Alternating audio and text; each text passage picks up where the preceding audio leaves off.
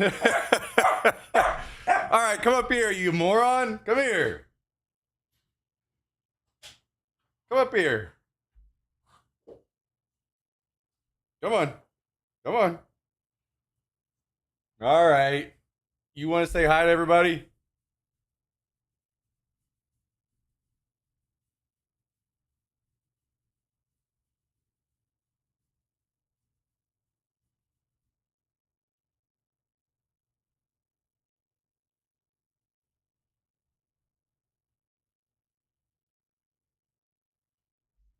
All right, you feel better?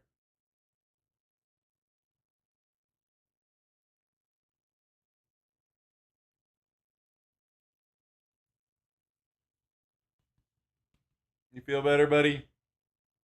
All right, can you hop down? I have to play games. Can you hop down?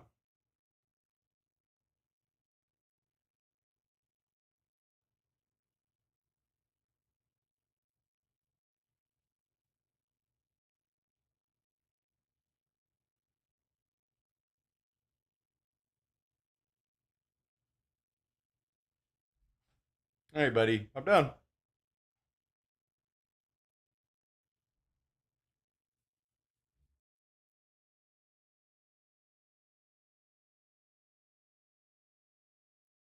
Okay, buddy.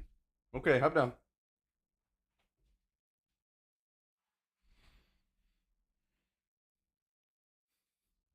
Hello, everyone. Hello, hello, hello, hello, hello, hello, hello, hello. Welcome. Welcome, everyone. Welcome, one. Welcome, all.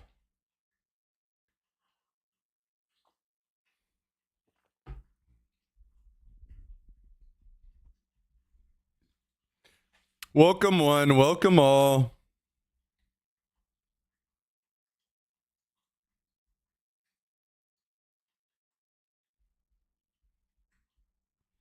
Hang on.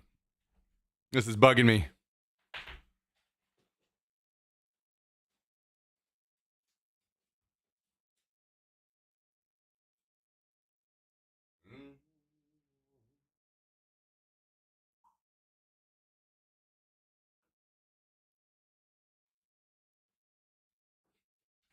All right. Taken care of. We missed you yesterday. No, you missed me yesterday. I was here. Just slightly late.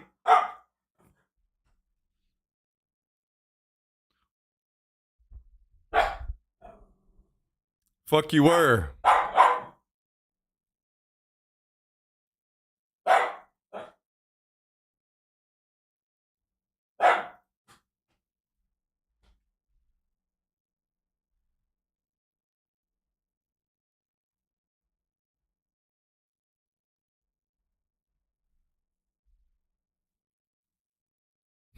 Let's just find out. Past broadcast.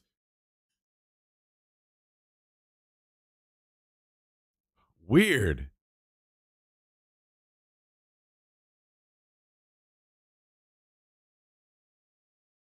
Why does this say 20 hours ago?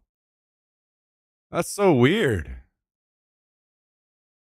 There was a stream yesterday for that was 20 hours ago. Why does it say Sunday? Because the title wasn't updated whenever I started the stream. Why does it say 20 hours ago on May 25th, 2026? Let's see. Today's May 26th. What is 26 minus 1, guys?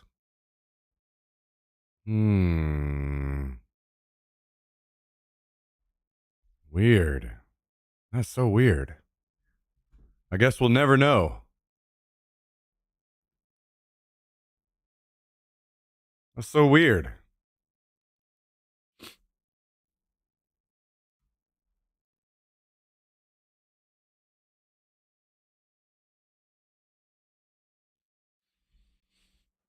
Guys, I rode over 30 miles yesterday. I was a bit beat, so I only did a short stream.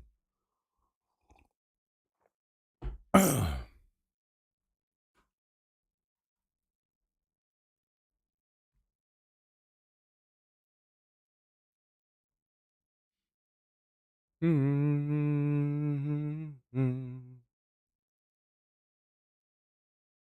30 miles in a circle? Yeah. Hope you guys are proud of me.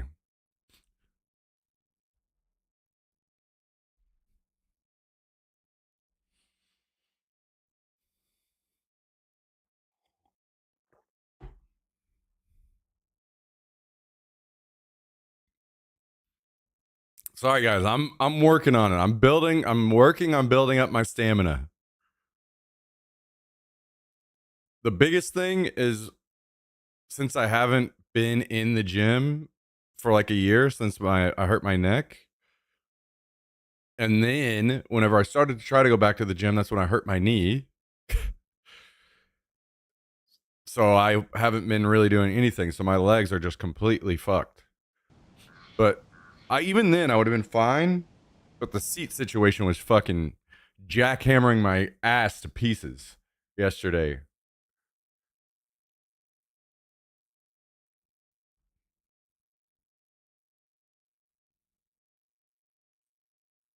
Hang on, I'm turning the air down a little bit.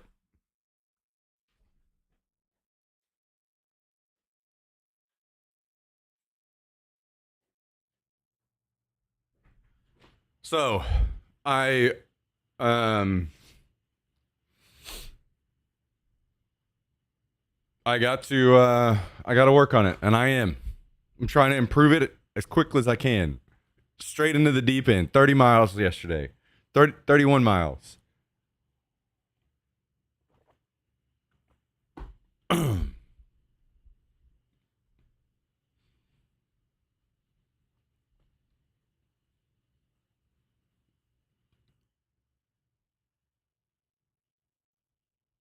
Mostly because I had a good time. And the entire time I was doing it, I was like, man, I think that this could be really good stream content. I probably wouldn't have been at it so hard if I would have felt the opposite. But to be able to do this and actually make it work, I need to not be a pussy little bitch, you know? I got to get the stamina up.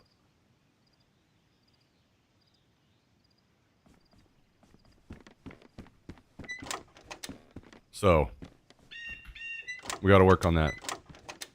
And I've got to figure out a seat that works for me. One of these days. We'll get there. Also, there's another idea that I've had. I don't know if it'll work or not, but it would be fucking badass.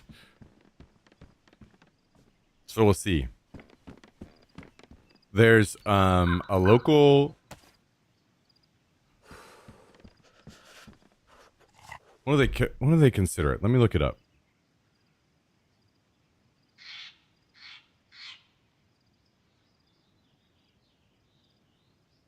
It's a bike nonprofit. And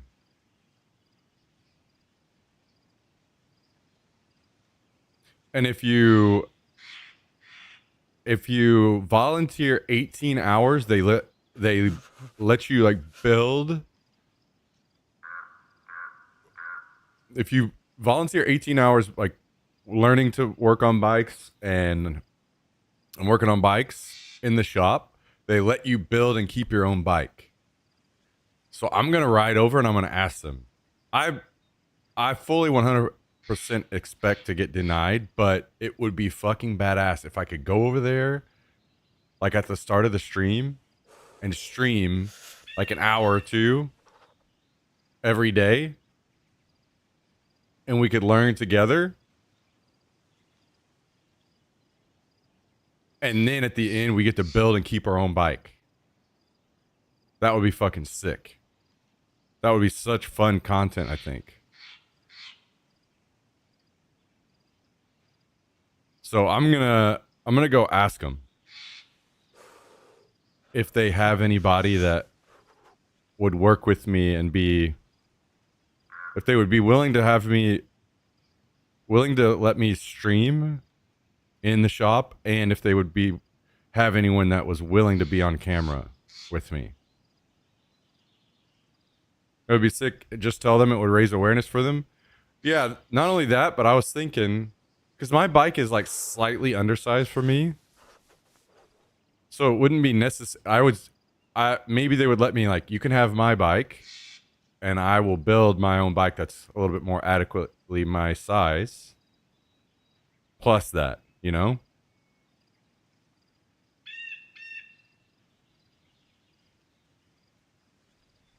Because there are some, you know, I think bikes are like one of those things that is complex. It's not too complex. It's not like a car or something, right? Or anything that has an engine, but it has just that extra layer of complexity it would be nice to learn how to completely. I want to just be able to tear the whole thing apart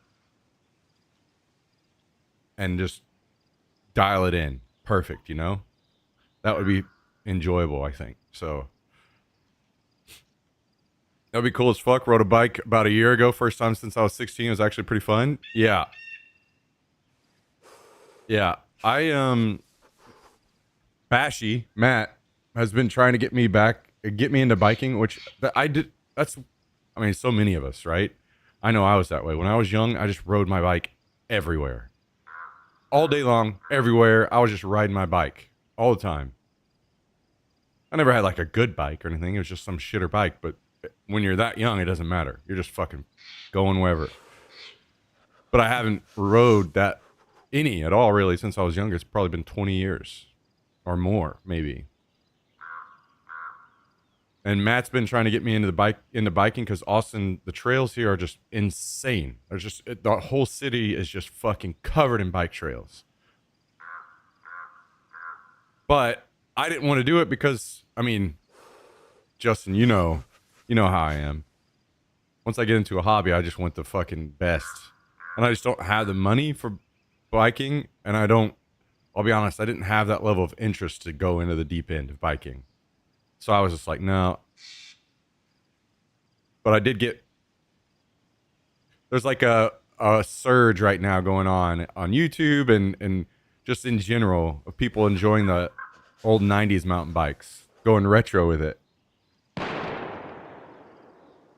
So I've been kind of getting into that, and my bike was $40. So, and then Matt took me out on the trails that they ride. They ride with significantly more advanced bikes usually. So it kind of kicked my ass a little bit, but a big part of that is also just me not riding for a long time. So I need to the bike is more than capable. I just need to whip myself back into shape.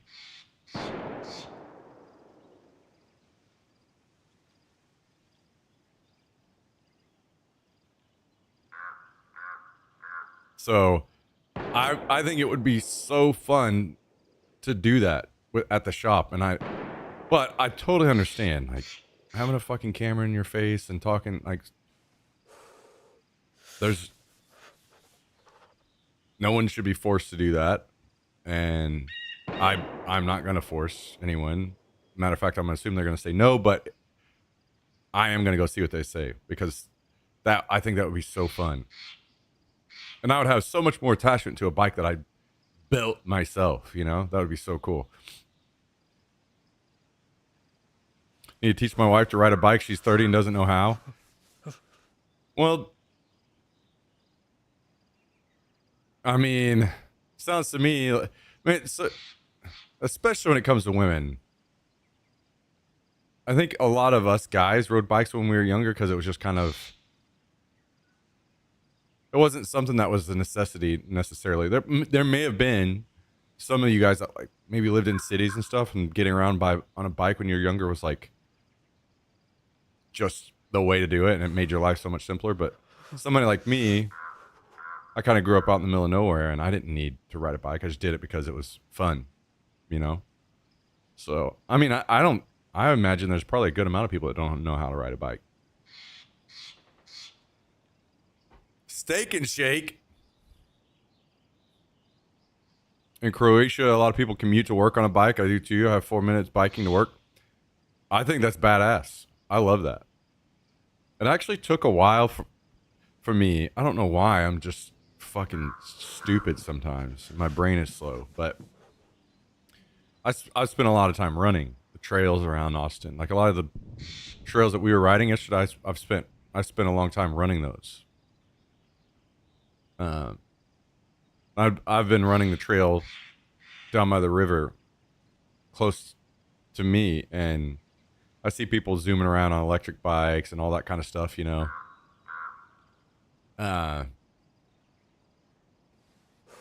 And for some reason, I just always saw those trails as people getting out and like running to stay in shape or whatever. But these trails are like fucking highways for a lot of people. Like this is how they get back and forth to work every day.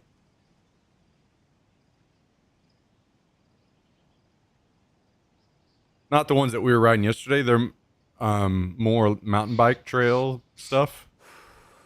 But the ones close to me are, yeah. Speaking of getting into shape, I'm on day 14 without a soda. I cut sugar out of my diet. Cravings and withdrawals are done. I've lost 19 pounds.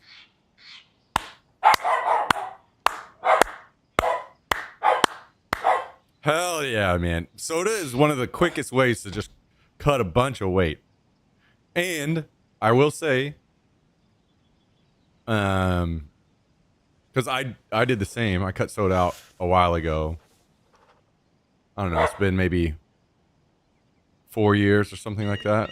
I completely stopped all soda, and I would just do energy drinks every once in a while. But the zero sugar, for the times that I do get the cravings and I want the sodas, the zero sugars are legit. 0 fucking calories, and you still get to have your soda. So if you ever find yourself slipping, maybe you I know how that can be. Sometimes it's easier to just stay cold turkey off of it and like no. But if you ever find yourself slipping, some of the zero sugars are tasting so close to original, like the Dr. Pepper Zero and A&W Zero Sugar, like 0 calories. You could literally drink a whole case in a day and nothing comes of it. I mean, they're not necessarily the healthiest, but they can help you quit whenever you find yourself slipping a little bit.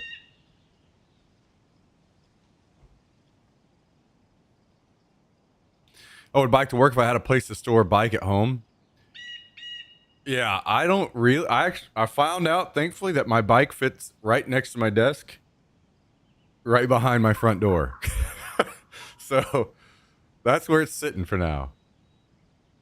I didn't really have anywhere else. I mean, I could fit it to my right. I've got room there, and I probably will at some point. But right now, it's a desk and extra computer. I need to get rid of that stuff eventually, but.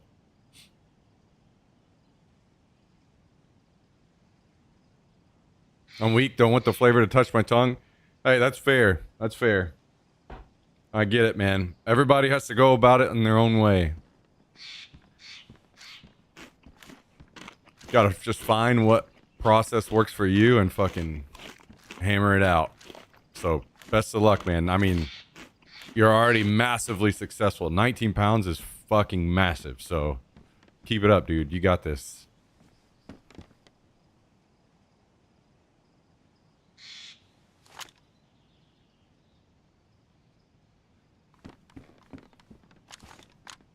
Anyway, I know I've been talking about bikes a lot lately, so I apologize, guys. A lot of times, that's just kind of the nature of the stream for me, where I fill time talking a lot of times. Like I can't just fill time talking about DayZ all the time, because especially DayZ, because the game is old as fuck, and you guys, we've all seen it all by now, right? So a lot of times I end up talking about what I'm either interested in or some news that's going on or something. So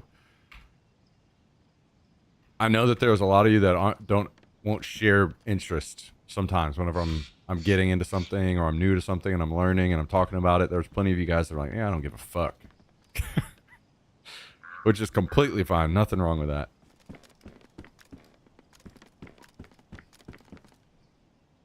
So for those that are annoyed by the biking stuff, I apologize. But I'm just kind of learning and talking about what's on my brain as I'm learning.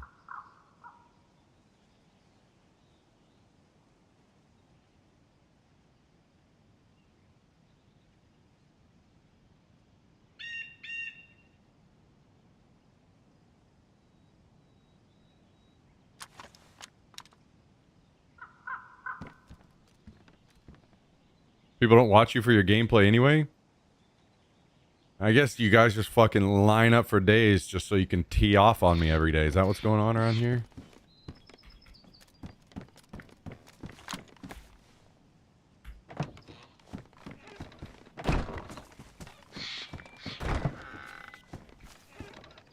Yeah, Tristan says yes. He did tell me he's sent all those gifted subs in the past so that he can talk shit and chat and not get in trouble.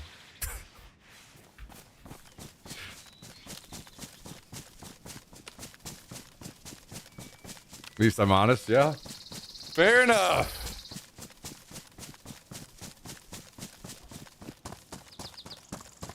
Found the perfect bike for me, but no money for it. It's called Hanko Pelago Bicycle.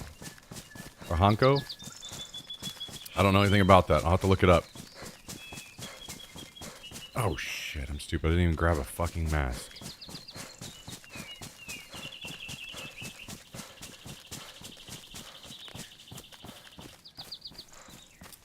Last night I spent some time looking into bike packing a little bit. See, I think a lot of the stuff that I do, most of the hobbies that I have, I'll enjoy it as long as I don't take it too far. Like, I don't want to go to the extreme ends of it. I think paintball / airsoft and gaming, those are the two that I've pretty well taken to the extreme. But everything else, I kind of just want to enjoy it and not let it...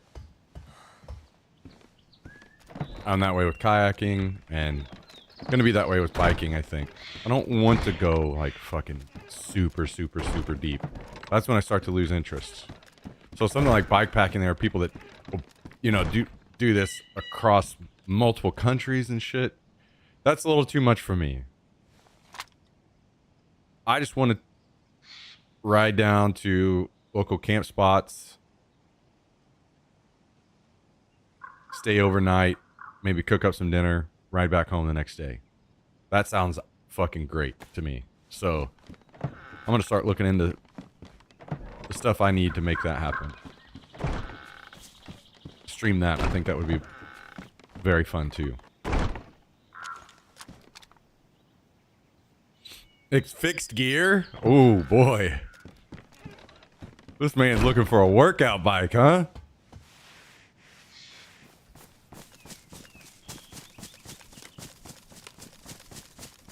No hills here where I live.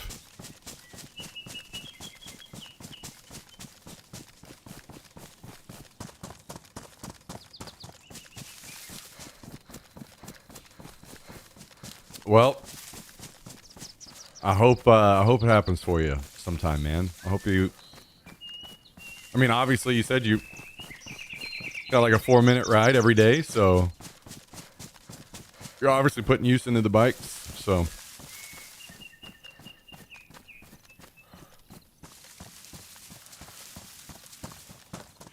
Professional gamer / streamer turned industry insider, formerly ranked #1 in Battlefield, paintball psychopath leaving death in his wake. Sounds extreme.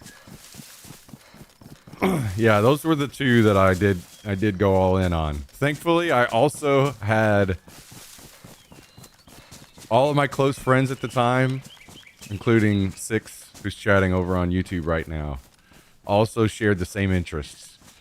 So it wasn't just me, it was me and all of my close friends gaming and destroying the servers at home and then going out and do it in real life in paintball.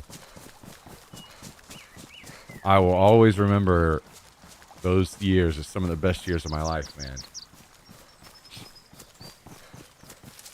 So much fun.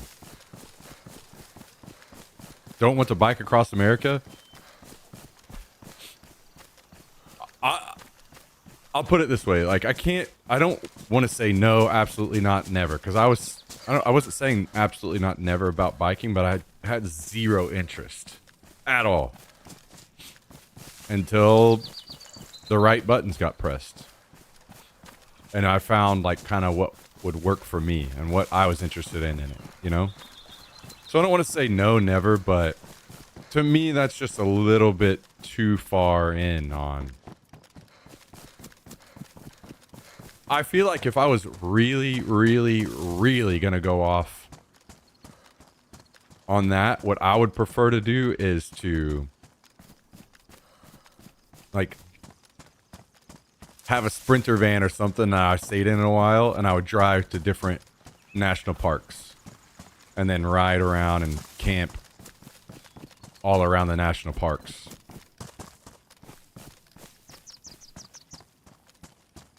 To me, that sounds a little bit more my speed. But, again, you never know.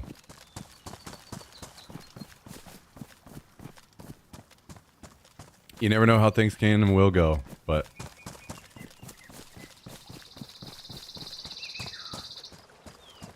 For now, watching people biking that far with all that gear on their bike and... That's just not... Like, whenever I'm looking at these racks on the back, I'm like, I wonder how much a 6-pack of beer weighs. I want to just go far enough that me and my 6-pack of beer can pull into a camp spot, make a fire, and kick back and relax.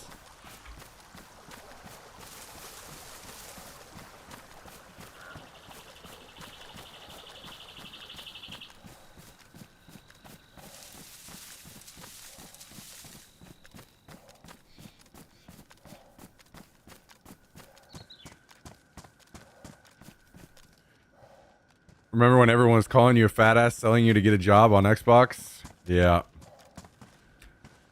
Yeah. Everybody messaging me, telling me that they knew I was a cheater.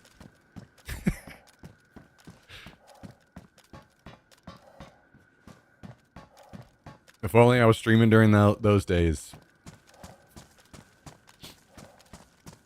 Hear that, Dab, hear that.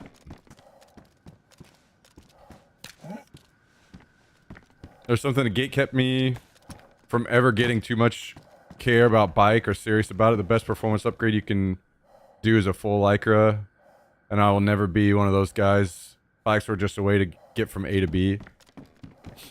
Yeah, I mean, we'll see, but I agree. So far, I agree. Where I'm like, something about the old 90s mountain bike thing. It's fucking dirt cheap, and it kind of reminds me of just riding bikes whenever I was young, you know? And it's bikes from that were used when I was young. So I can go out and ride these trails and have fun with it, and that's kind of what finally ticked the box for me. Because it's just, I don't, that's not where my interest is. I don't have interest in full carbon bike and this and that crazy performance accessories and stuff. And nothing against the people that do. It's just not, I have that same interest, but in other hobbies. Like airsoft, or maybe more in kayaking, stuff like that, you know?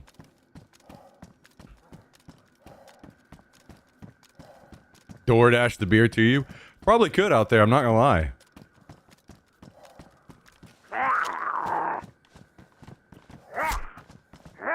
Used to watch a lot of bike packing content, never got into it. I was very close about 3 years ago. If you make bikepacking videos, I'd watch the fuck out of that. That's what kind of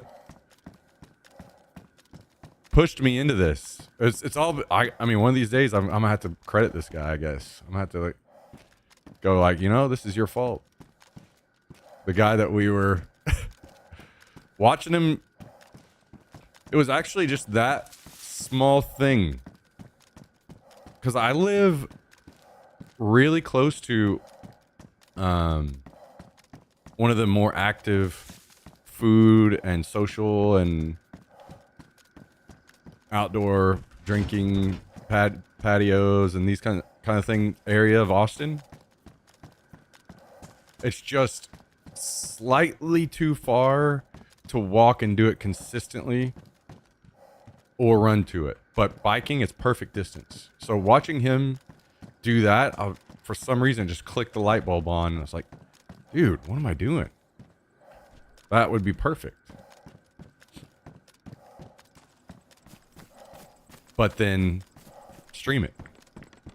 So we'll see. Yo, pre-chat, thank you for the 8-month resub.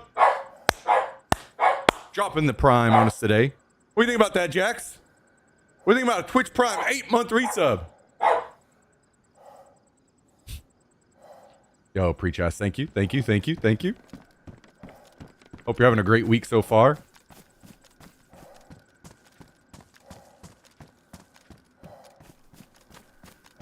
Jummy, Shake Shack, dude, you gotta go. It's Shake Shack.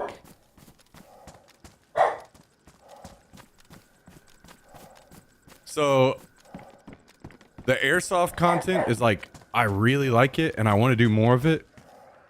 But, I mean, you guys know as well as I do. Now, a big hurdle for that is that it's just, the events are few and far between. It's not content I can do consistently. And kayaking, while it would be significantly more consistent, it's still not as consistent as what I need. So between biking close, some bikepacking stuff occasionally, light, nothing too insane.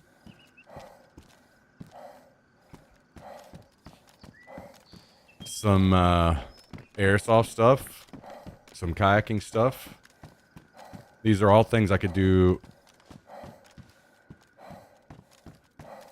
And then, you know, some light gaming as well.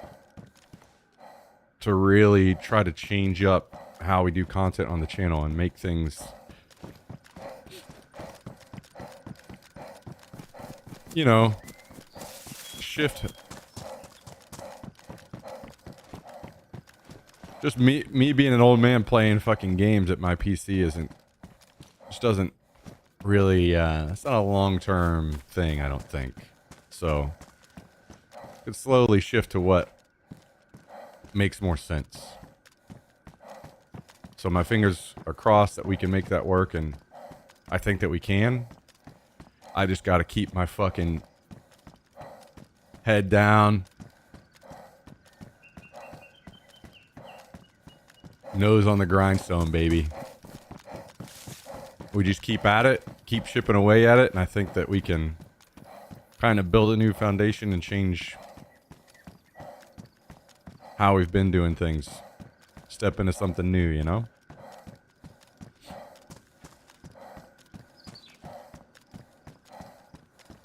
What about learning the joy of painting? There's only like partial interest there for me. Something like that seems nice and relaxing, but so far painting hasn't. Painting, I'll put it this way. Have you guys ever done like the painting with a twist type things? Where you like, you can bring your bottle of wine and drink wine and paint along with exactly how they're guiding you through it. That was a good time. I had fun doing that, but consistently painting, I'm just not very artistic. I never have been. I don't have the vision in my brain. It just doesn't work that way for me, unfortunately. There are people that excel at that, and I think that they're incredibly talented. But I also realize my limitations. That's just not me, and I'm okay with that.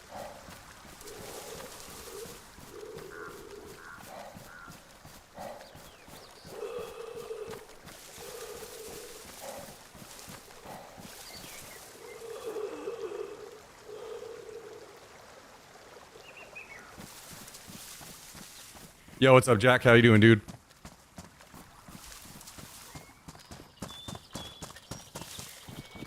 Mr. Beavis, what's up, dude? Welcome, welcome. Jummy got his first sponsorship. I like painting when I'm motivated, but I rarely am. It's one of my wasted talents. Fair enough. I mean, I guess that seems to be a common thing in the people that really excel in those areas, whether it's writing or painting or whatever. Very, very often you hear about those people talking about like motivation, and which is a little different. Like if you talk about weightlifting and staying fit and these kinds of things, you're talking more about discipline. It's not a I need motivation to go. It's like I'm going because I'm disciplined. I know that this is, you know, what leads to X reason, and I don't get there in any other way than staying disciplined. But whenever you talk about anything in the creative realm, it is much more motivation based, because whenever you're motivated, that's whenever you're at your most, you're motivated and you're happy and you're, I shouldn't say happy, because I guess maybe in strong emotional states, one way or another. Depressed can be harnessed for incredible things as well. But whenever you're motivated,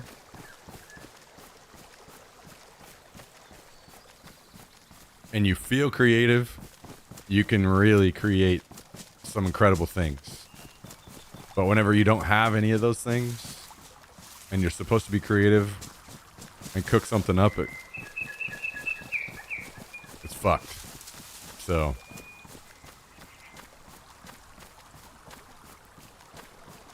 Jummy, you gonna go eat some pretzels, dude?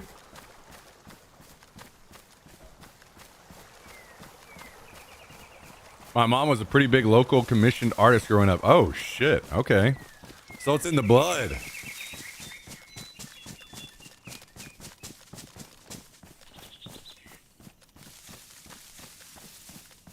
Used to piss off my art teacher. She tried to make an example out of me and make me do shit in front of class. Just kill it.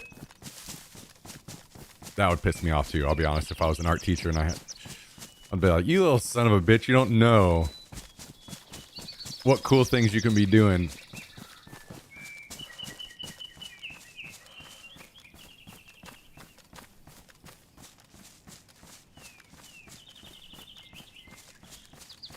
Jesus Christ, my chat has become nothing but fucking Tristan and Jummies asking a bot what to eat for dinner until it finally the bot tells them what they want to hear.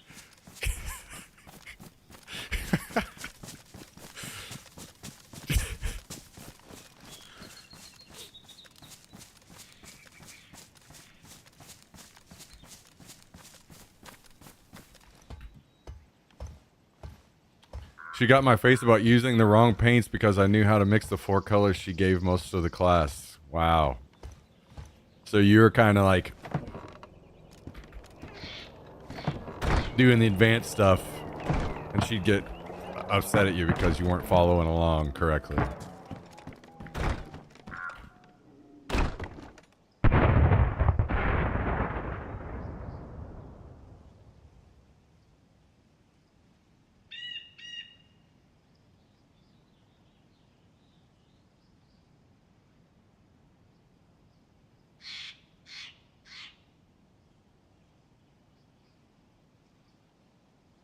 Senior BS class because I was basically already graduated. Oh, okay, yeah. Yeah, I hear that. I know that feeling. I think I had, it was either 2 or 3 study hall classes my senior year. Because I had already completed all the credits needed to graduate, but I didn't want to get a job yet. so I just took a bunch of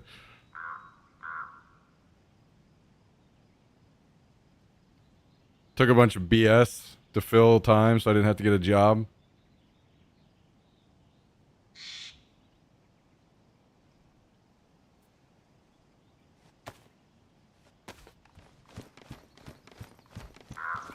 As a dance teacher, I have to mark my students, but I give them all the highest mark. If they are regular on classes, creativity cannot be marked. Sounds like you could have taught some of my teachers some things in the past.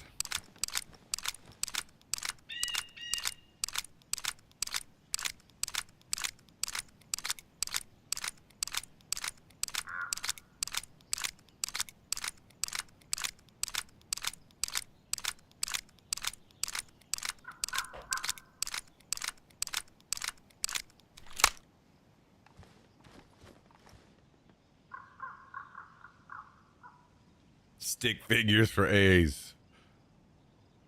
Hell yeah.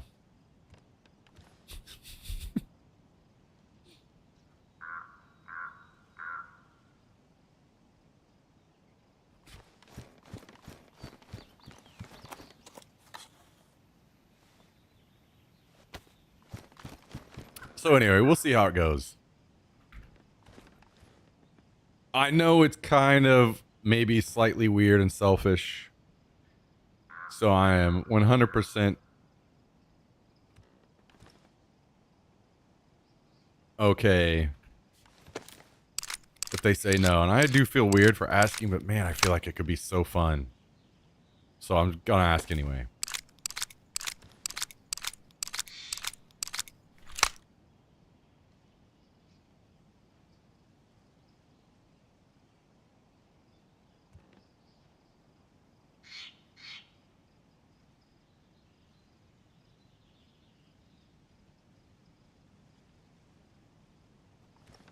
Darktire! What's up, dude? How you doing, man?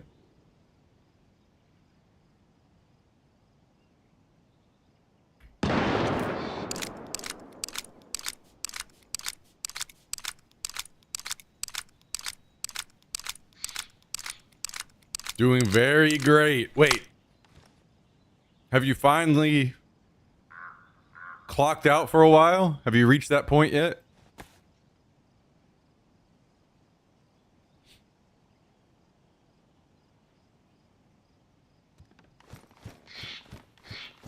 Not at work during normal working time because it's summer. Hell yeah.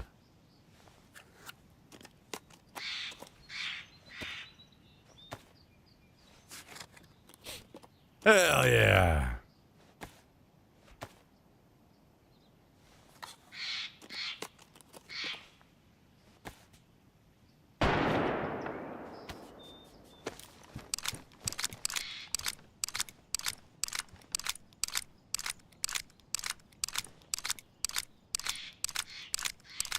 So we'll see what they say. I think I'm going to try to ride over there tomorrow before I stream and ask them and see what their feelings on it are.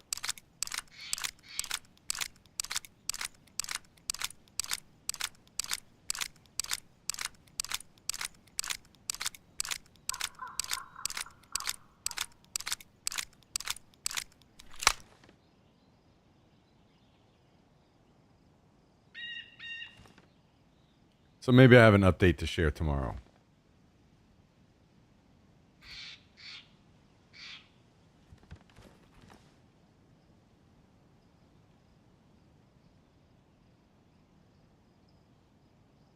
I can't believe I didn't get a fucking plate carrier in there. Kind of blows my mind a little bit.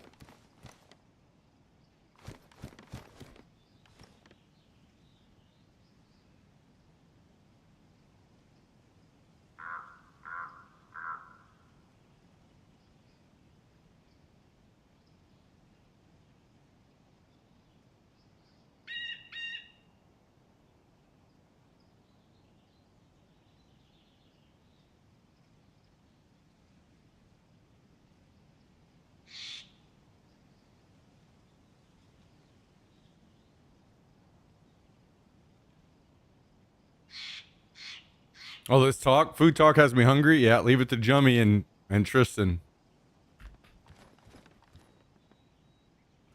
They're just out here ruining lives, ruining diets.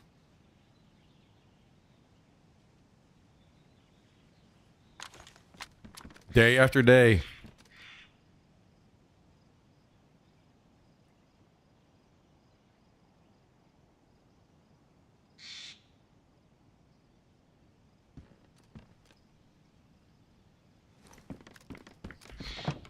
All right, I guess we go to the airfield and see if we can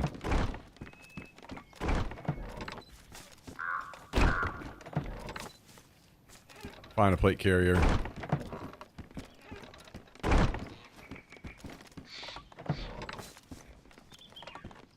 Just had KFC for the first time in like a decade. Only thing my wife can stomach while pregnant. Really? Wait a second. Have you told us already that your wife was pregnant?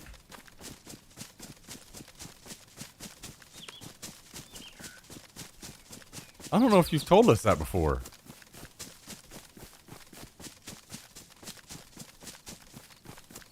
Kaiser, are you out here making things with your dick?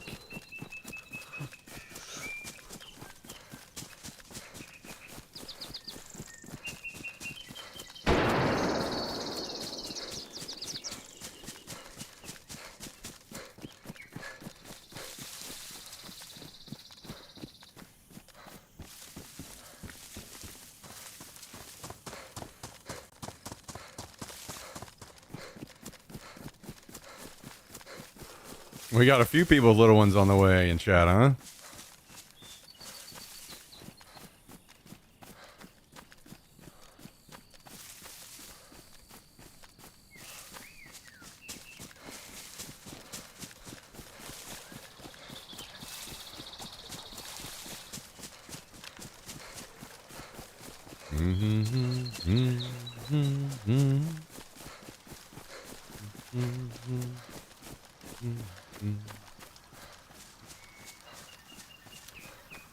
I don't know if you're still here, Justin, but I think you already even have all the camping equipment, right? At least I remember, I think I saw a picture or two of you camping with Chris. So you're halfway, 3/4 of the way to, I mean, I guess in one aspect, I don't know if you, I know you guys were paddleboarding, but I don't know if you had your own paddleboard or not.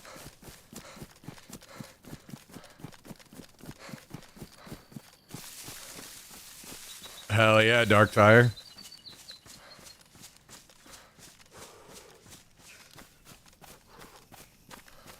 Remind them that you can't get her pregnant twice, but you can try like hell.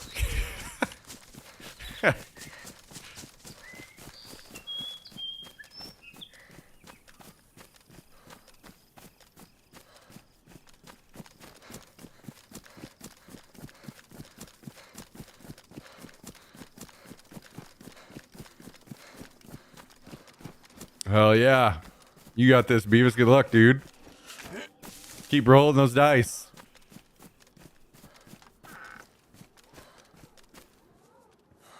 I have 3 hammock setups with tarps and 2 complete setups with pads.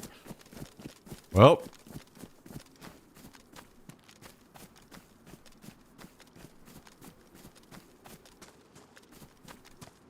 Hell yeah.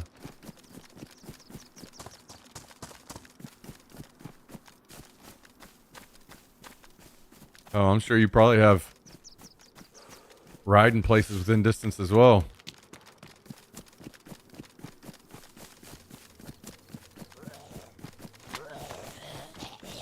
Leave for the ultrasound in 30. Nice, nice.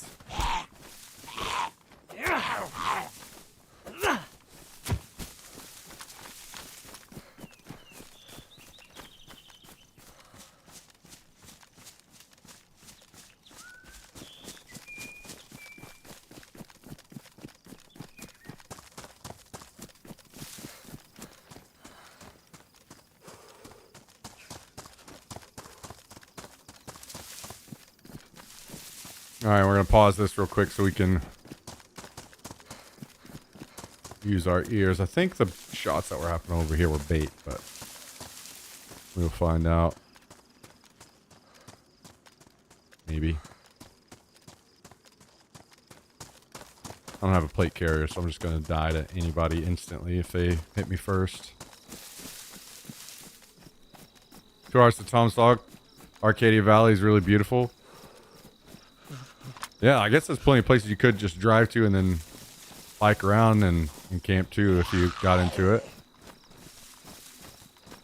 I mean, probably less than that even to like Semi-Bika or something, right?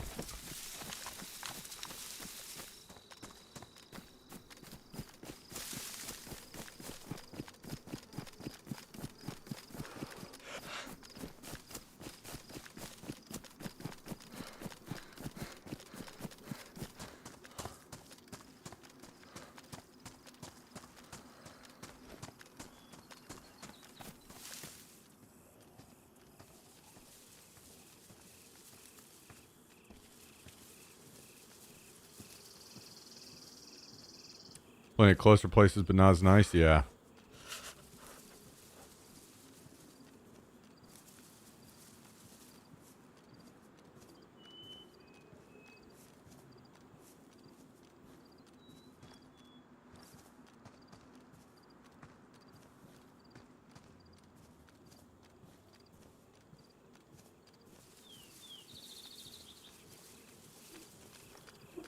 Maybe they actually did shoot somebody.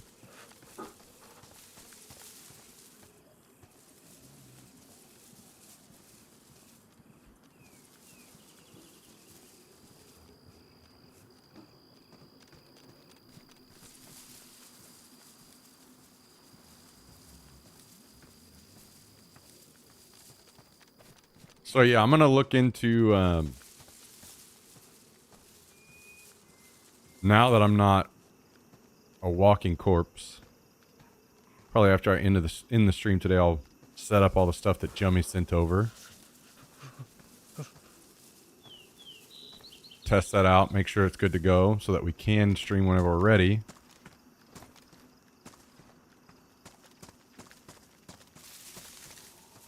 And I'll look into however we plan to set it up. That's going to be kind of the tougher part. But, need to get this show on the road. Hot tin camping. That's one thing I've not really, I mean, I guess technically it would be that way, but it's not the same. Like whenever I was younger, was deer hunting a lot. We had big, giant military tents that we'd put up that had a full wood stove in them and everything. And we'd camp in there with a bunch of people and go deer hunting. Which, you know, it is, but it's not the same. It's just like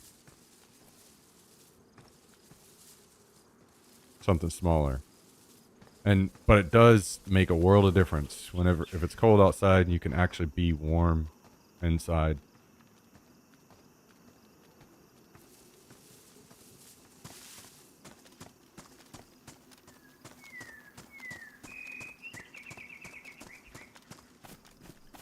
Also, revisiting some of this stuff whenever you're older, just you enjoy it, actually appreciate it a little bit more. It's not just you're there doing the thing. It's can appreciate the intricacies and the effort and all the different parts to it that you didn't really care about or notice whenever you were younger. What in the hell?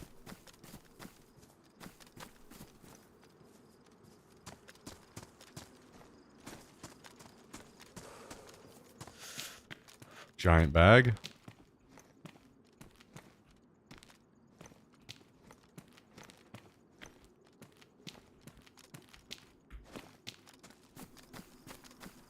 Six by 12 tent with titanium stove, and you'd be hanging up in it.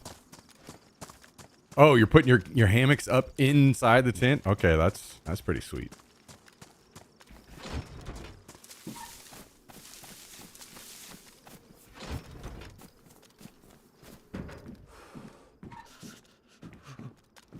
See, I'm the opposite.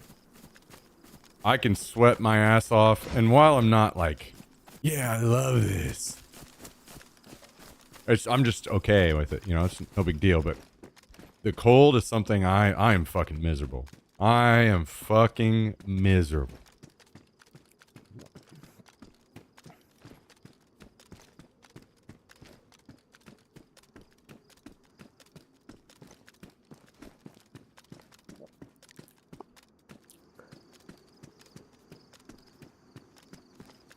Oh, shit, man. I have no idea where this guy was shooting at.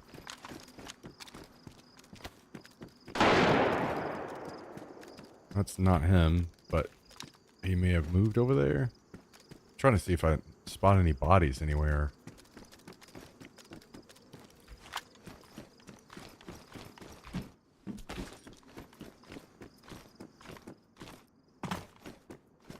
I mean, there's a reason. One of the big reasons I moved to Texas. I fucking hate the cold, and I'm just tired of it forever.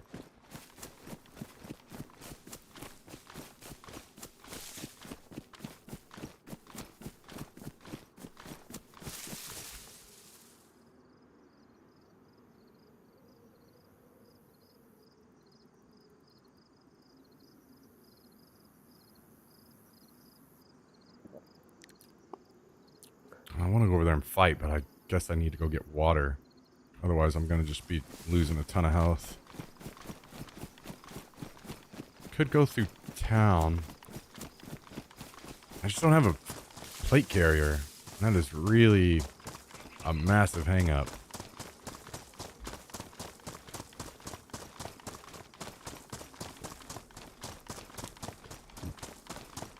Yeah, Chris was telling me just a little bit about it, Justin, that you guys have really gotten into going whenever it's super cold.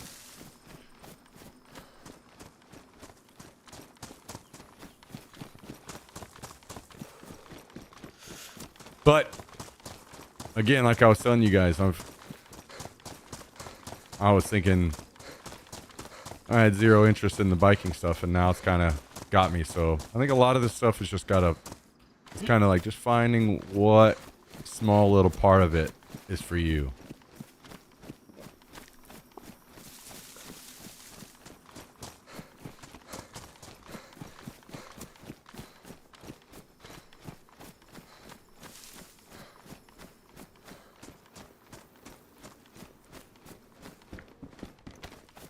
Heat wave in England?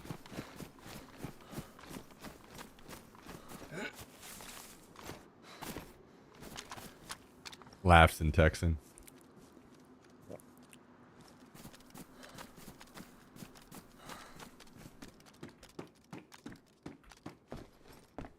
More nails. Oh. Okay. I might actually head back to base now. Psych. Does he have armor? He does.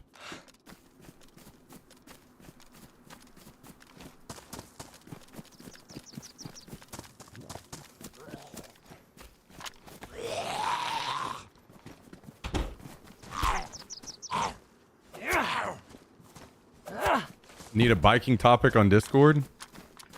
Yeah. Maybe. I try not to be... I feel like sometimes whenever I do stuff like that, I start to be that weirdo. It's like, I'm into this, so you guys need to be into this too. You know, so I try to not be that guy.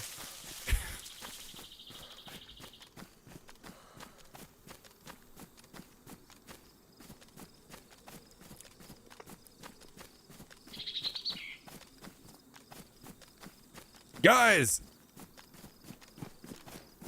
let's all talk about our favorite vegan dishes today. And everyone else in here is a piece of shit.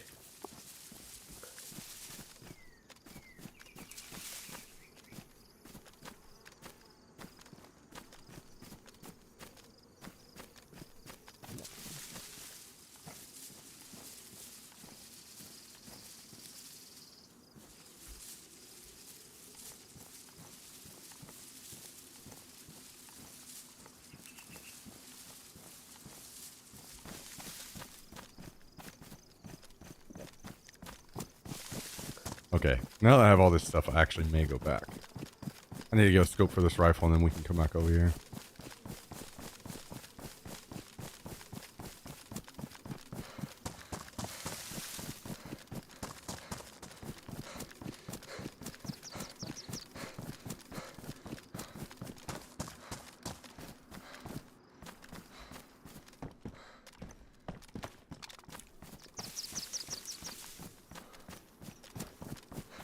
We'll see though. I mean, I would maybe start one up if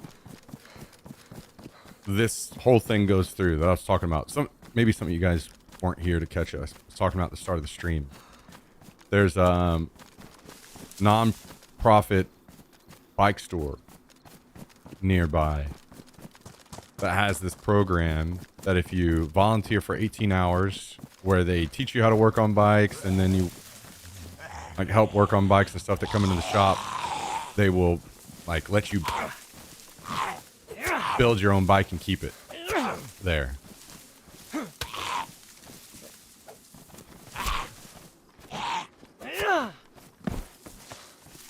And I think I'm gonna go ask them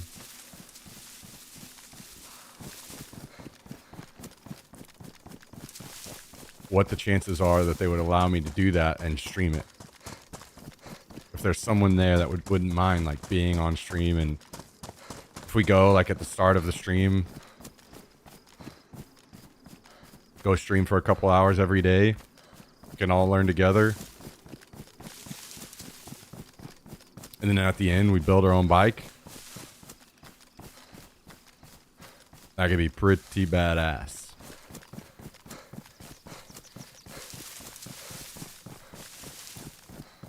I see a player, but I don't have a scope. Wait, let's go in here. Yes, it fucking will. Does it have any ammo?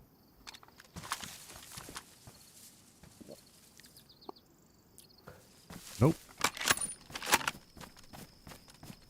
Alright, well, in that case...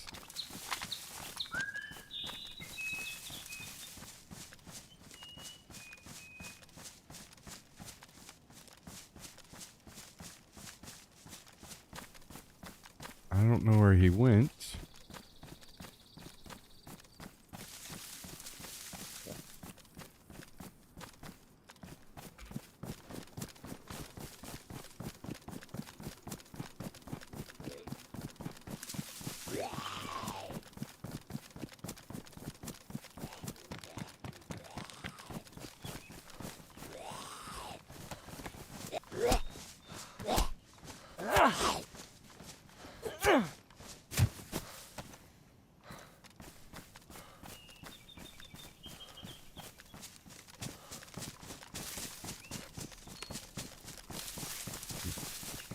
Let's go get some ammo and a scope.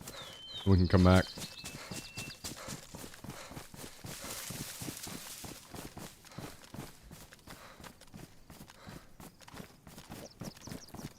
I think my biggest annoyance right now is that bikers call the seat a saddle. I'm like, guys, why can't it just be a seat? Why? Why does it need a fancy name? Just call it the seat. It's not like anybody's gonna get confused.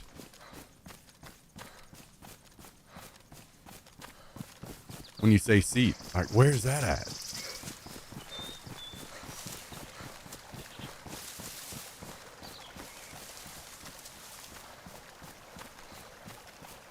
I don't like it.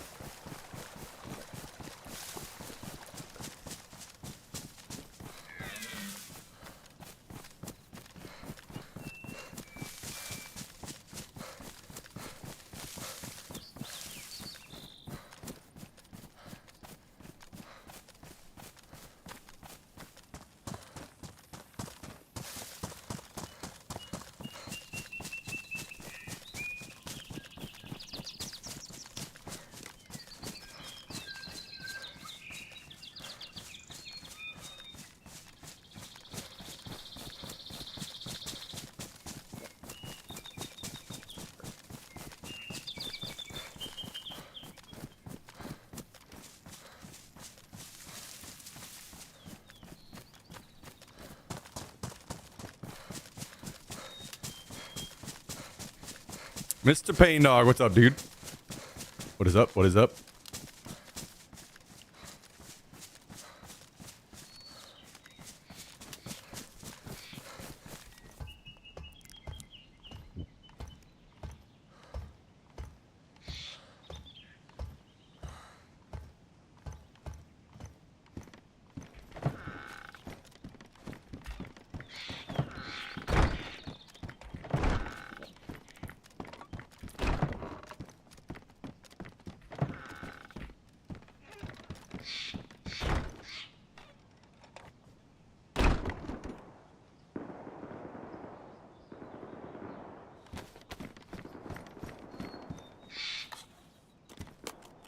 And we got a couple of random boxes of nails.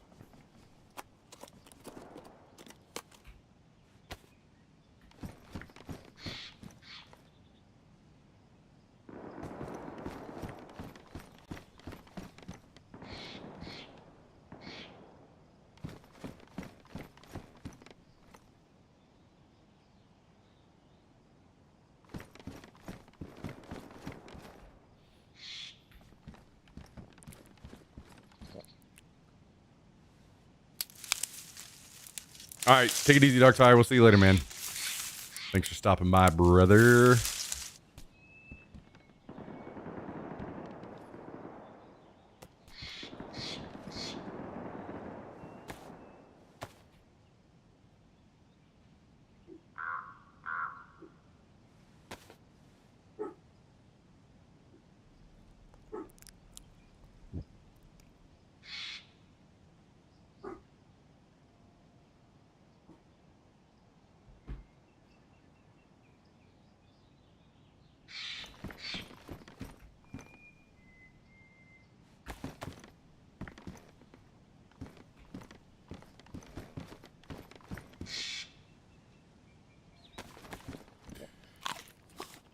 All right.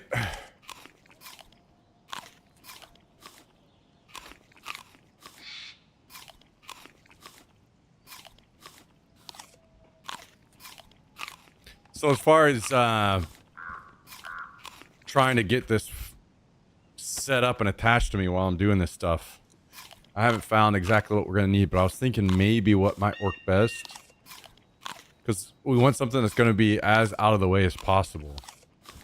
So I was thinking what might be ideal is if I get like a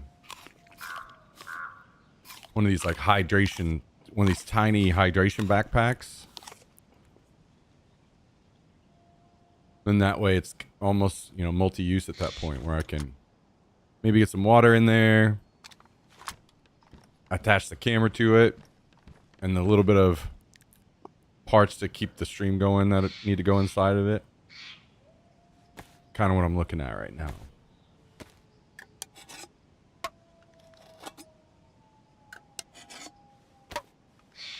Until one of these days when maybe we can make the full conversion over to the glasses.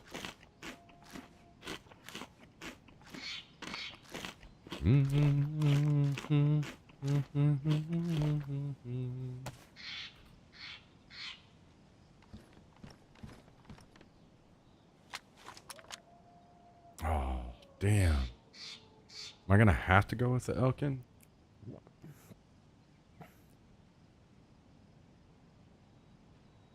Yeah, I guess I don't have any other optics, huh?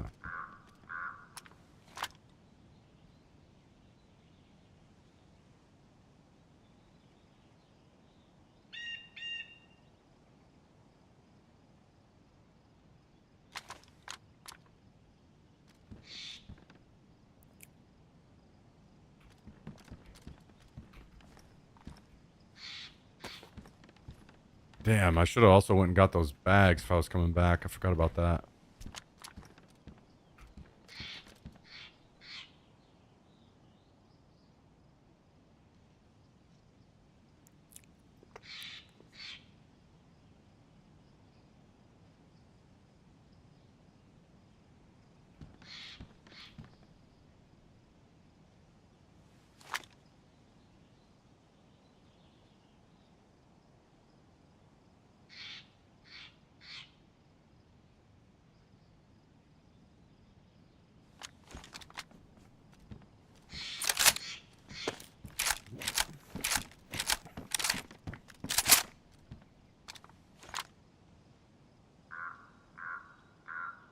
Are we completely out of water?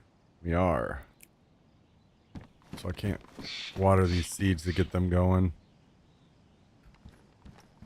Well.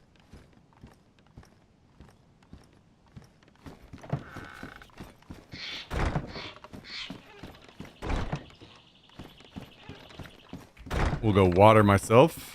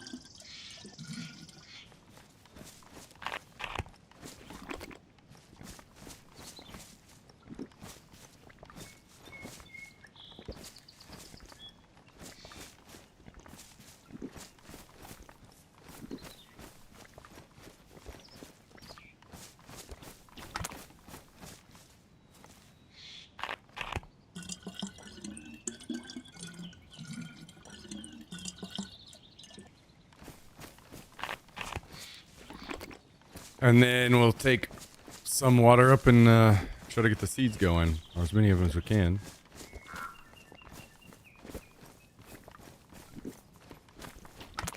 Can bullets penetrate treehouse floors / walls? They cannot. No. Otherwise, nobody would ever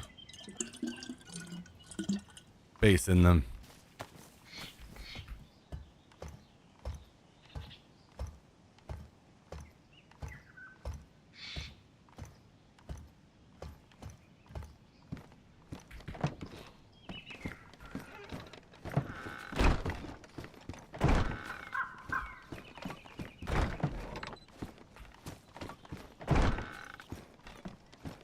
Yeah, you can't shoot through these.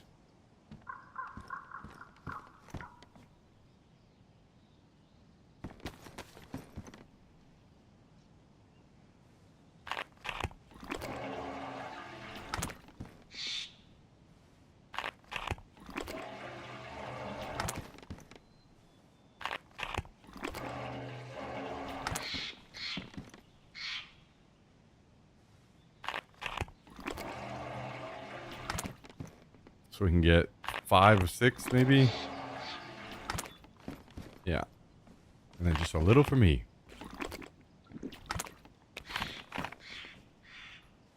Okay.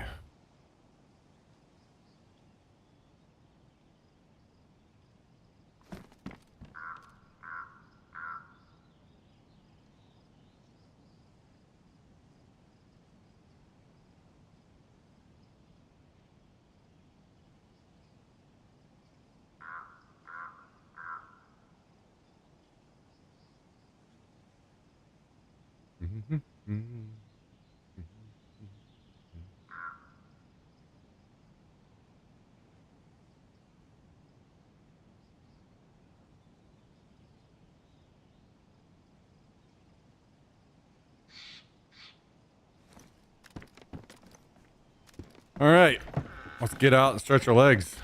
See what kind of trouble we can get into.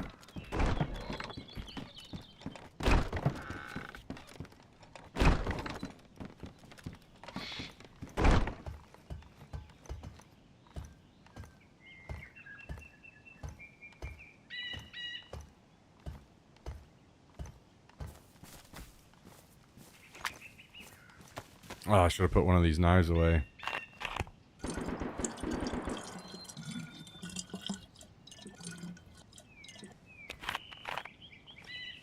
Let's do that.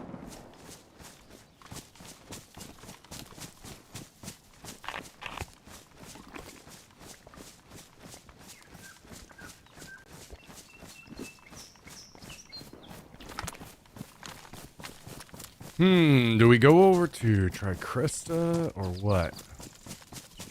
Maybe it's possible that there are more bodies over here still. I would say it's probably pretty close. Like some of them might be getting cleaned up by now, but maybe there's some left and we could snag some gear.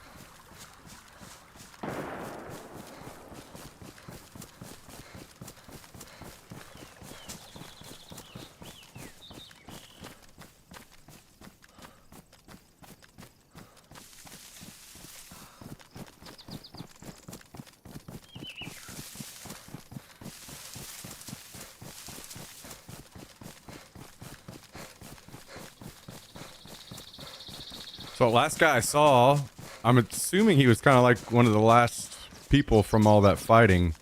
He ran off this way somewhere. From over there this way. So I don't know if he was going back to his base or what.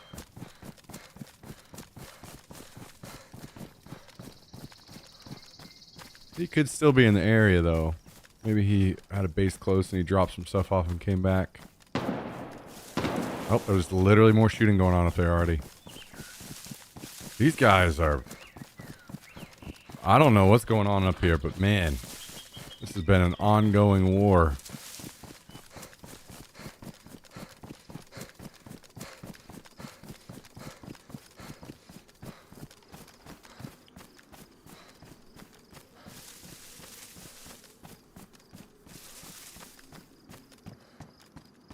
Maybe somebody got raided or something. No, raiding doesn't start on this server for a little bit still.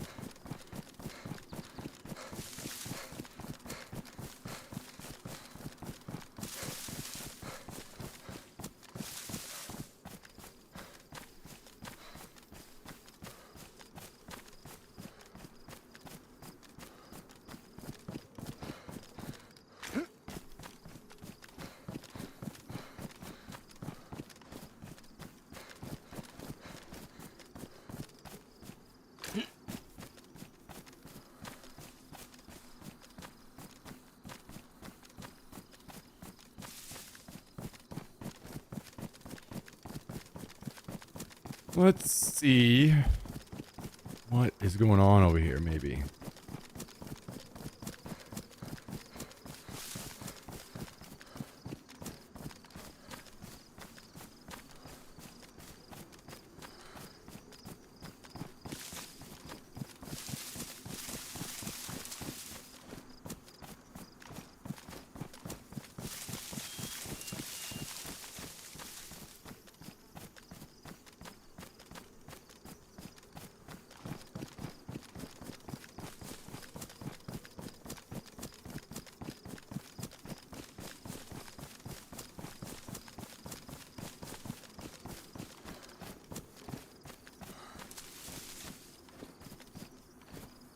I'm not even sure where those last shots were fired from.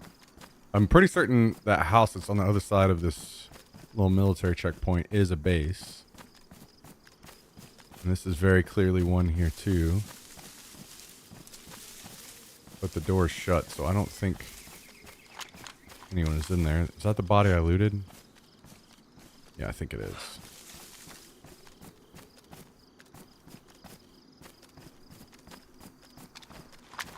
Oh, did I just see a zombie or a... Yeah, zombie, okay.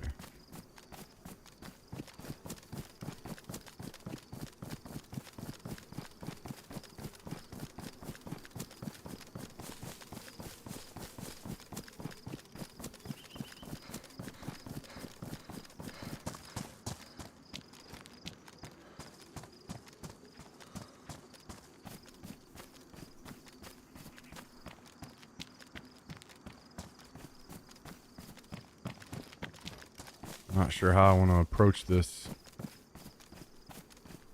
There's no flag up over here.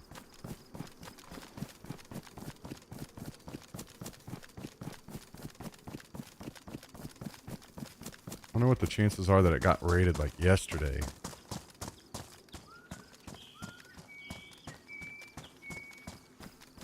Mr. Xpie, what is up? What is up, my dude? Thank you for the 84 months. Did all the car stuff get finalized?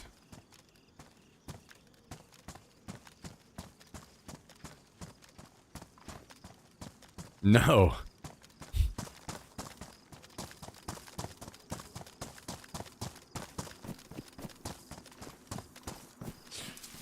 Sounds about right. Sounds about right.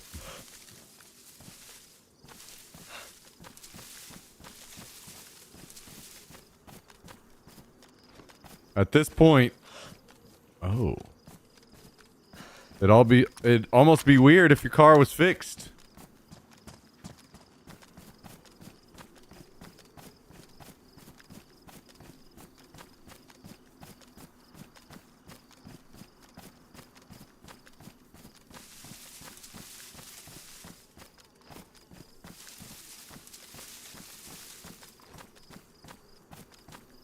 They held on to it all weekend and texted me last night asking to meet up at the shop 8 p.m. to get my keys back. Wait, so they held onto your car all weekend and they're saying they're going to be done today? 8 p.m.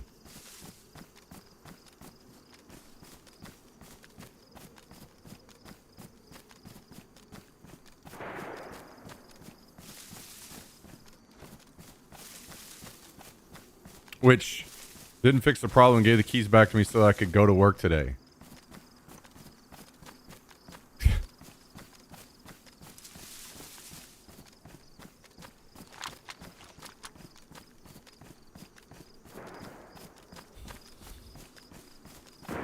Dude, I feel like I'd be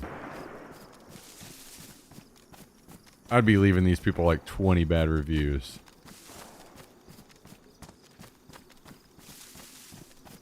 Jesus Christ.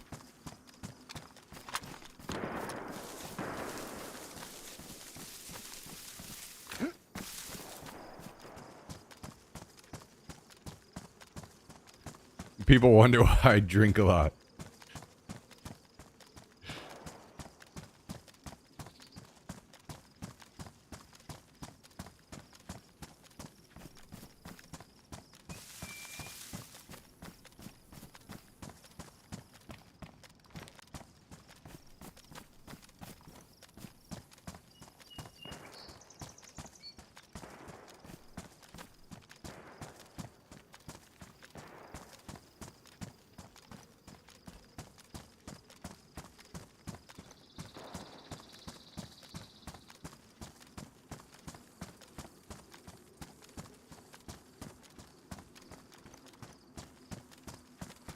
Can you not remove this body?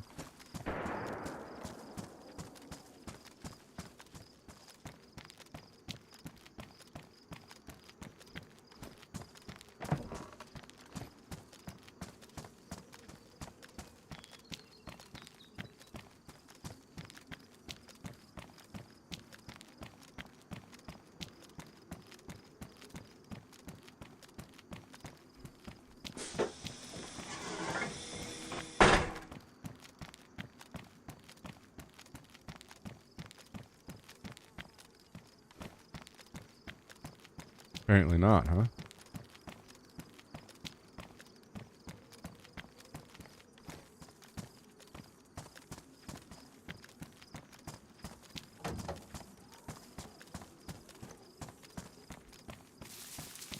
Interesting.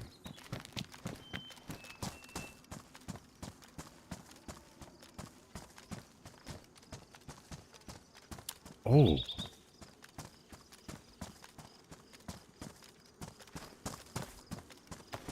Did they actually get raided?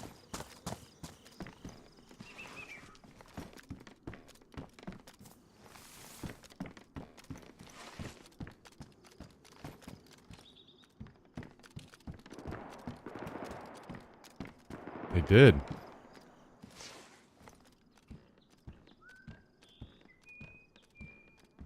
Not a damn thing left, though. Wonder when this happened.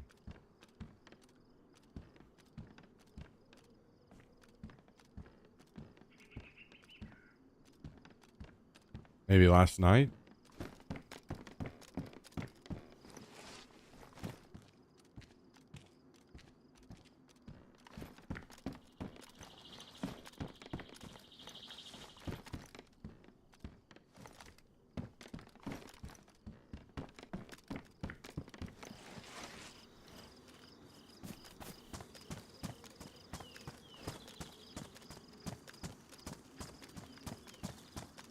Yo, what's up, Cage?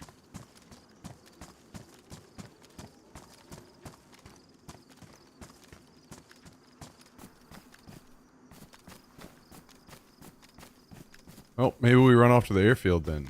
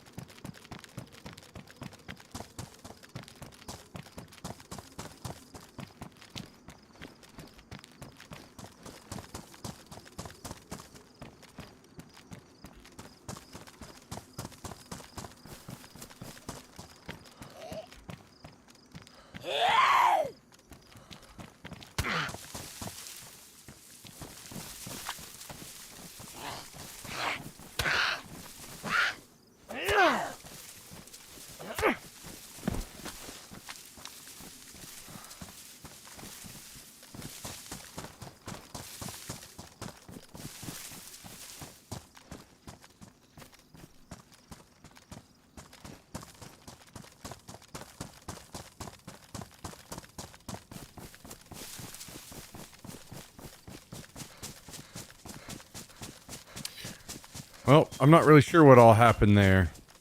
There was so much shooting.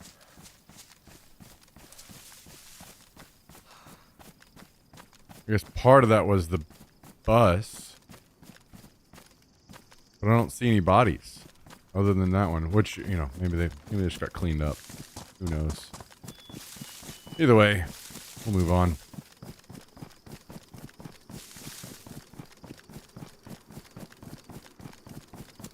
Go hit the airfield, try to find some clothing. We really need to get some more armor in the base too, desperately. I don't have any other than what I have on me now.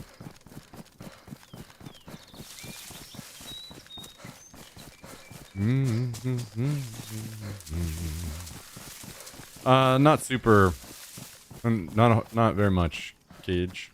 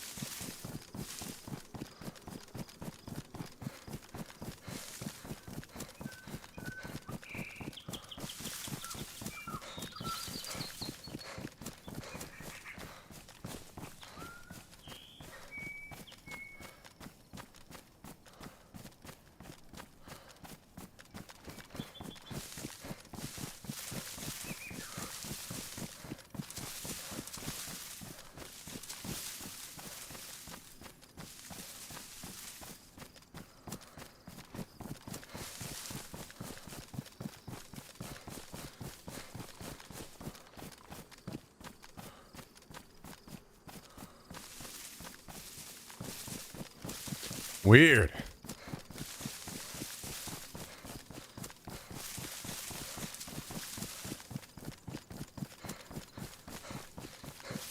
Weird.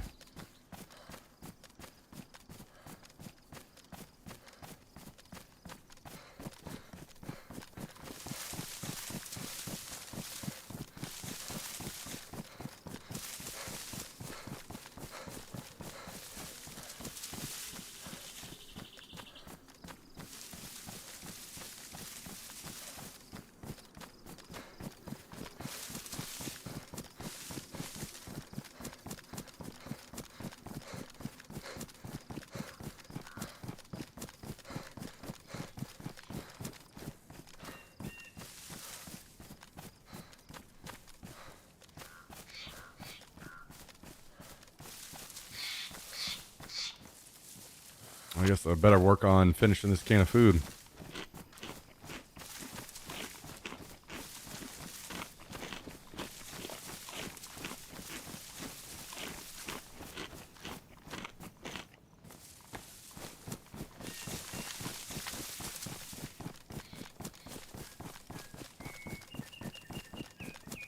Man, it's crazy how few ID cards I've gotten this wipe. Maybe I need to make that more of a focus, trying to farm those things up. I feel like that would have been much more of a thing I would have done and focused on if I would have been able to actually play on a trio server. Not playing on a trio server this wipe has really been a massive pain.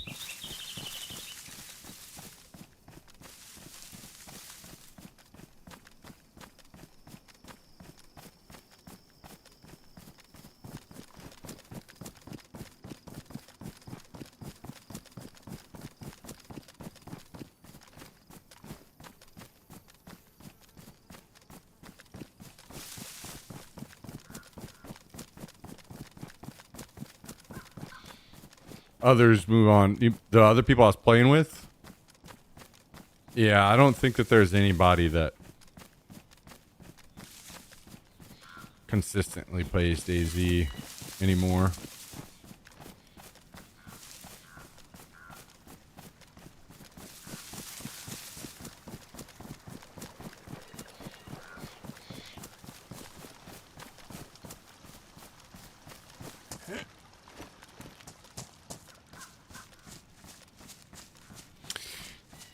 Don't blame him, though. Do not blame him.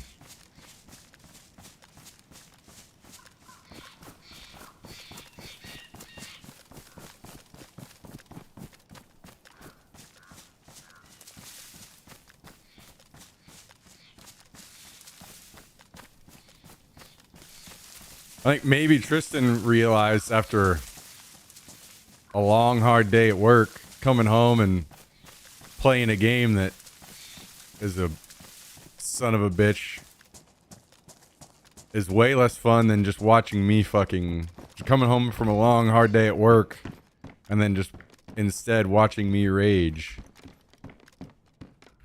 I think that's a lot more fun for him.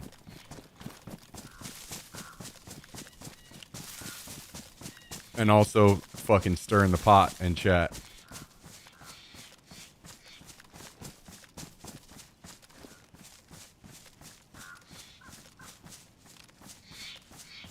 Best game to get frustrated? Yeah.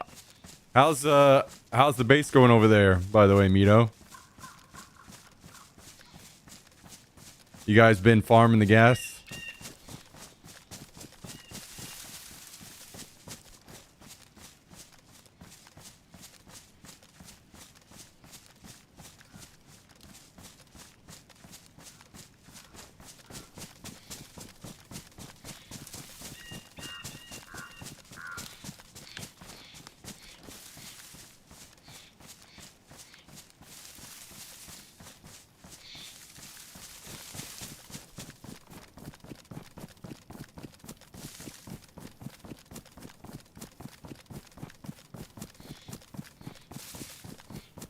Server's packed with people. It is. I miss that part so much. So many bases around that area too, so the PvP stays pretty poppin'.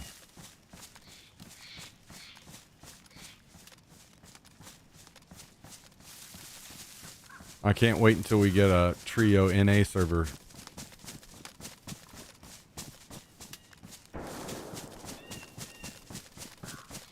If I could have decent connection, man, that's the only server I'd play on.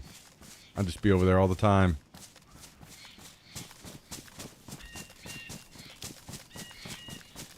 I spent many wipes on that server alone.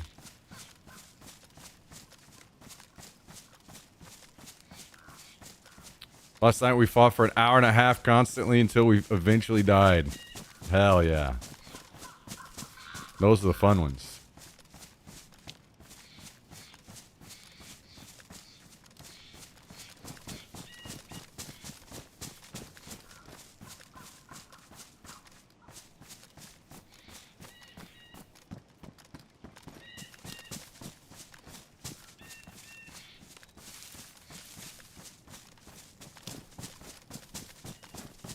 Can't keep focused for that long.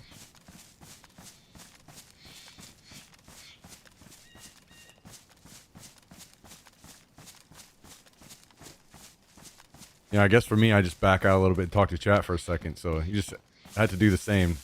Just run back in the woods and sit for a second, act like you're talking to somebody else.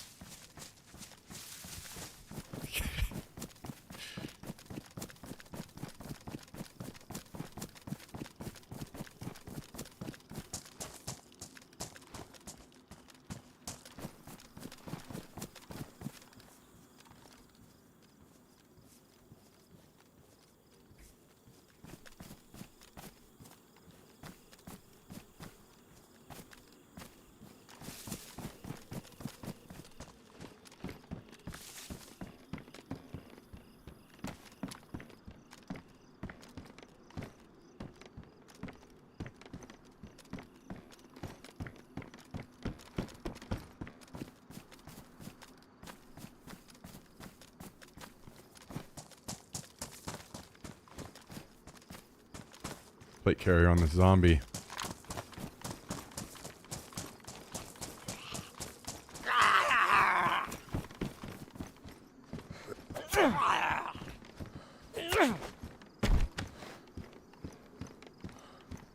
Good condition too. Are they seriously fighting back over there now that I left? Motherfuckers.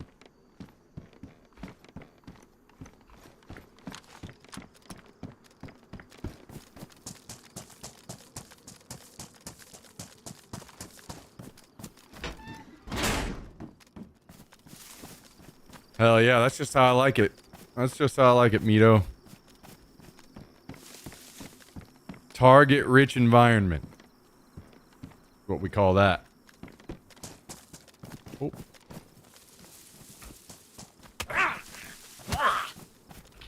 I dare you to pull out the thing that's on 3 after I hit it 40 fucking times and now catch a bleed. You fucking scream.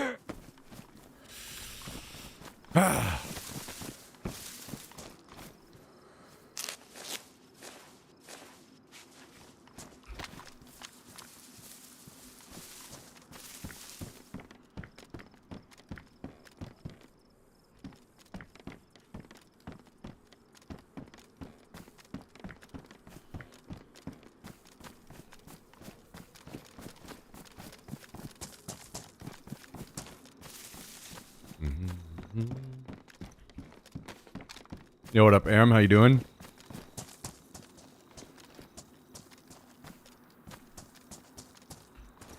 True, Kaiser. Maybe we gotta have a big return to Fortnite push. Get the kids back on Fortnite.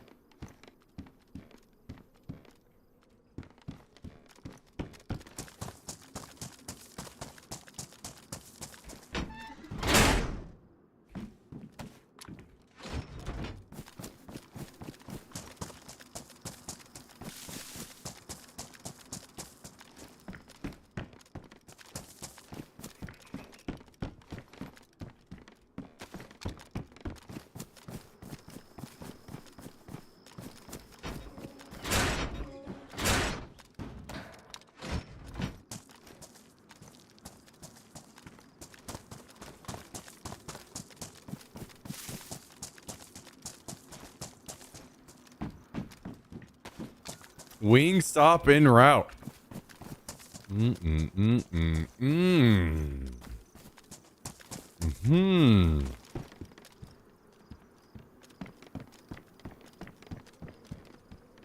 Another day. Fasted until 5 p.m. so I may feast on the slop.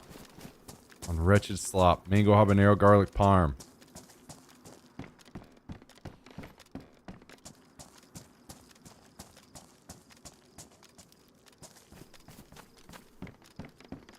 Jummy making the rest of us hungry. Just another day. Just another day.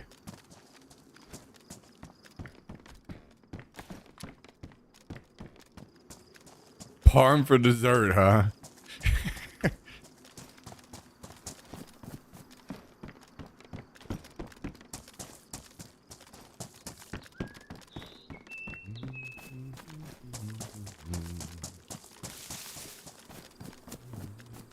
Well, I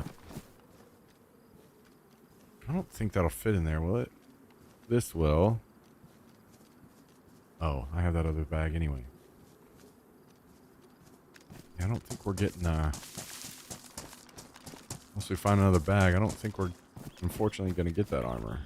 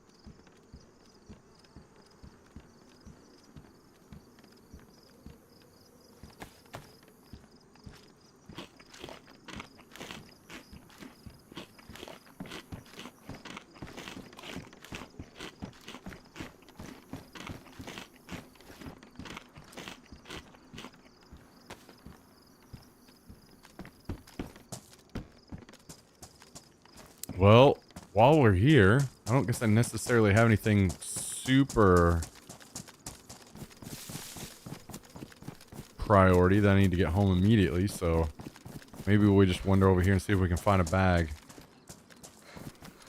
So we can try to take some extra armor home. Yeah, Mito.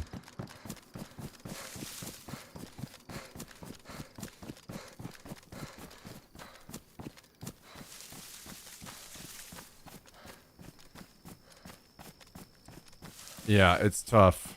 Not only because I get, the thing about it is it's not like I run into giant squads out and about often. That's not the problem. So I usually don't run into squads bigger than 3, even on this server. The issue is when it comes raid time, and it's just me defending against a squad of 8 guys. And in the past, they had a helicopter too. So they've got 8, or at the time in the past, it was unlimited. So maybe even more people than 8. Plus they had a chopper, so they were just ferrying each other back. Whenever I would kill them, they would just bring everyone back. And it was just miserable. And I still don't like that, because I can't... It's hard to hold a base against that many people, you know?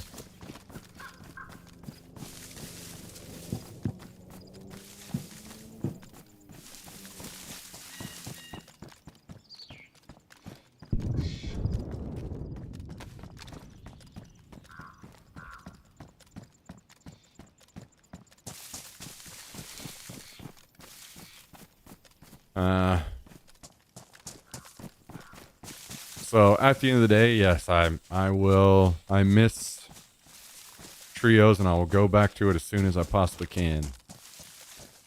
It is, in my opinion, it is 100% the way to play, best way to play the game.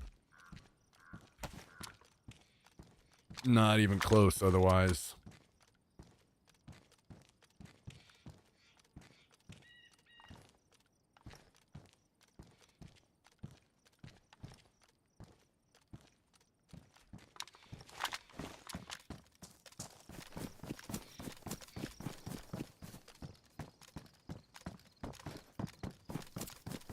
AUG or AKM? Depends on the situation, really. A lot of factors there.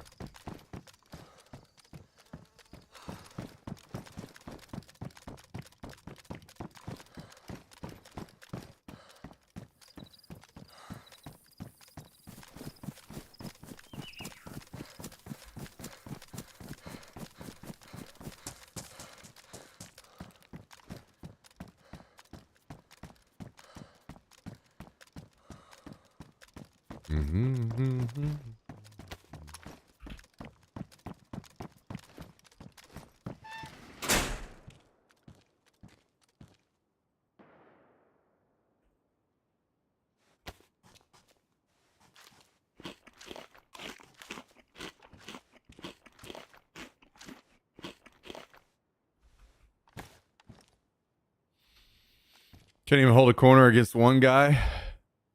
Dogwater at the gun part of DayZ. Well, that's the beauty of your base situation, you know? Probably not going to be one guy raiding you. He's probably going to get killed by other people.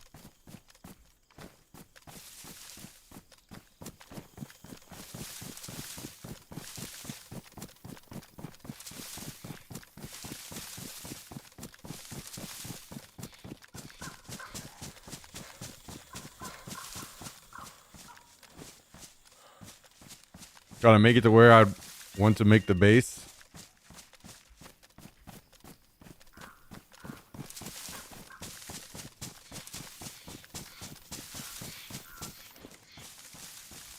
Just keep those running shoes on.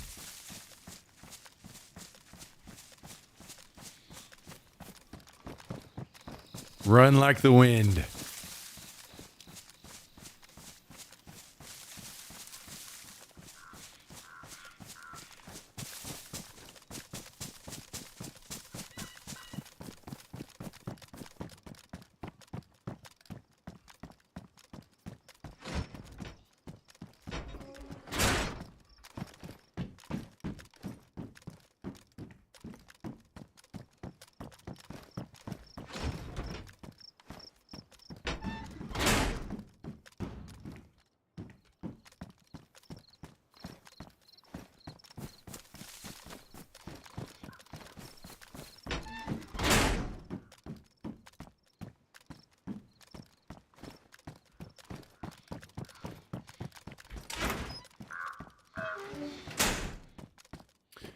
So I was raiding with my AWM with my friend. I got killed by someone who is not the owner of that base. Yeah, that's crazy.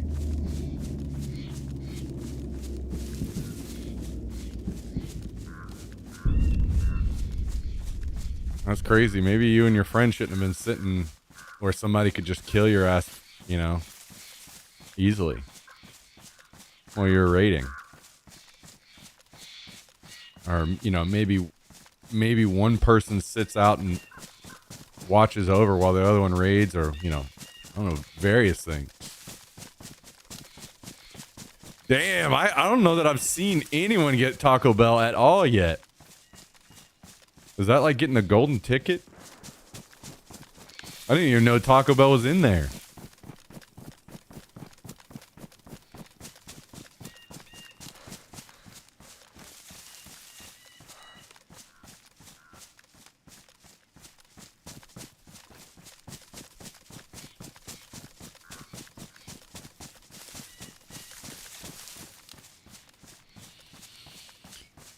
Did I win?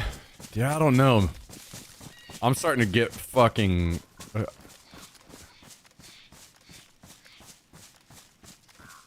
I mean, it was bad before, but every day that goes by, I'm becoming more and more just shocked by fast food prices. Like, I just can't bring myself to even go there and order it myself anymore. It's so fucking expensive. Like, it's always been more expensive, but it's just insane now.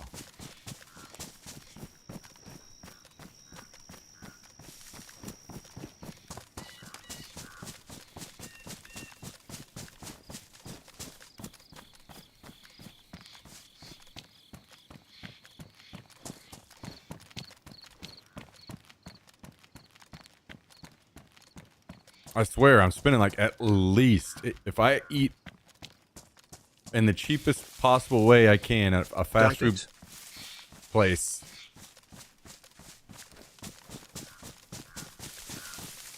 it's $15.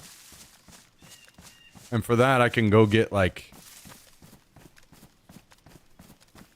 you know, 2 whole bags of chicken breasts or something at the grocery store. It's fucking insane. Yo, Find No Name, thank you for the 12-month resub today. The 1 year.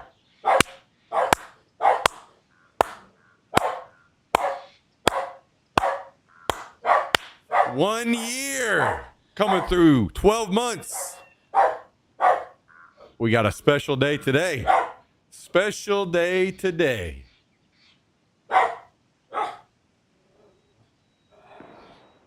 Damn.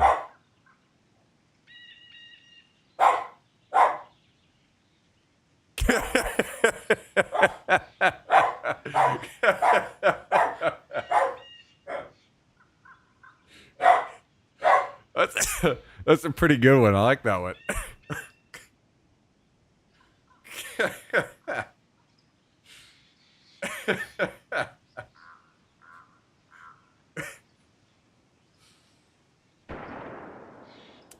15 gifted subs.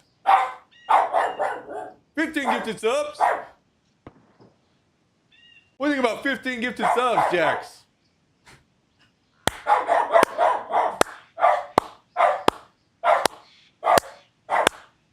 We got 15 gifted out to Johnny Dorito, Crazed, Flutterbeat, Scott 1803, Seminole Slim, Milky 1616, Insanity, Stick Abuse, Eliana Bibb, Walkie Balboa, D Nasher, Letho OG, Feed the Ferret, Kool-Aid with Laxatives, and Huzzen V. All recipients of 15 gifted subs. 15 gifted subs.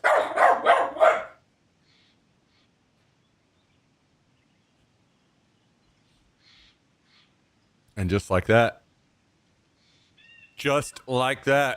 guys and gals,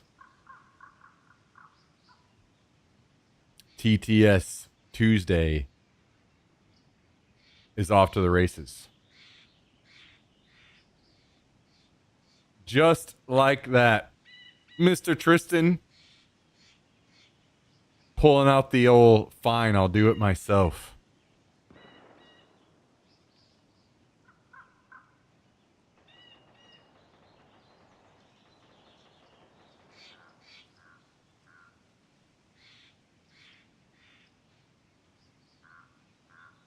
One moment, guys. One moment. I am turning everything on as we speak.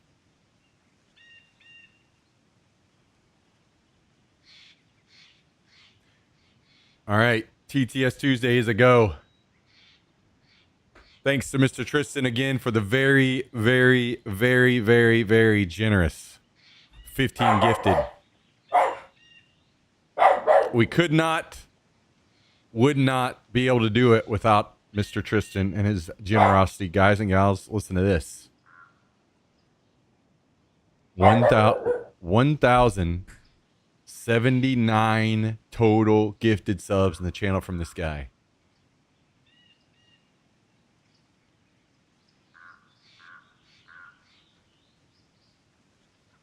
Thank you again, Tristan. Thank you again. Fine No Name. Appreciate you guys very much. What do you think about that, Jax? 15 gifted?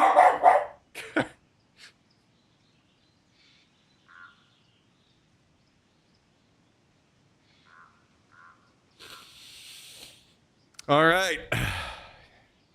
Well, Tristan's making it happen. The thing you guys all came for.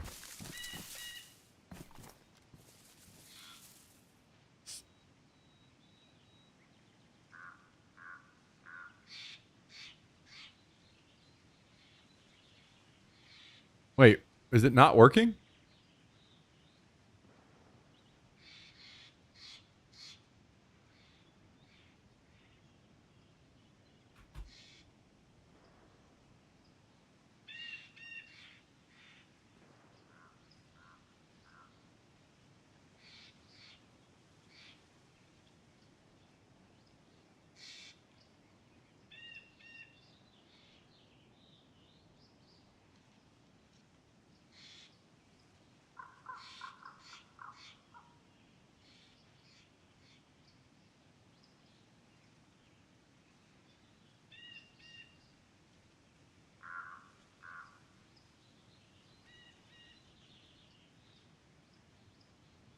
What the hell?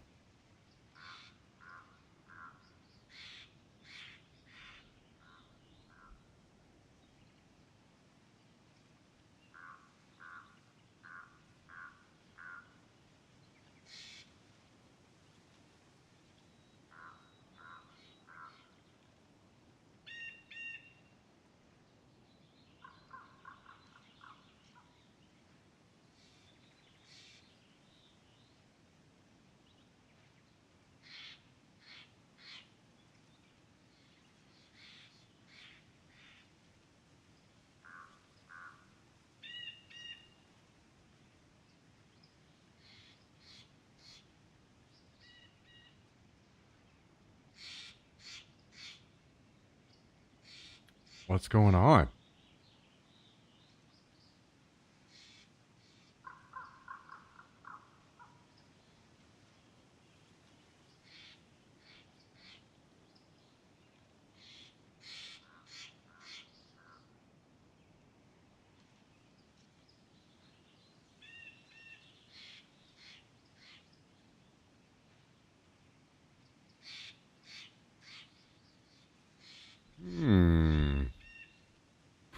Okay, well, let me find a tree really quick and see if I can figure this out.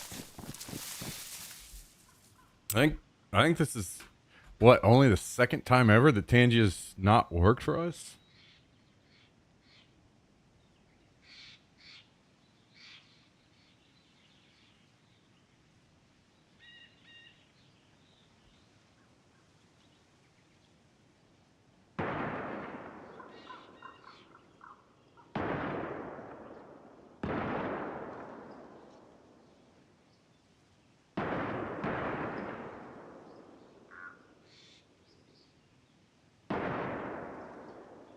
So the test works.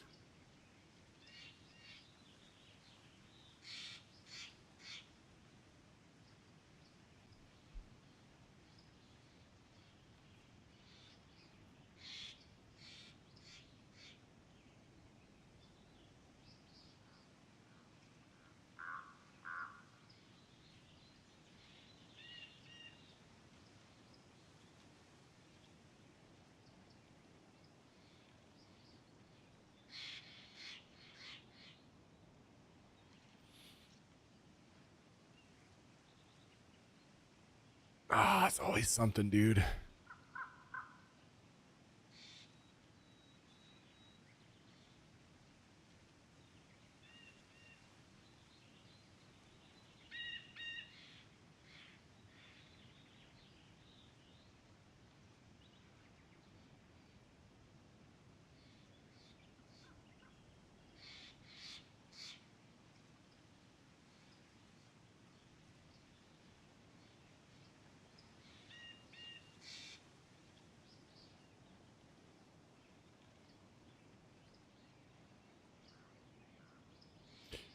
Well, I'm not sure what to do.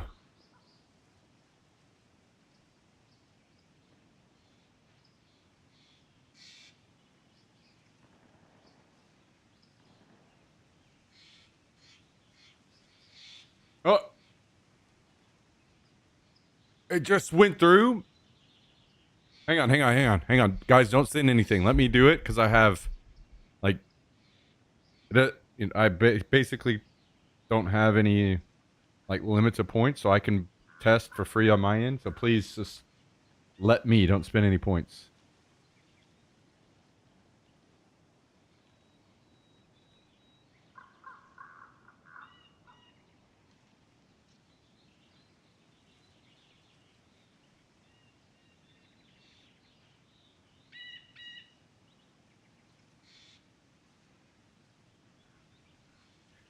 Okay, so it seems that things are working. Hang on. I will run through those of you guys that I will run through the ones that you guys sent from my end. I just have to find them.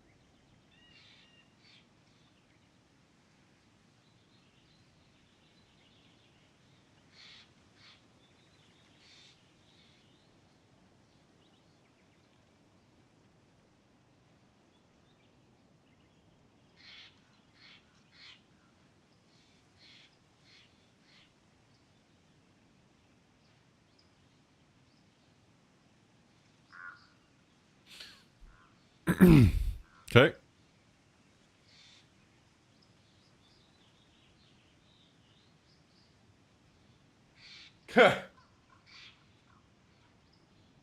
Oh, whoops. I picked the wrong one. My bad. Let me try that again. Maybe.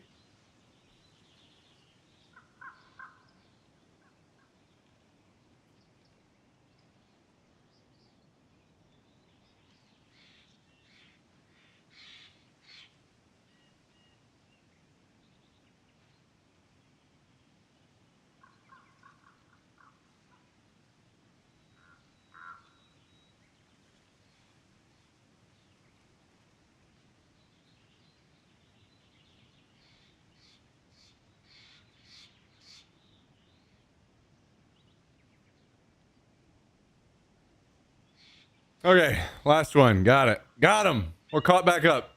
After this, somebody else test it for me and make sure that your guys's are going through and it's not just mine.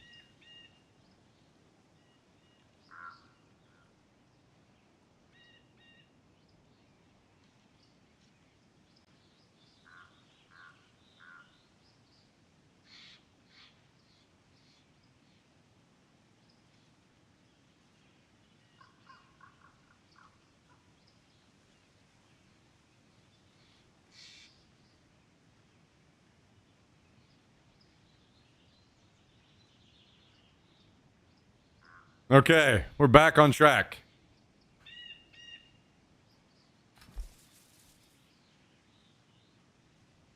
Oh, God.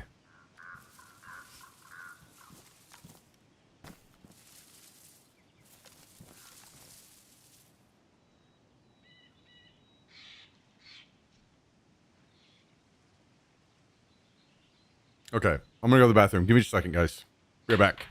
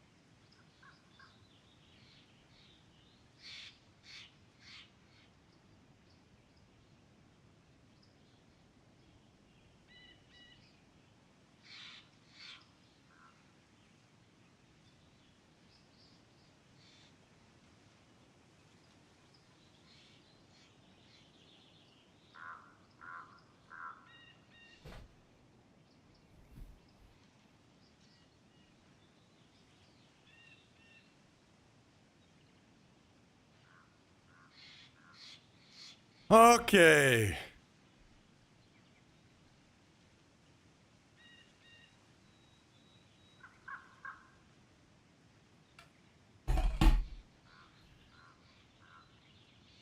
Are we playing games again? Is everything back on track?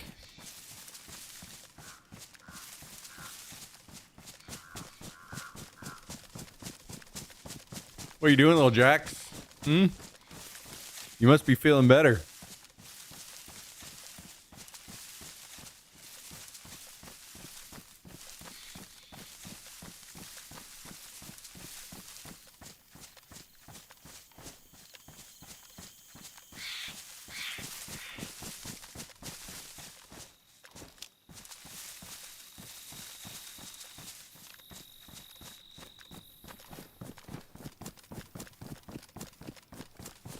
I may switch over to the adventure server here in a bit.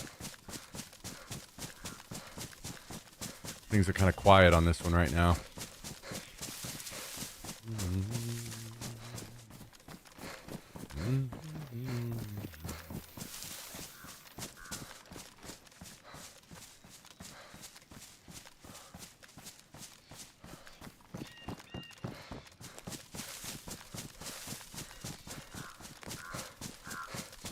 I saw you mention the Mountain Dew gummy worms in Discord. Rage quit.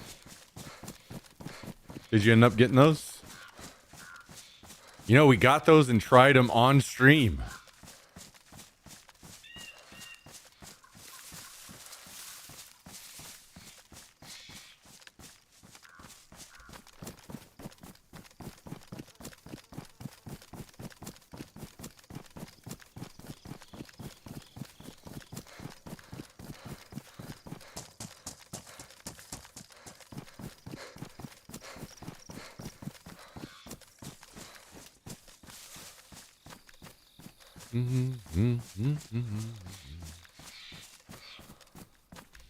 Did never met. I said somewhat the same thing. It took me a second. The Mountain Dew taste wasn't like overwhelming, but it was there, just slightly. Not as strong as I kind of had hoped originally.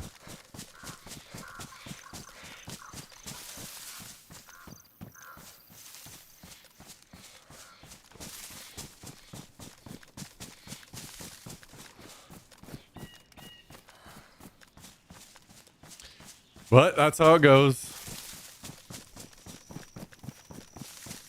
Not everything can be as good as the Doritos Locos Tacos.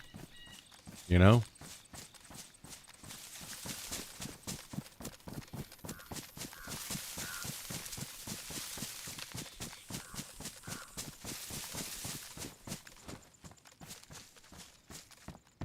Yeah, helmet.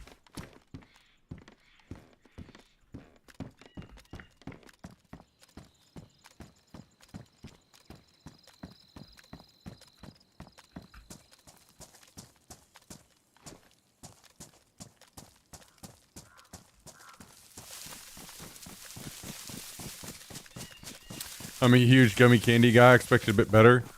Yeah, they were good. They just weren't.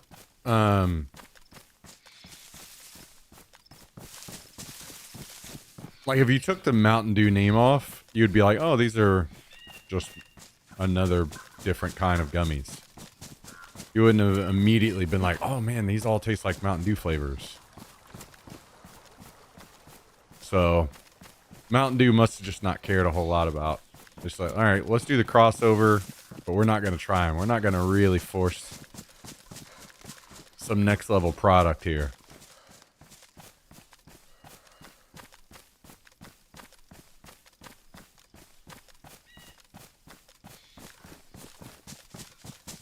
I had the fruit punch ones on my trip. The normal ones were still king. I think it's the berry ones. I think that the berry ones are my favorite so far. Because they have the best colors in them. It's just the best colors over and over and over and over.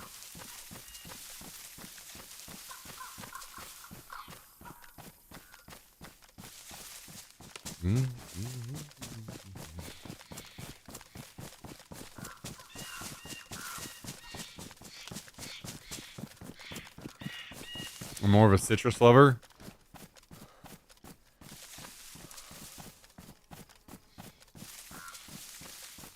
Listen, I appreciate those colors and I appreciate the variety. But also, I appreciate that you're wrong.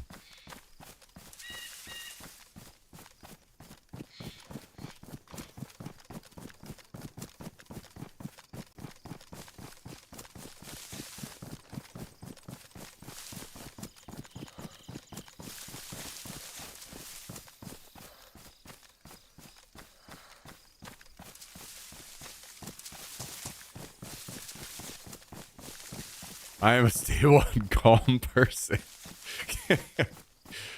Hey, listen. We can only be on the same team so many times. We united behind Sonic Ice long enough to achieve our goal.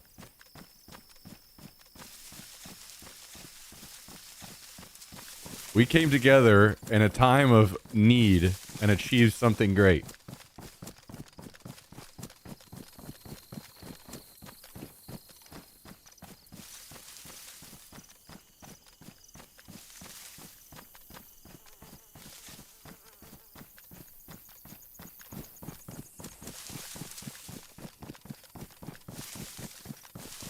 Can't put the God Soda name on it and half-ass it.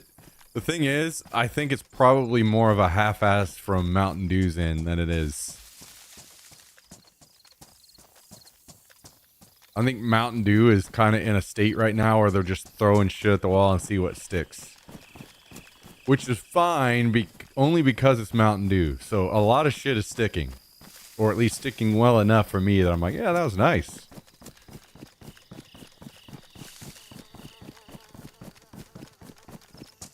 I think they probably just have so much shit going on right now that... Because if I worked at Mountain Dew and those gummies came through the door, I'd be like, listen, guys.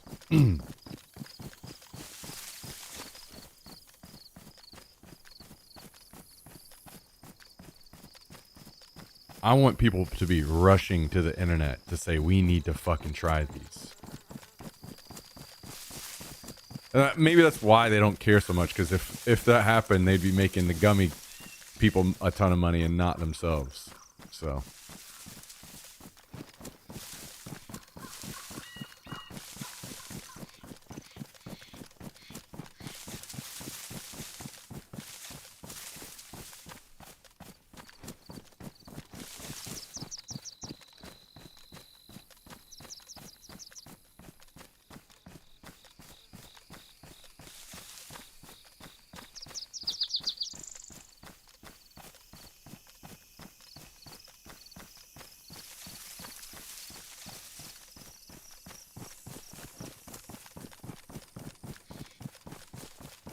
No, that's what I liked them. So my thing was, that's why I liked them. I liked them. They just weren't, they didn't wow me like I was hoping they were going to. That's kind of what I was saying. Because all three of the flavors were good. And I could taste the Mountain Dew flavor in there, but it wasn't like an immediate, like, holy shit, this tastes like Mountain Dew. It's like, okay, there it is. Just barely.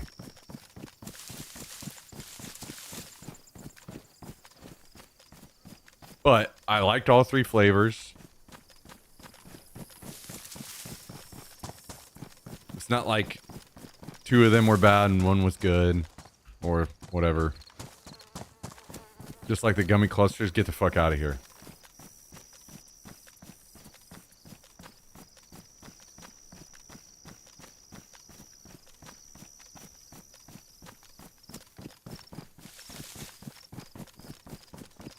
Given the choice, I'll get something else. I think I would get them again only because I know that they're limited time and I probably won't get to keep getting them.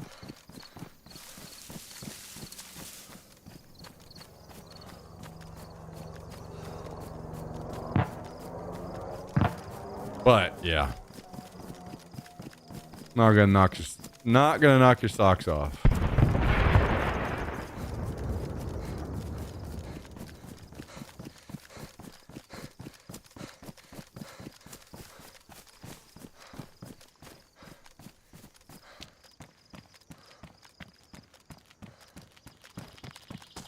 What are the biggest or the best crossovers? Because Doritos Locos has to be one of the best of all time.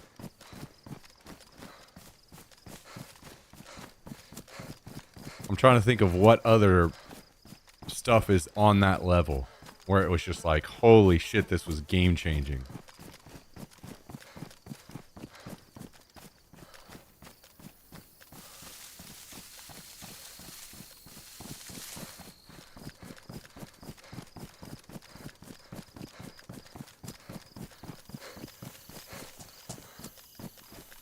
All right, get out of here, ninjas. I'm talking about food.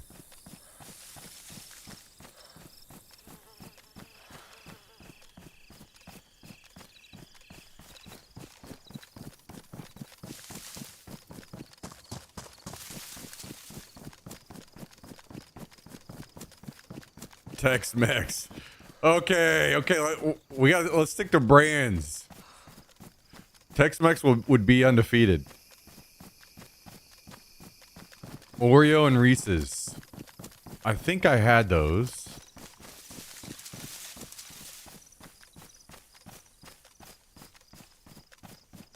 Is that what I had? Was it the Oreo and Reese's? And it was just kind of meh. Wasn't that insane to me.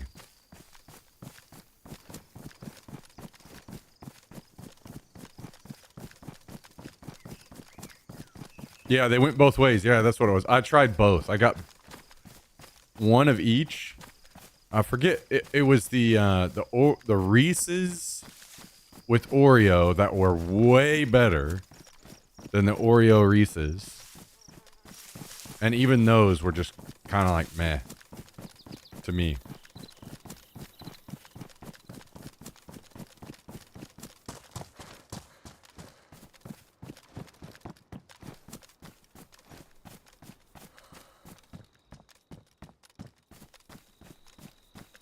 Let it be known that I have had a third Sonic ice drink.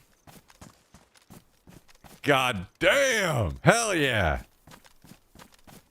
Cal is quickly working up the ranks of Team Sonic.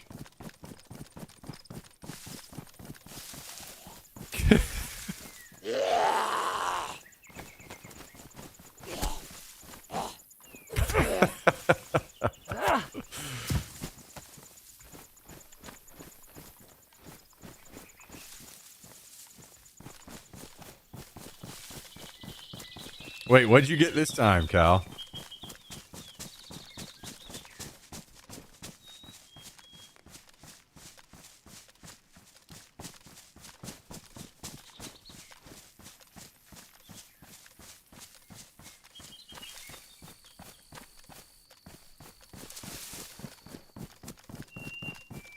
Root beer again. Hey, if it ain't broke, don't fix it.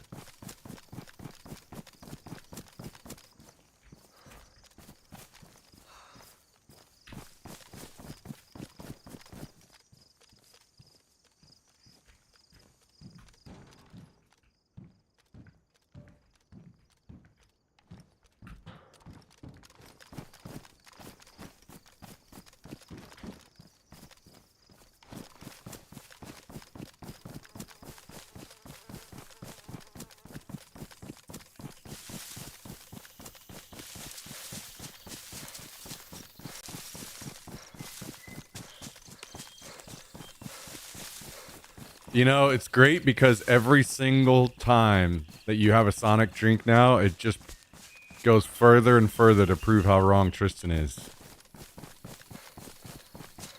And that's great.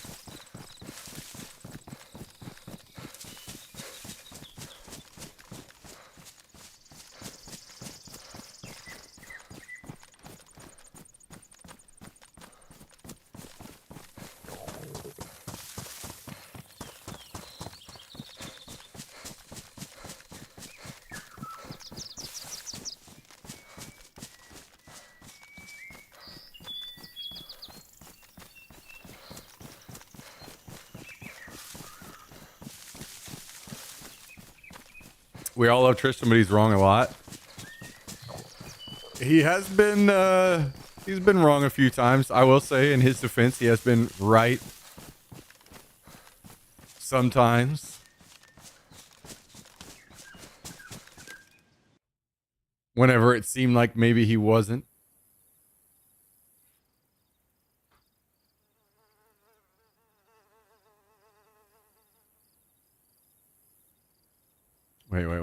Wait. Let's go here. Here.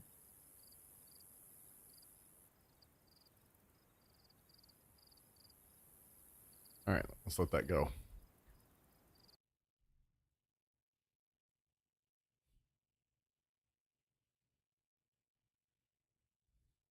All right, I think I'm going to go ahead and switch servers. Steam went down for a second and kicked me out of the game, so I'll just use this opportunity to switch servers.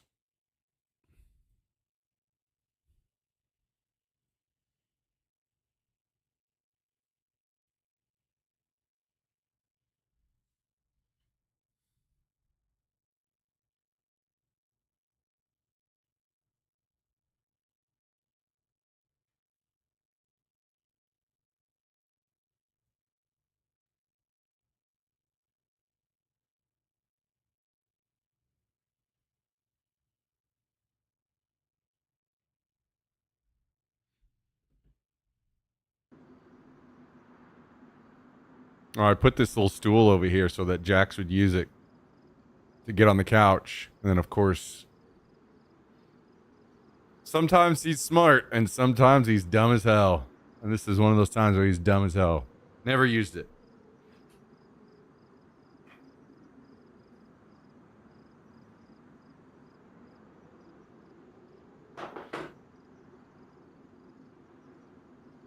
But it seems like he's healing up quick because he's back to jumping on the couch, and I guess he's doing all right.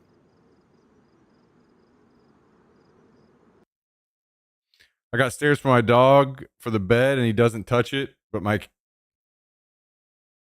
cat sleeps on it.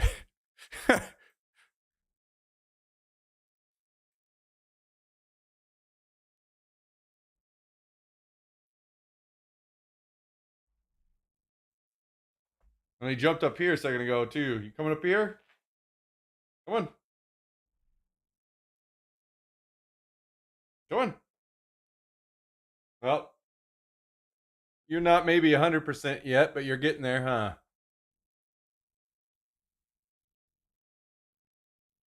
You feeling better, buddy?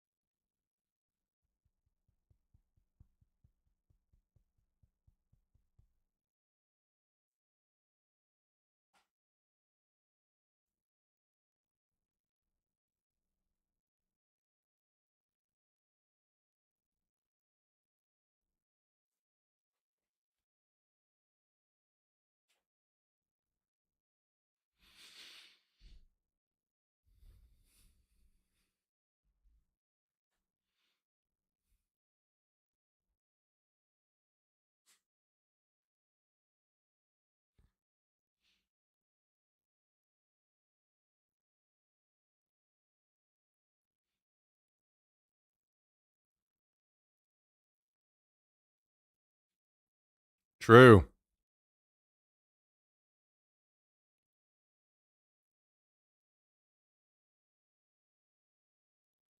True. Yep. You hear that? True. Bought a set of stairs for my friend's cat. Whenever I was cat sitting, cat refused to ever use the stairs and ended up injuring herself as a result. Oh my god. No good deed goes unpunished.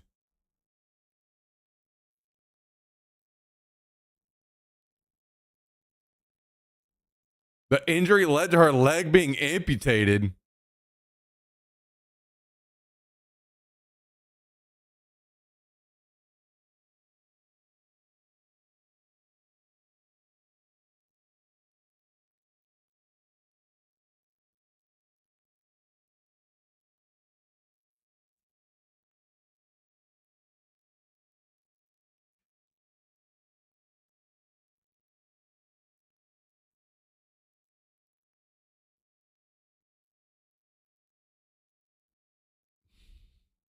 Holy shit. That is brutal.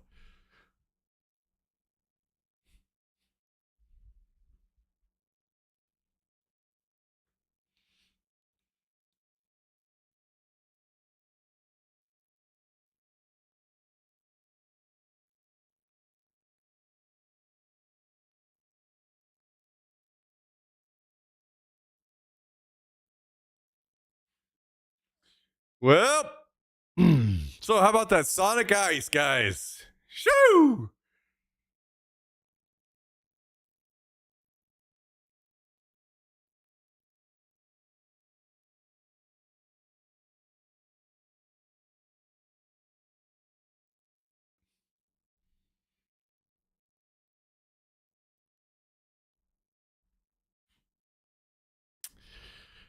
How about that?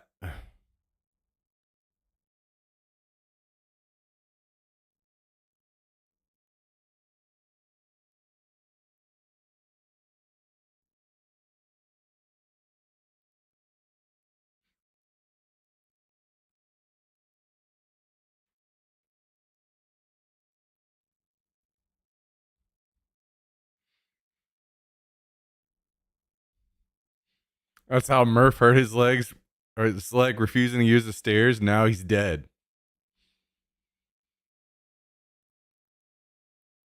See what you did, Kyle?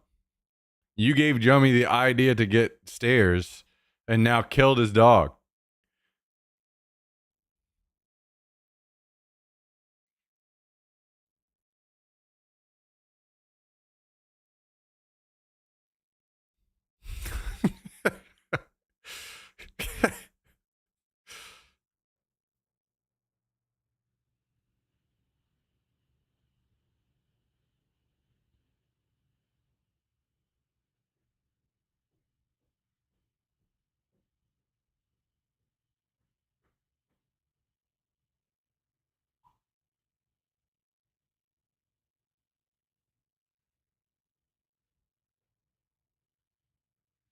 Weird part about Jax is I don't even know what happened.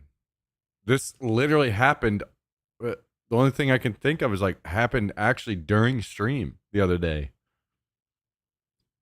And I don't know if he ran off into the room and jumped off the bed when I didn't notice, or if he jumped off the couch, or maybe he just laid on it weird and fell asleep. All I know is after the stream, he was acting weird.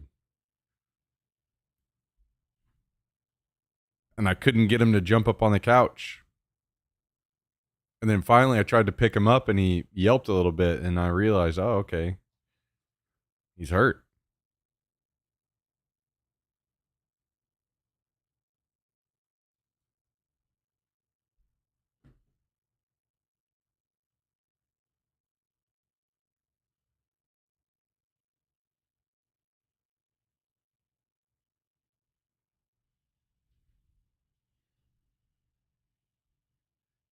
Oh, this was the day before I went riding, Cal. That's why I didn't stream the bike ride, is because I couldn't tell what was wrong with Jack, so I was trying to figure all that out.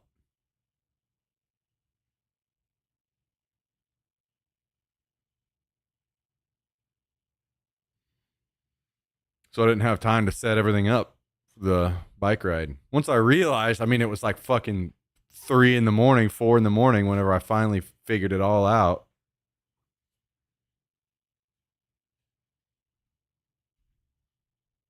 That he just pulled a muscle or something. He was going to be fine.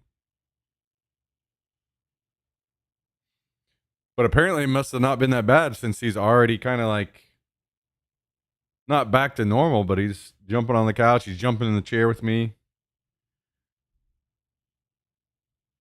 So it must have not been that bad. Just a weird, just, you were just being a little bitch is what it was. Yep.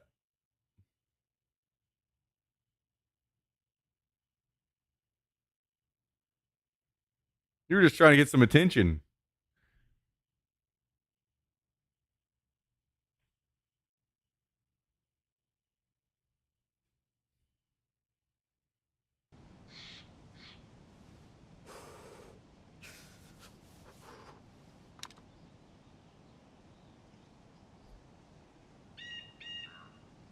Uh-huh.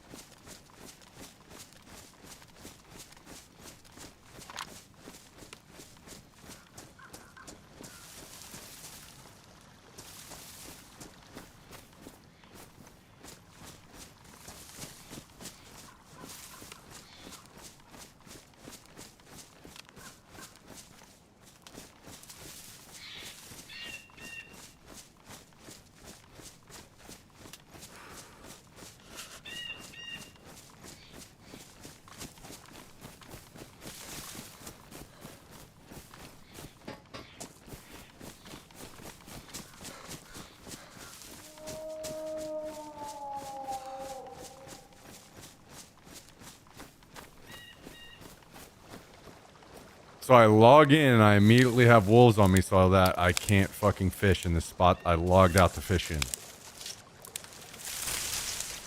that what's going on now?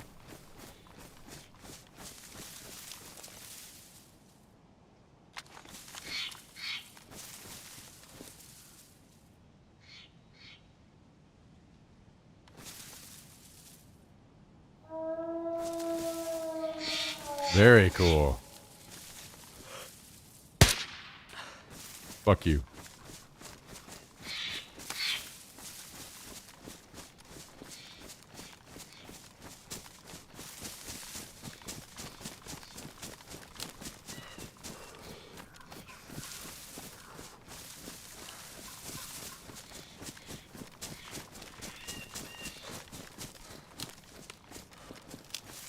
Why is there a zombie way up there in the woods? What the hell?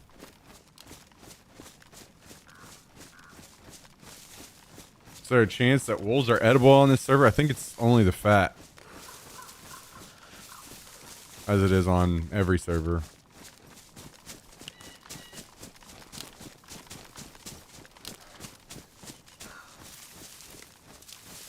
Which is extremely weird and annoying and stupid and yeah.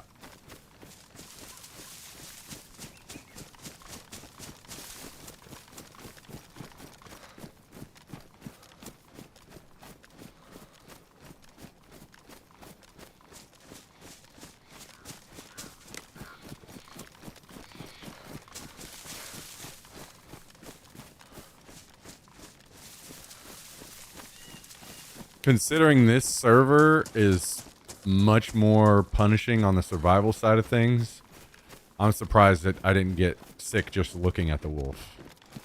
I'm surprised it didn't give me fucking rabies just being within a mile of it or something.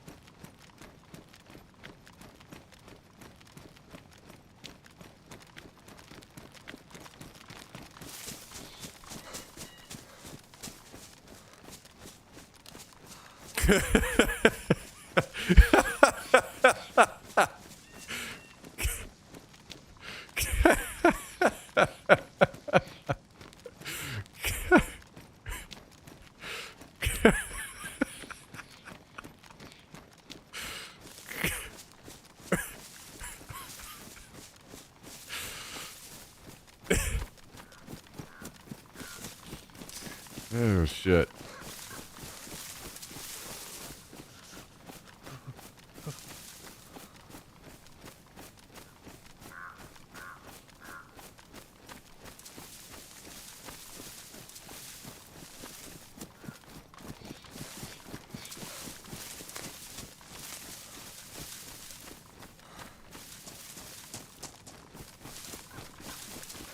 I need I need to see somebody outside of a fucking auto shop now with a banner that says that.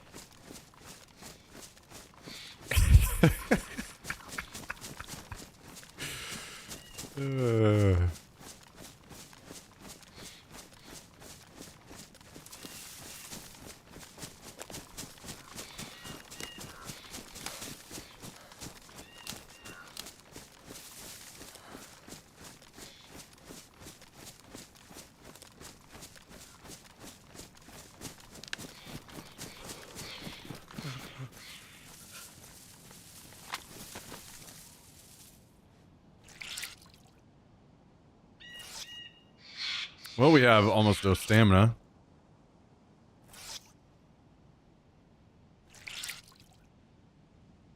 Wonder how long until it rains. Maybe we should ask Kalshi.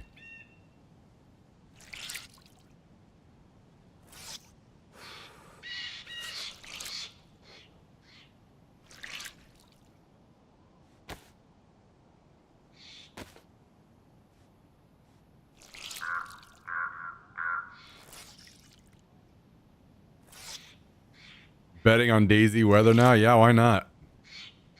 Betting on everything else.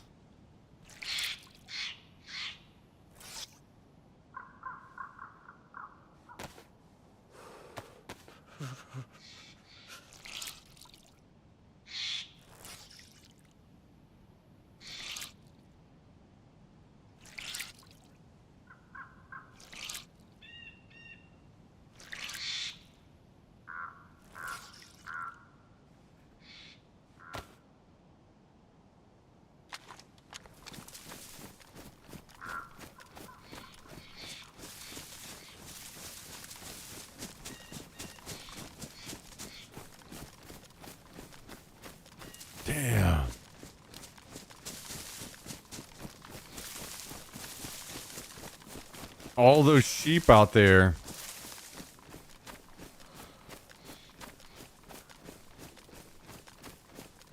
Fishing is just OP as hell in this game. Like, sure, I want to just kill those sheep and cook them up. But then if there just happens to be a guy around here that hears my suppressed shot, there I am sitting out in the middle of the fucking field scanning out some sheep, and I die for free.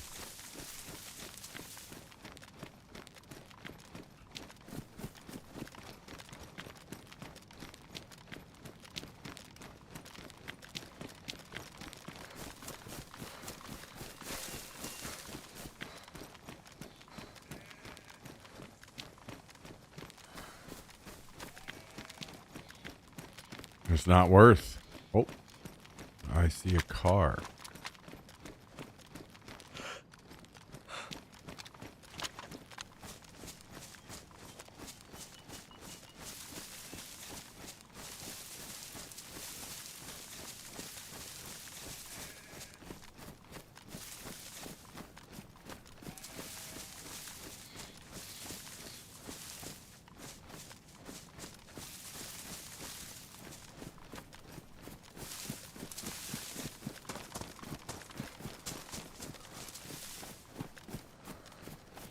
Not a clue.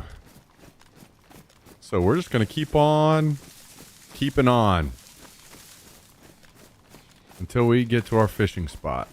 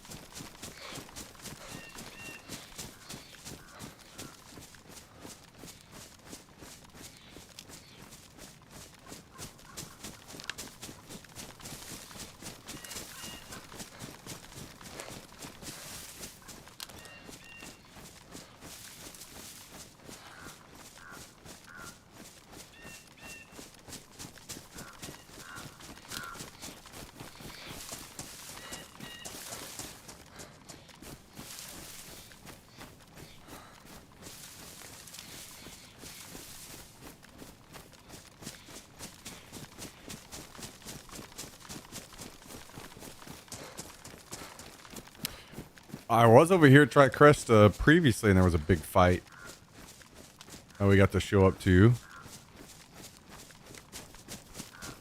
But as far as I can tell, whenever I went over there, Tricresta kind of doesn't seem like it's worth looting. There's hardly anything there.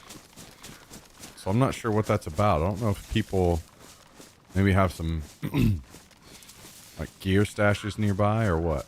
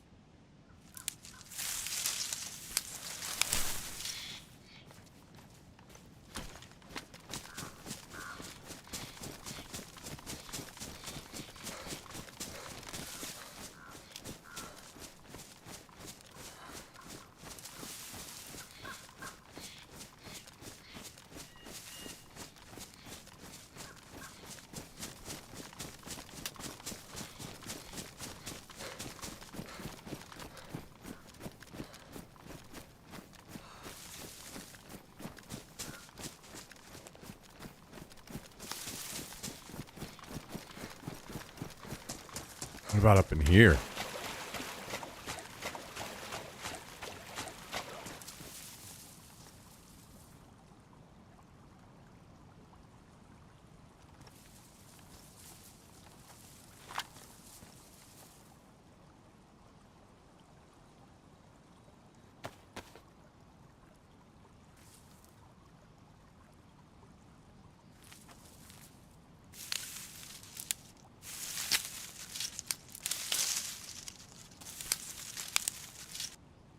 Can I get...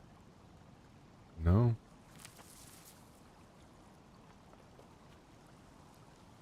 Oh, I have a hook. Nice. Oh, I forgot I have a full-on fishing rod.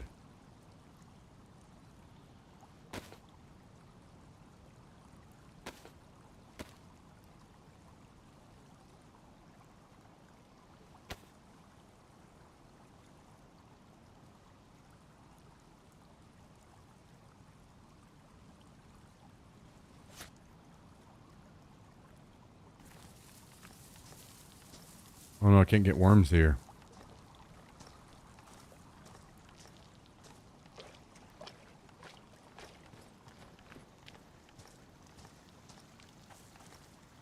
Hmm.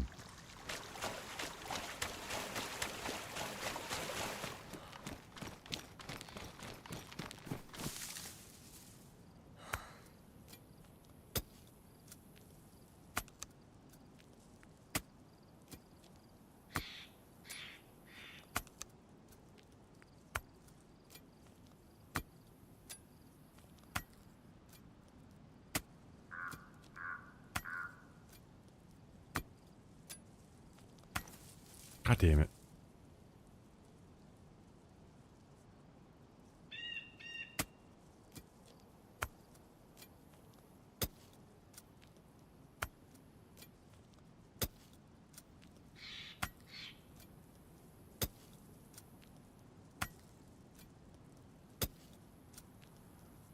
Let's get 4 worms.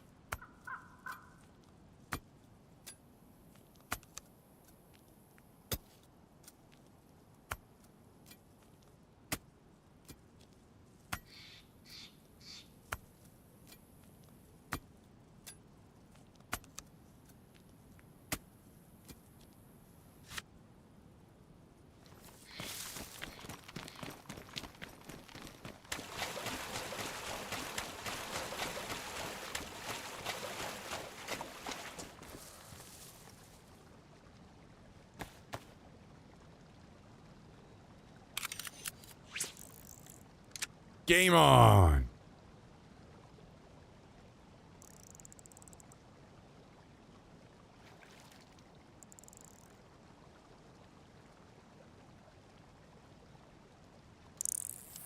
We're doing it! We're doing it! Fish 1. Why am I missing one of my worms? Oh, never mind. There it is.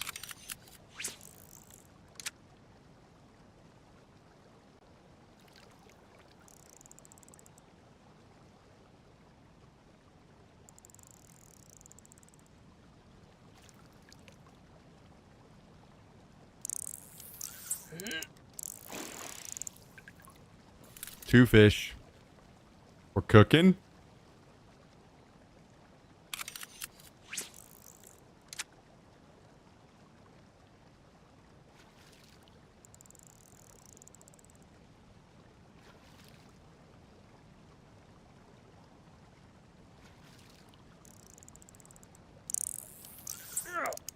Come on, baby. 3 fish. Gonna be eating like a king.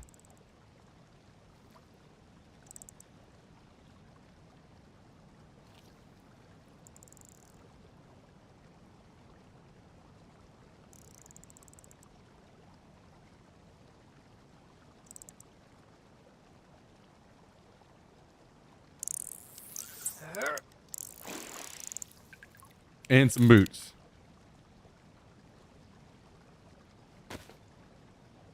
Hey, we'll take 3 fish. That's a pretty good success rate.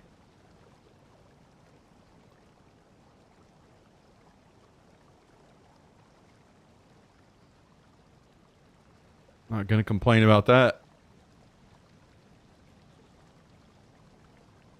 I've had days in real life where I catch none.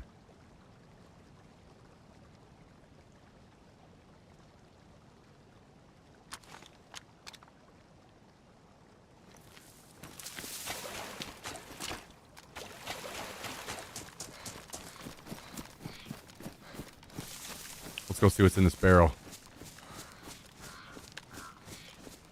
Is this barrel going to be one of those glitched barrels where they glitch it up inside of the tree?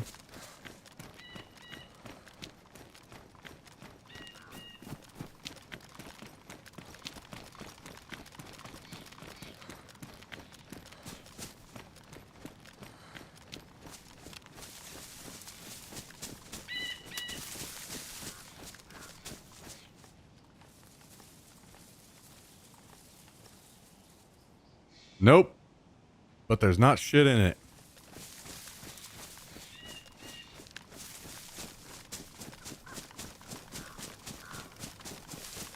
There probably was shit in it at one point, but it's so obviously spotted that somebody took everything.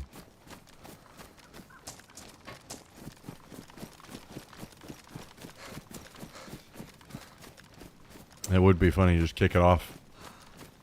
Kick it off downhill.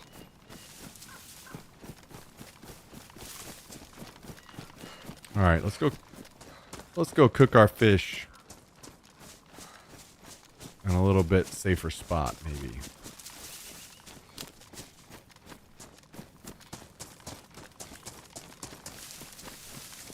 This looks good.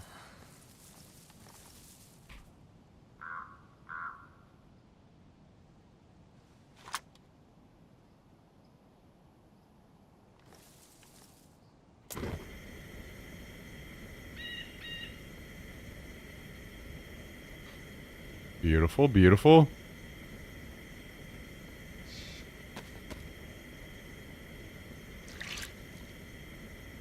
Where would I hide a barrel? I don't know off the top of my head. I have to think about it. Probably look around as well.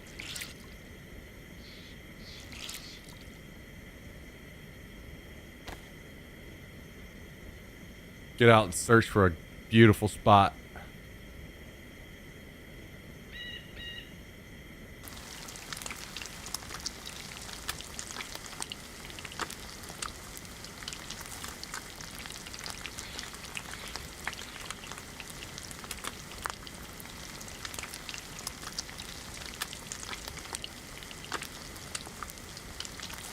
The biggest thing when hiding anything like that, especially anything that is stuck above ground, is you want to, like, obviously if you look out into the distance at stuff, things don't render correctly or render differently, right? Like that tree doesn't look the same. It looks 2D from here and then 3D when you get close. So anything that you hide, you want to make sure that when people see it, they have to be within actual render distance. That's one of the most important things, is that ideally they're even within grass render distance, so they can't even see where it's located unless they're within grass render distance. So even the grass helps to hide it. That's the kind of stuff that you really want to look for.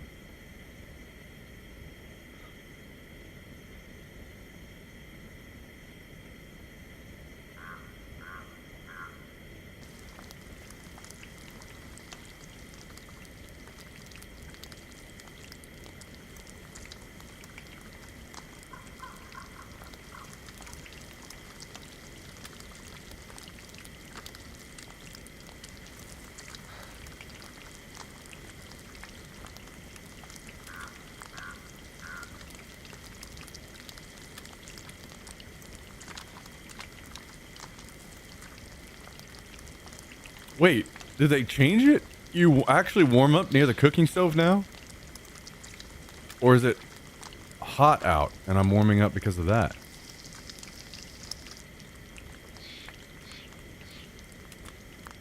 I mean, if you actually warm up because of the cooking stove, that is huge.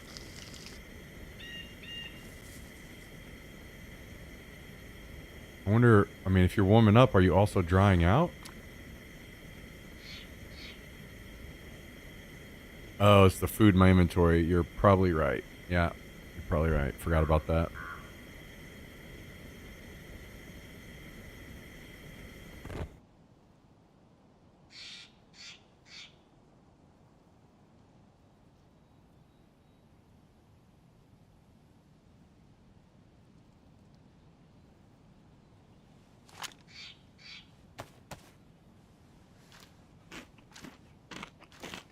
Time to eat. Fish is served.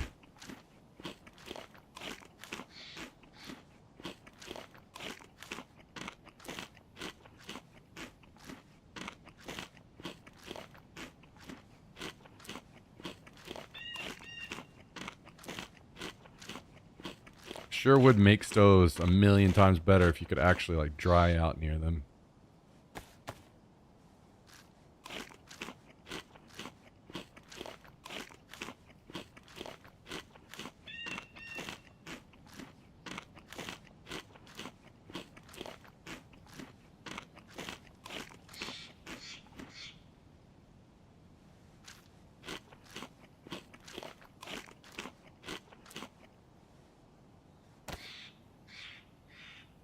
All right. Rocking and rolling, baby. Back in business.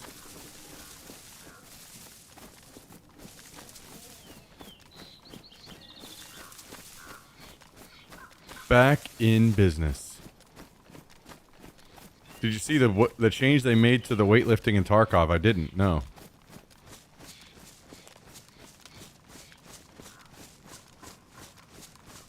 I guess maybe I need to read through the patch notes. Terrible? Oh no.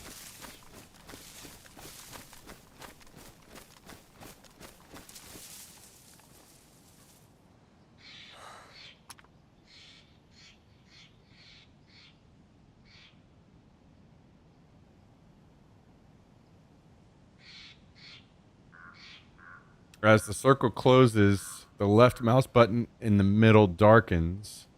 Once it's dark, you click and then sometimes it's successful.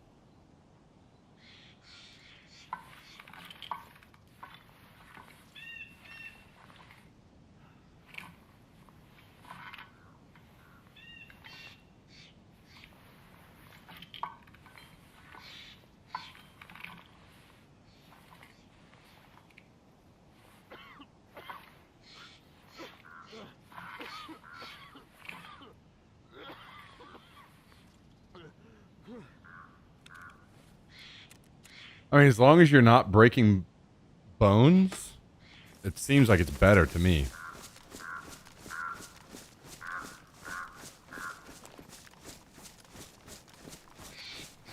The fact that people take the time to go in and do the weightlifting thing should be the rewarding part, not the fact that they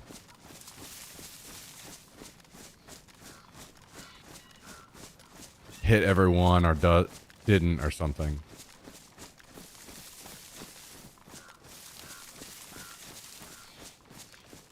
How's that a better system? I mean, makes perfect sense of why it's better to me. Because you're going to have more people across the game more consistently successful. That kind of system shouldn't reward somebody. Like, it should be because you got to the point of weightlifting, you have the ability to go in and spend the time, a small section of your time, to help boost your strength a little bit. It shouldn't be because somebody's a better clicker or whatever, now they have more strength or whatever. That doesn't make sense.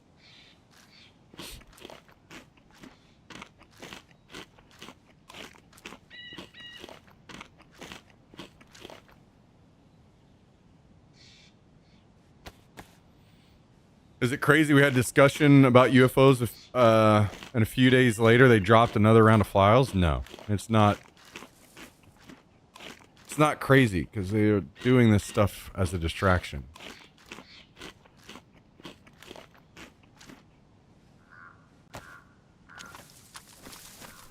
Guess I don't get what you're saying. It just seems harder in general to get more successful clicks.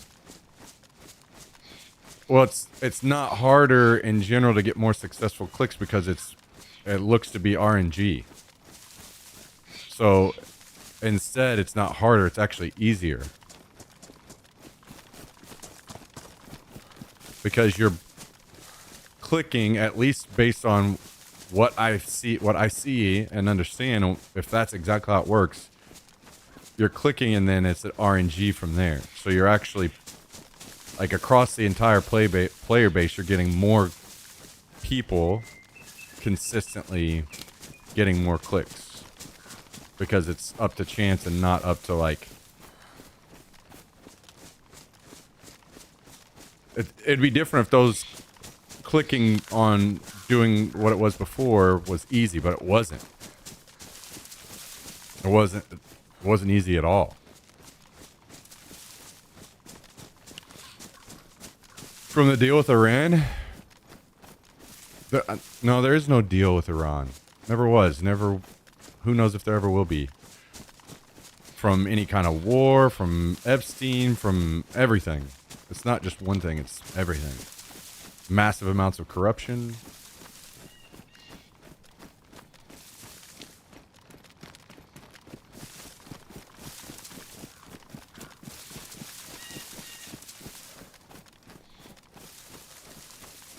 What's up, Southern Belle?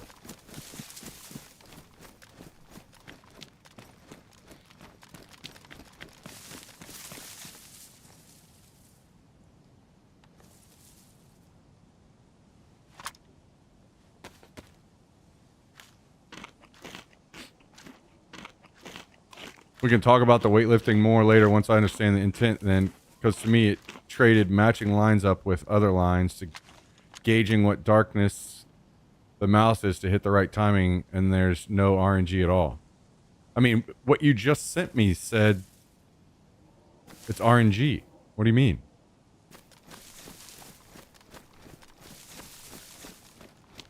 The tweet you just sent me says it's RNG.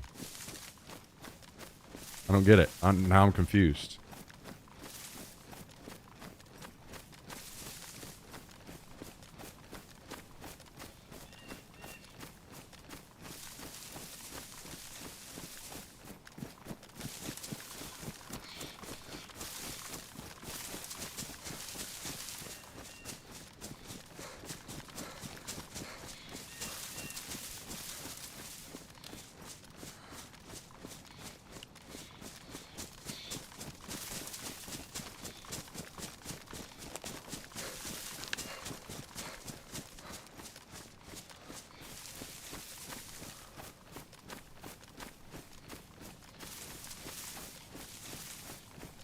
That's the streamer's opinion on how it works. Okay, well, if that's not the case, I thought you were trying to say that that's like you sent me that because of the video, not because of you think that he's right.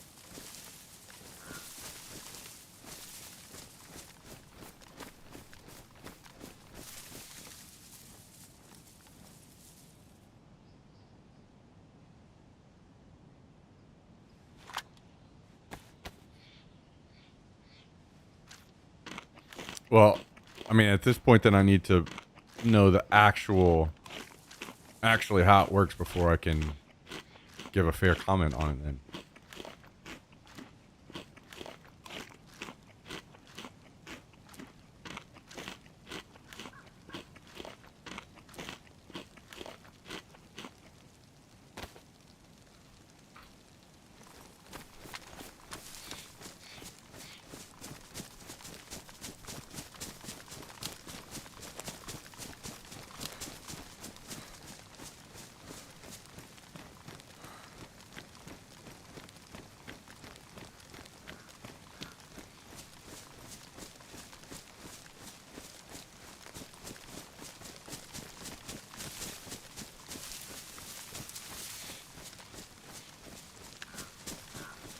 All right, let's go over here near these hunting cabins. We'll just kind of chill out over there for a little while and see if anybody shows up.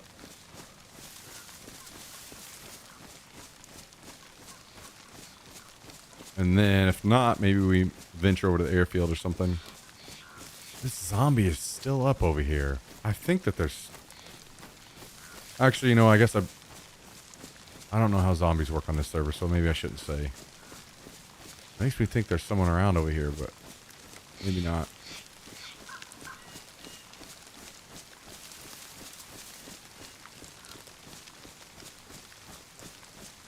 I guess if there was, that wolf wouldn't have ran right to me when I got over here.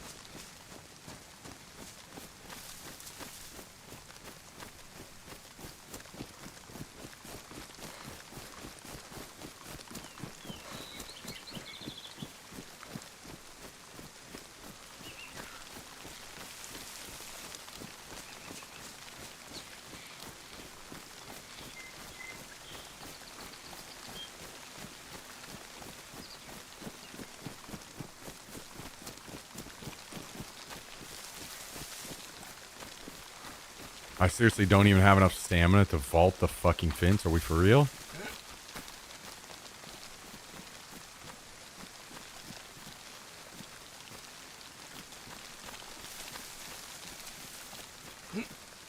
Okay. The fence is unvaultable, maybe.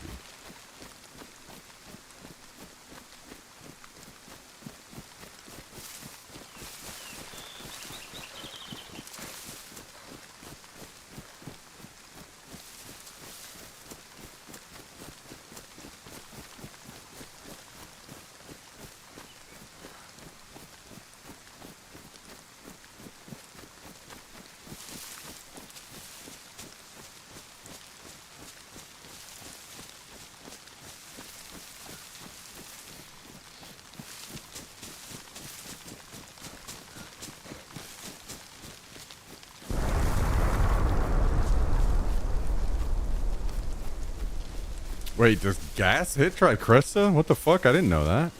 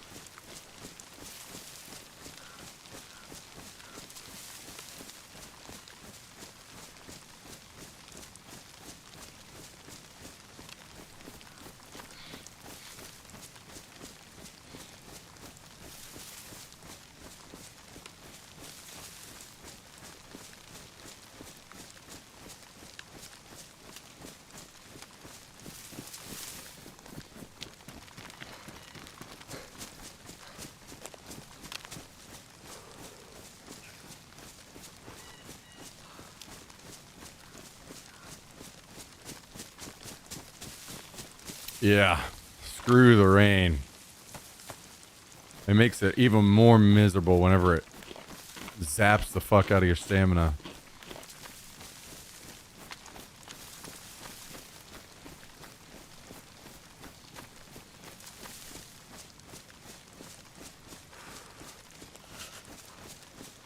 Let alone all the other reasons people hate rain.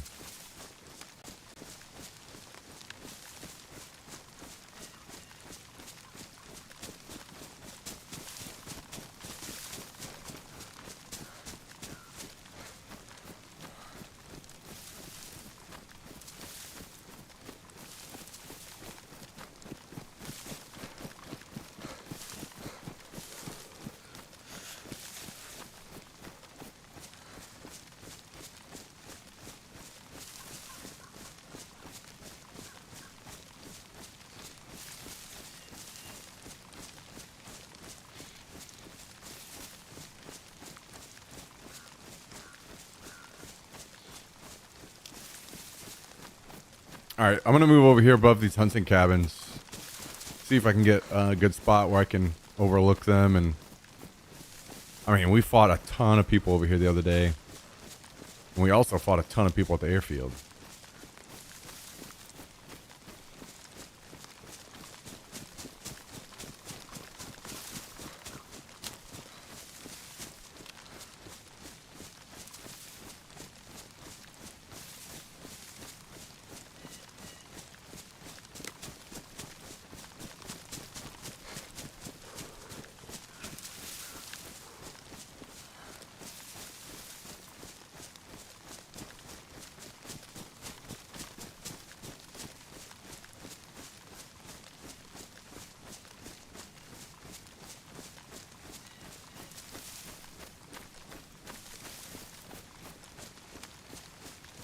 Look at that full apple, baby.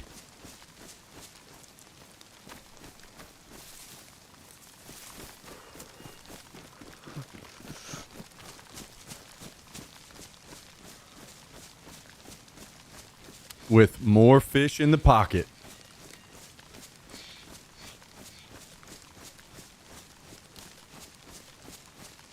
Love to see it.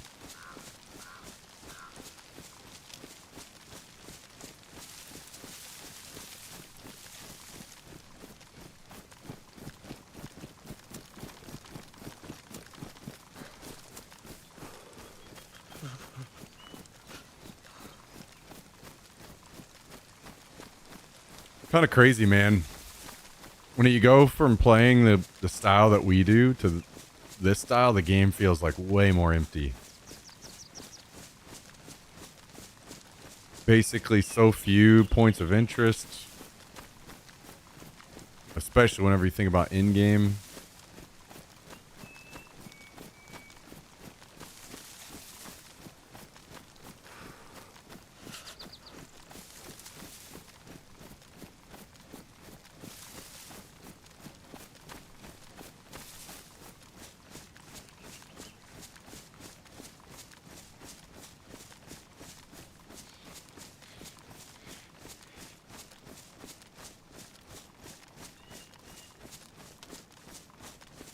Kind of makes the map feel a little too big at that point.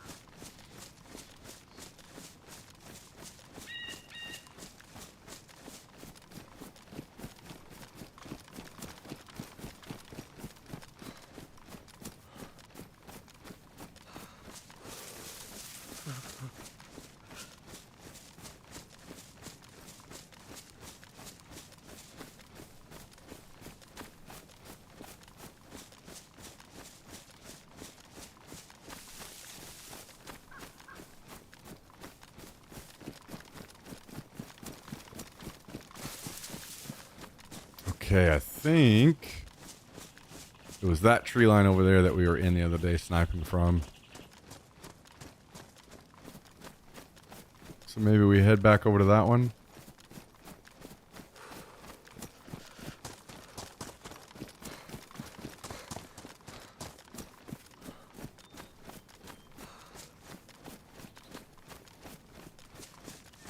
There was another night vision M4 guy that was up in the hunting cabins when I had a shotgun. So maybe we run into that guy again.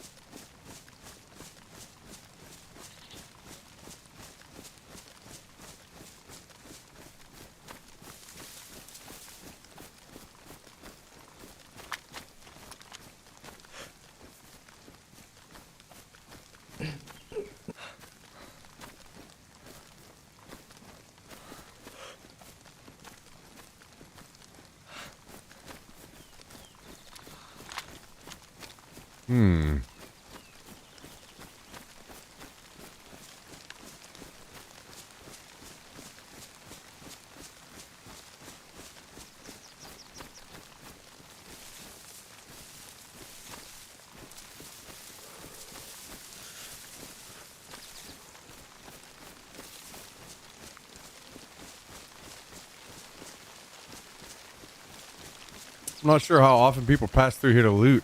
I'm not sure if I want to just try to find a spot to chill for a bit.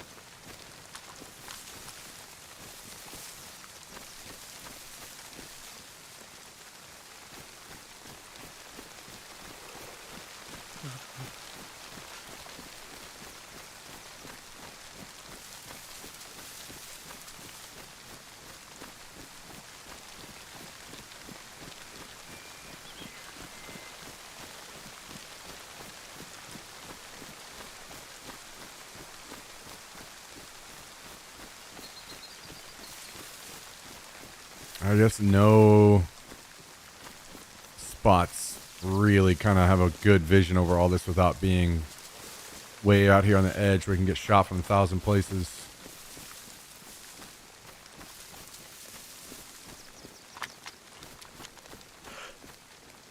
Okay, just watch the zombie disappear.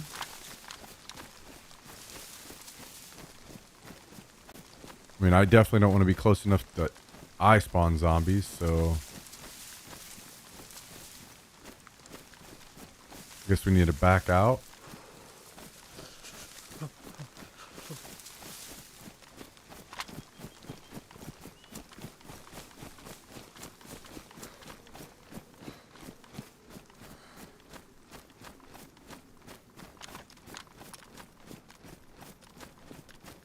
I wonder what the distance is sitting up there on those rocks and sniping down from up there.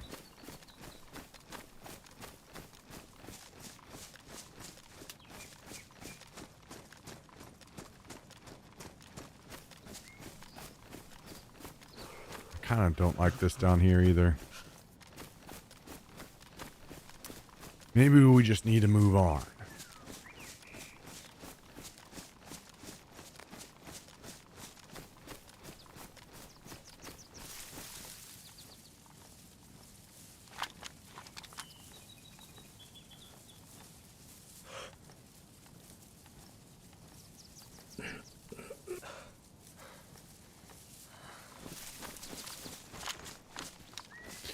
Maybe we're meant to just go to the airfield.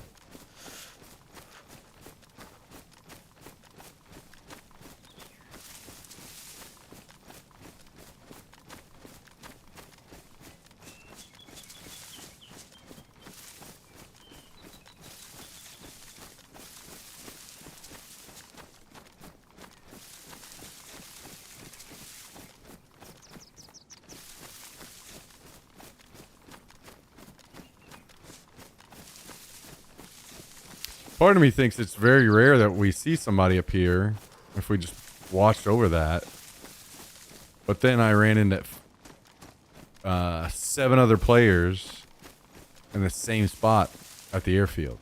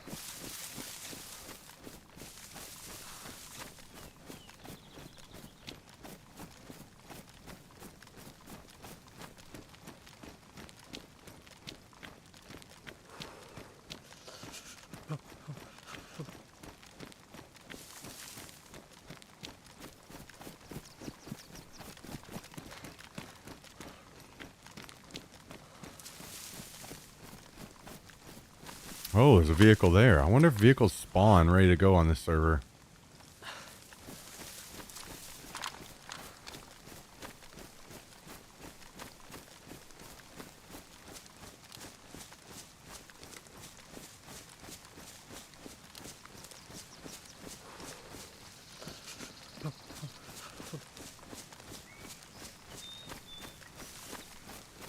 Let somebody else find that out.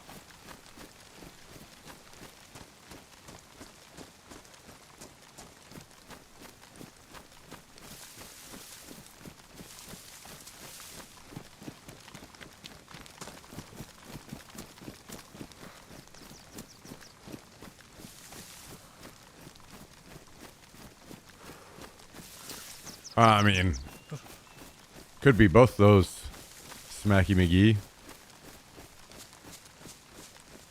Pretty well.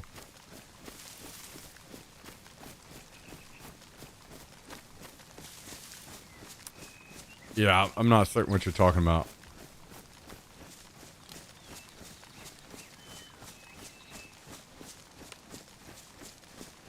Like you can also base build on vanilla, so I'm just not really sure what you mean by,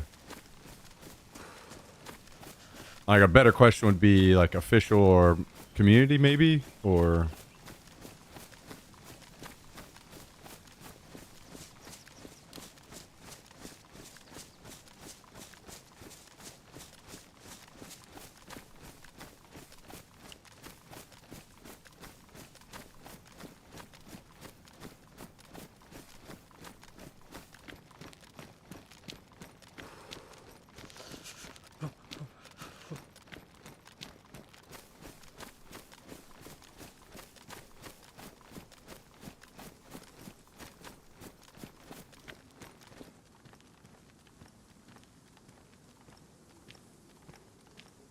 okay, so you need to take the two separate parts of both your separate questions and then put them together. Base building or adventure. There you go. This particular server is adventure.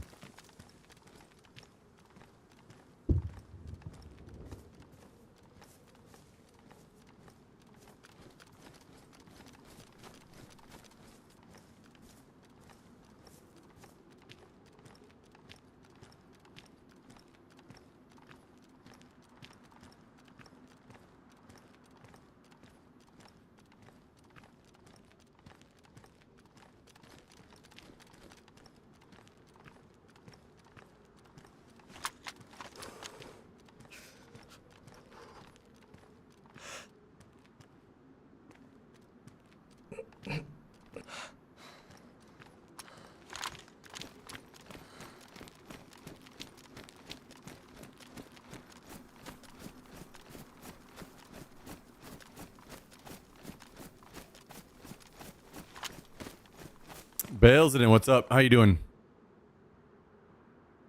800 from here. Guys, I've been thinking about this, and the more I think about it, the more I think it should happen. Oh. Is that the car that I saw earlier? No, that is a different one. Oh my god. Didn't even come close to aiming high enough for that.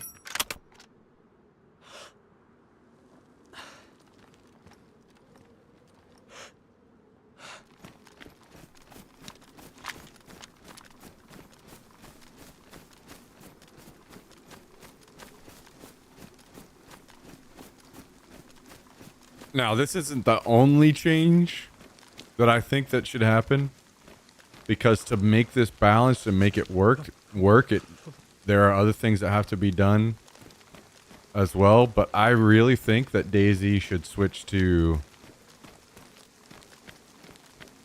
like a fully locked in, like your character is fully locked in while you're looting, like on Tarkov. Whenever you like, basically you can't do this, dance back and forth on a body while looting it.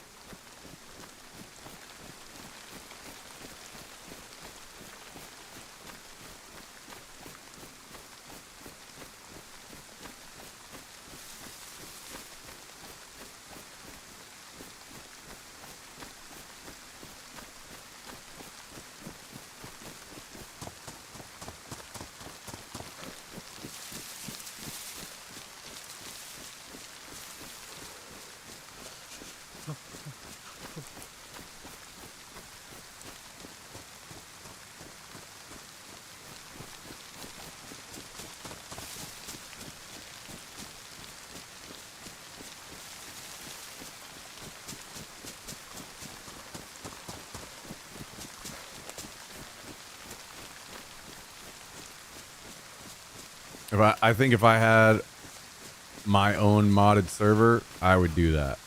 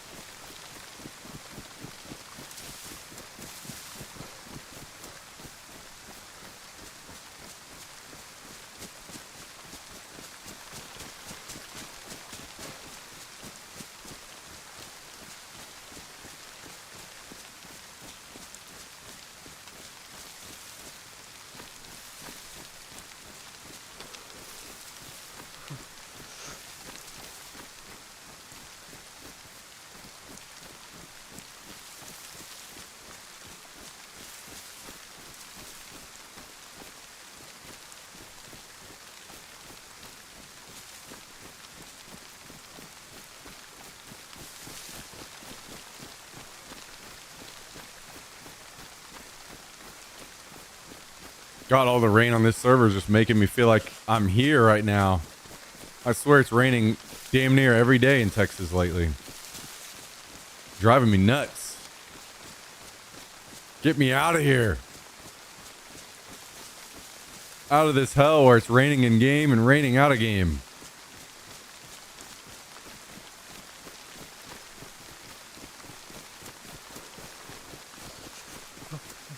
Ruining all the fun.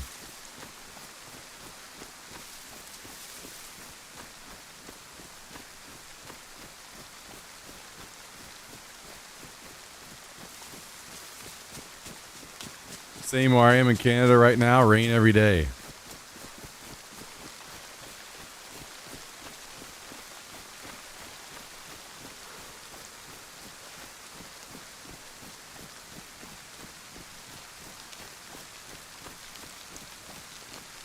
Surely we could get like a happy medium, you know? Like maybe rain every 4 days or something. That sounds pretty good.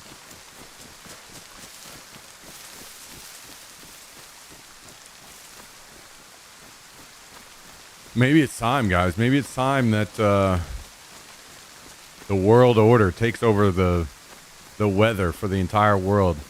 Suck all the clouds out of the sky and only we just completely convert over to cloud seeding. It only rains on the exact schedule that we want it to.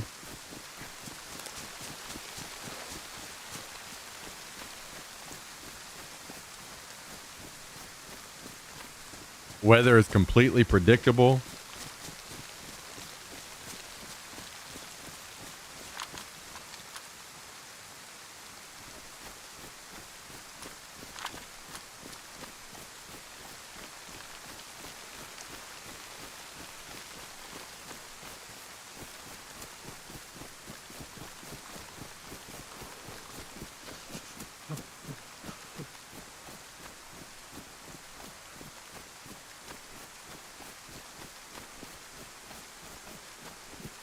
$75 and sunny here. Yeah. Rub it in.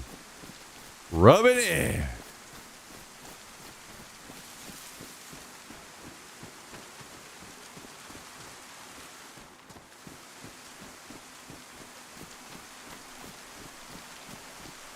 True, Kaiser, true.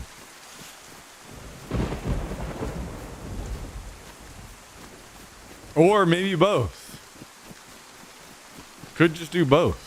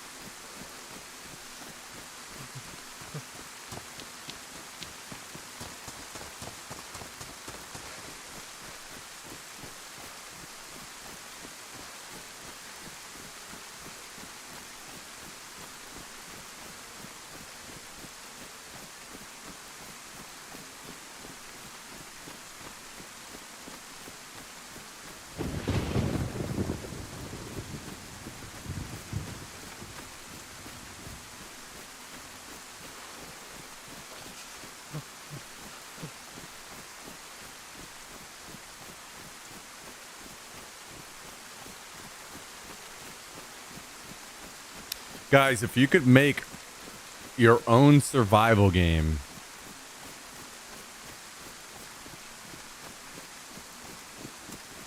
what kind of food would you put in the game for people to find and eat?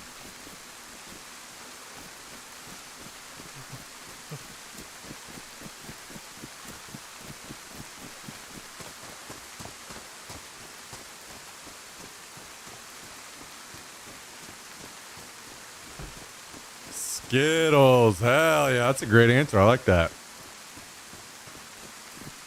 That was a good one.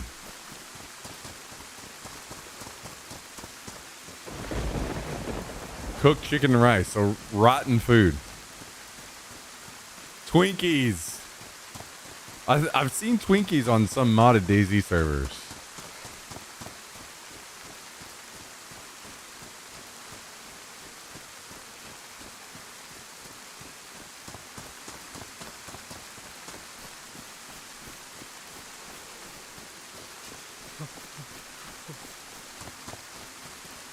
Ramen. So like packs of instant ramen. You can find those on Tarkov.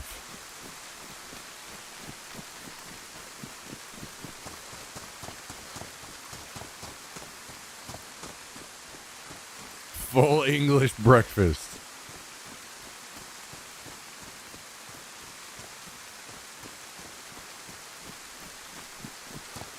Did somebody say Tarkov? I don't think so. Did anybody in chat say Tarkov?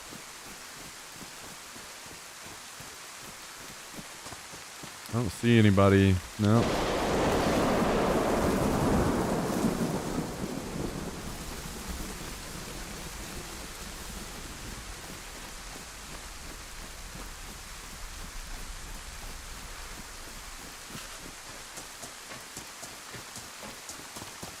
See the icebreaker stuff? No. Do they have the patch notes out? Actually, I lied. I saw somebody's tweet on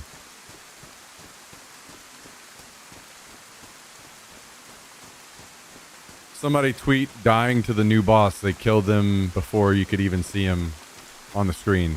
So that sounds super fun. Really cool feature.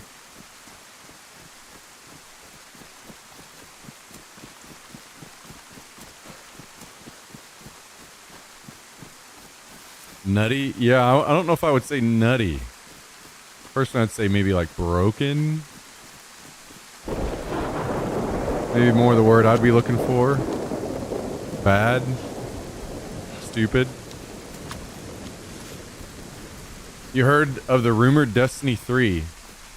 The only thing that I've seen on Destiny 3 is the reporting from very reputable reporting. The two biggest reporters in the space saying Destiny 3 isn't even being worked on. And it's not even being pitched in any way. So I would definitely be curious to hear if there's an update to that. That was something I was going to talk about.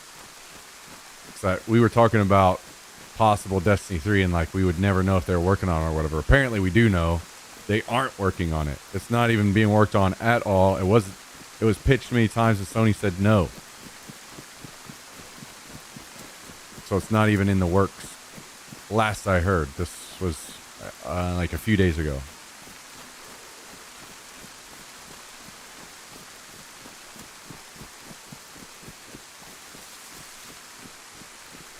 Adversity. Ah, yes. Hell yeah. Is that where we go back to the discussion of have I met every single person in the entire world? Is it possible that there's some person out there that could kill me without me ever seeing them, like through walls?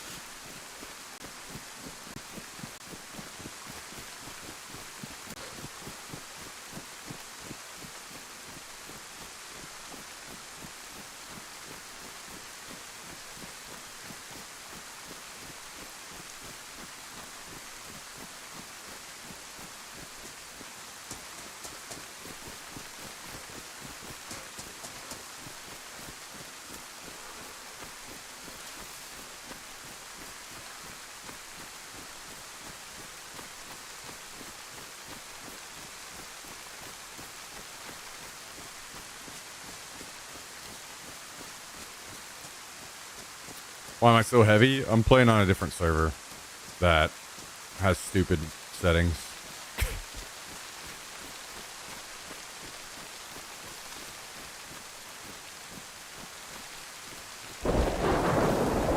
AKA vanilla settings. Or official type settings. Now you guys know why I was really complaining about the game when I first came back. I was playing on official a lot.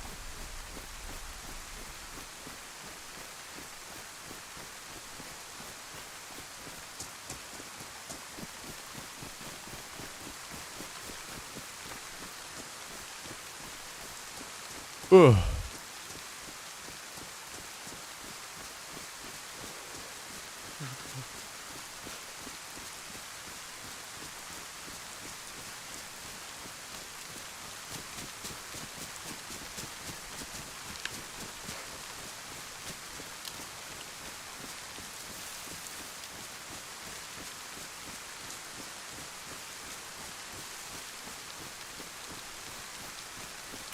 Do you ever play the experimental when they open it? Not anymore.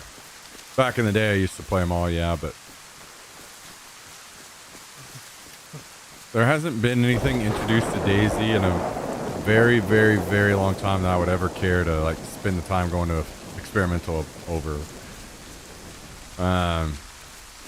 Maybe in the future something would change there. Like maybe they put out the new desert map on experimental, and I would be intrigued to try it. I doubt that happens, but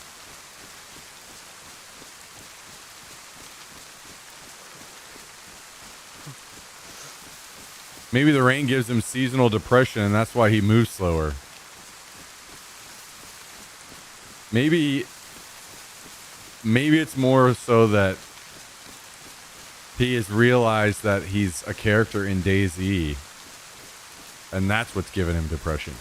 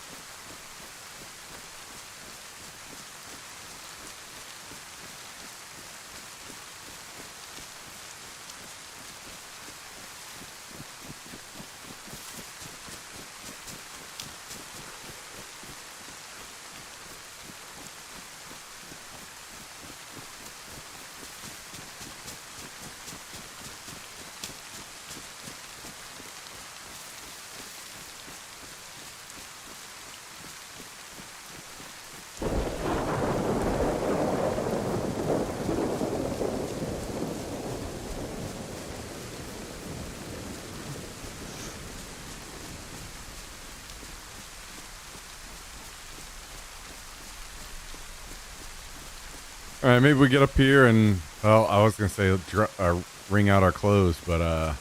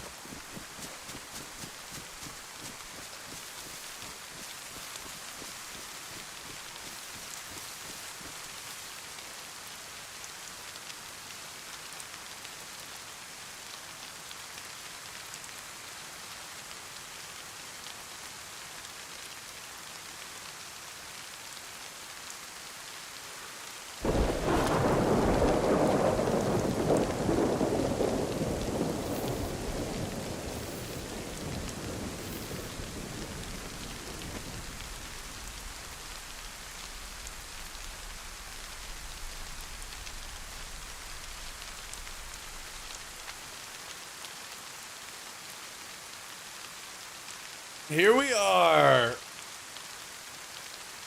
Enjoying the rain.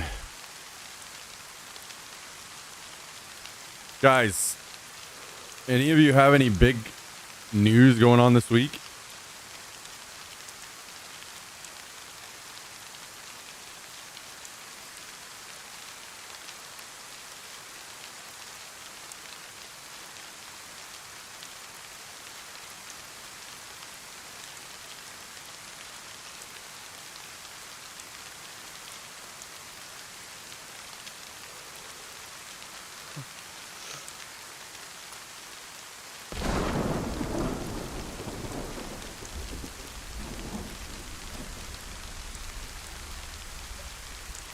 Or do we have anybody like Tristan who's told someone they know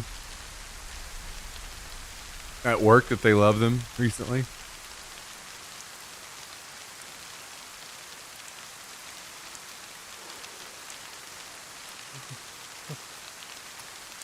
Zero news.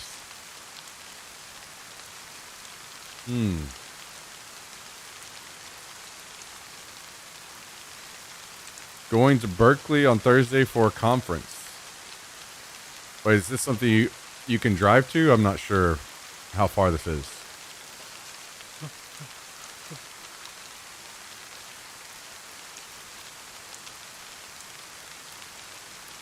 Hang on, I'm going to check and see if there's any new snack news we need to know about.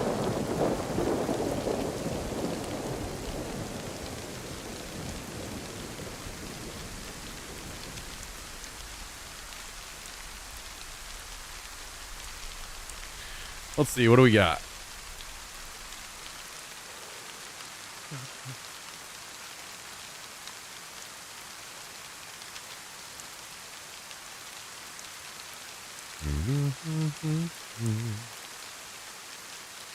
Doritos is launching a $250,000 contest to build famous U.S. landmarks out of its chips. The contest website includes a chip calculator that estimates how many bags builders need for their creations.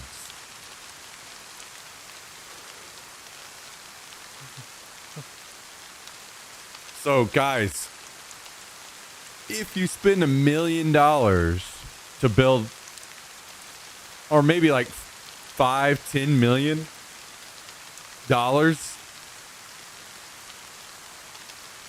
to make Mount Rushmore out of Doritos, you could win $250,000.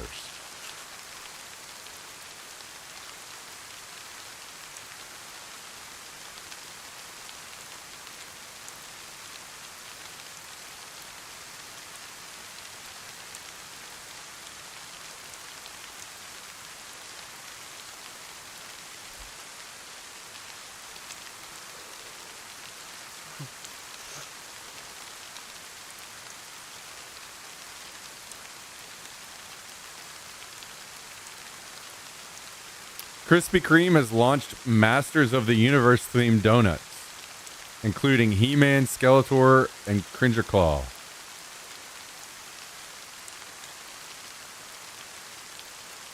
If you grind them up and make a cement, does that still count? Probably.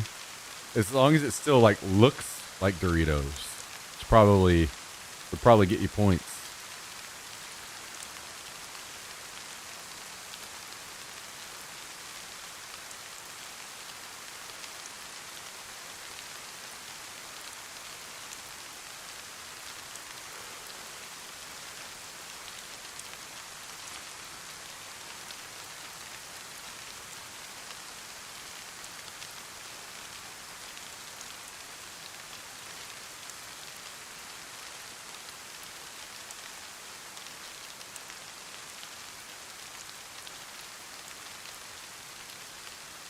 All right, I feel like I'm maybe running low. I'm not seeing any more news.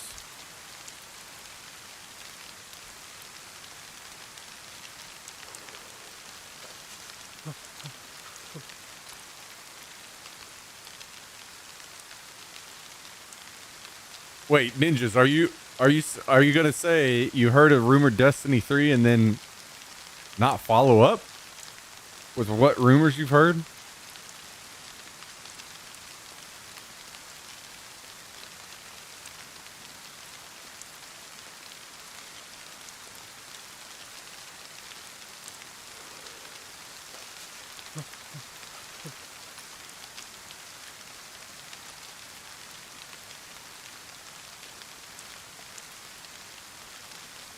Chipotle is now testing crispy chicken as a protein at select locations.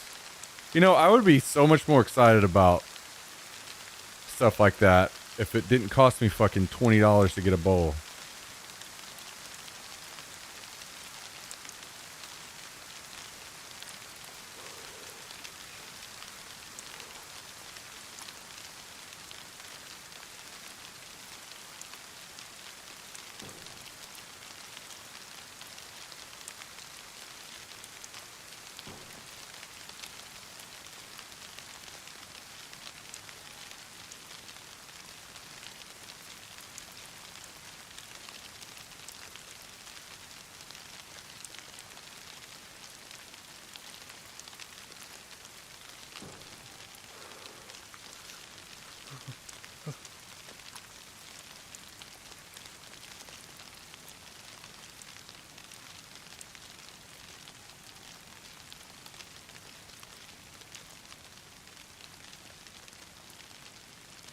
Or there was a petition being made to Sony to make Destiny 3 and it got like 200k signatures or some shit like that.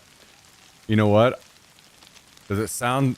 Do I sound stupid saying that I would not sign a petition to make Destiny 3?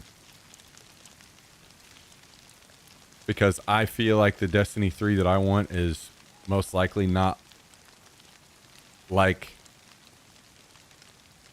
the 200k people that signed that.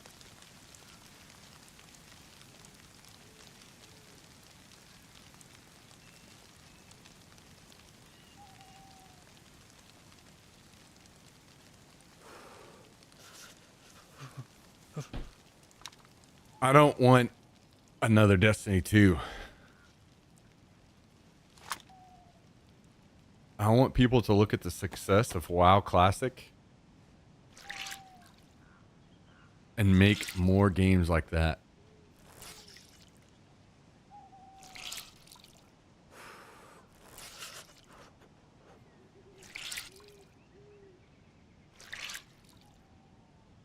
I like the journey of going from a peasant little bitch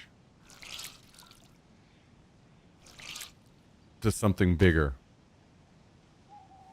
But I also don't like when you get to the point where you're snapping fingers and destroying universes, basically. That just feels stupid.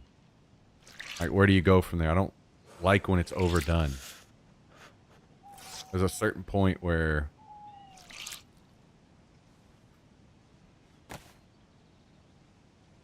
And I don't exactly have an answer to that myself. I'd have to spend some time thinking on it. What I think a solution could be, but... The journey of going from weak peasant in WoW to go, you know, into the point where you can raid. It's not even the raid that I'm after. It's that whole journey. That's the fun part. The leveling, the questing, the grind, the social experience.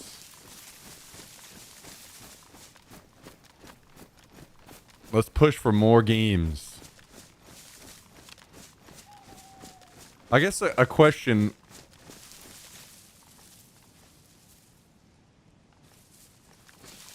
I would need to know. I'd have to talk to... True, exactly. That's what I want.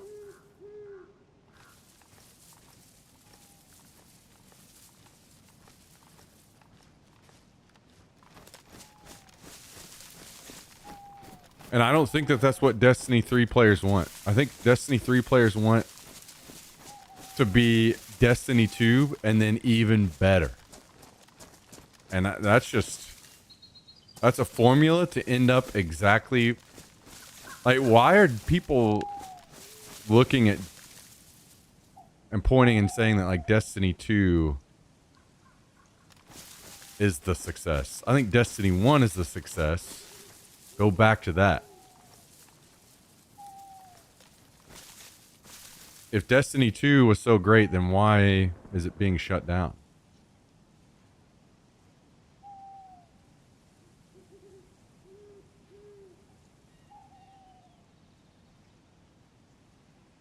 Is my point.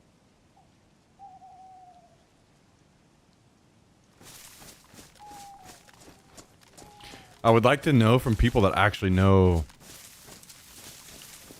server stuff very well. Like, how is it just like, is it completely impossible to get to a point where we have almost everybody that plays the game on the same server again, or close to it? Maybe just a very, very few servers. I just don't... I want giant servers where there's no shards.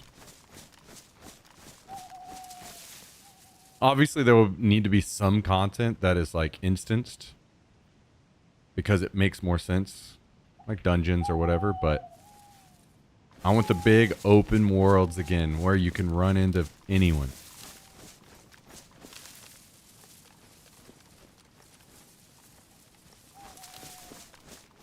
That's what we need, man.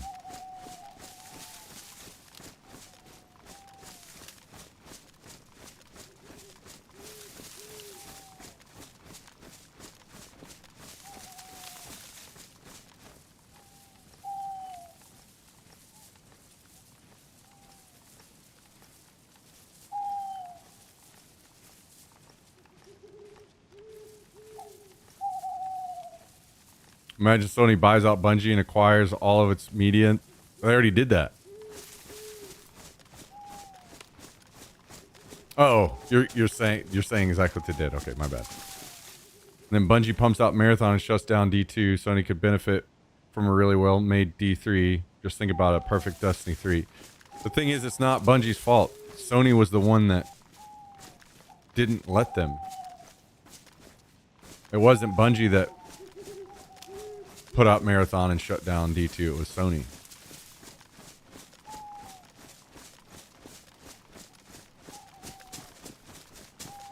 IT here. With today's hardware, internet, and tools, it can be possible, but depends on games, engine, etc. Newer games is possible, but they're still under development. Okay. I mean, I think that is completely fair, and I in my small gamer brain that doesn't understand the back end, I could totally see why, you know, especially with games that are simpler like graphically and things of that nature, it would be significantly easier to squeeze more people in on the server, right? But I would love that. I don't know how many of you guys are that way, but I have almost always been that way. Graphics are nice, but it's all about the gameplay to me. I would much rather. I mean, look at most people. Most people these days, what's one of the first things they do when they crank up a game? Set all the graphic settings to low for better performance, you know? I'm completely fine with cutting graphics for the sake of gameplay and getting more people onto the server.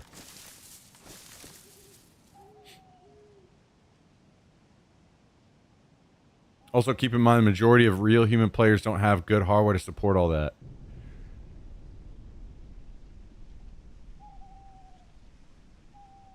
Do you have any experience with like original vanilla WoW? I asked this out of total ignorance, complete ignorance. I don't know. Were the limitations for people to get into vanilla WoW like a big deal where a lot of people didn't get to play because their computer wasn't good enough? And how do we feel about that? A genuine question, guys. Do you feel like it would be worth if a new game came out that could deliver on an MMO type experience or whatever that has everybody in the server, but the lower end PCs couldn't play it?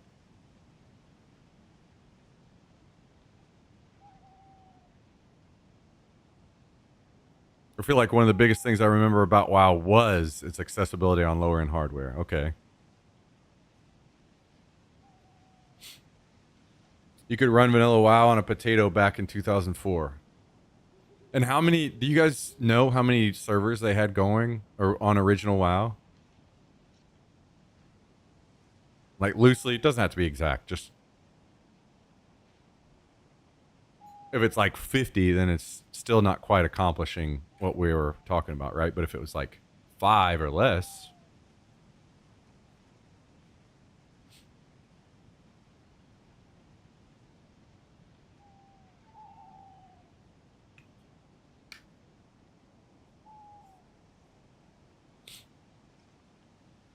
When Warcraft launched in November 2004, there were 89 official servers realms globally.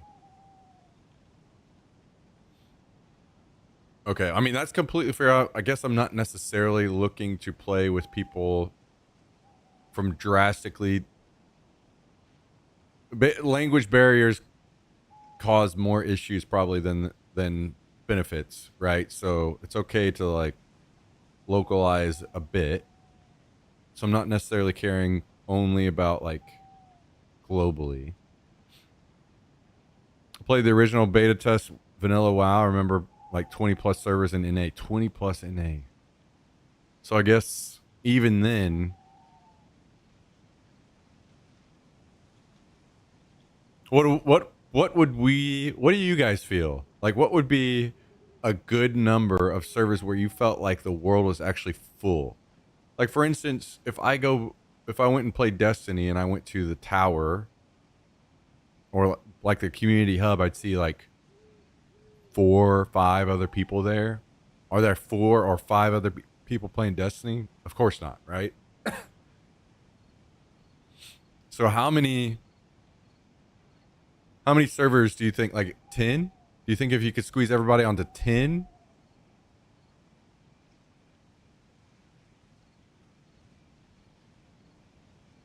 Servers had their own communities, those small servers especially. Yeah, they did, which is fine, but again, we're more like trying to capture the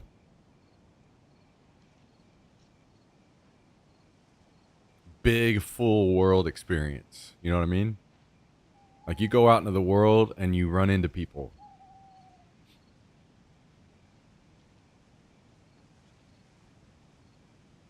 I need to watch, and I wonder if that information is out there. I think Jeff Kaplan talked a little bit about Titan, but I don't know if he talked details.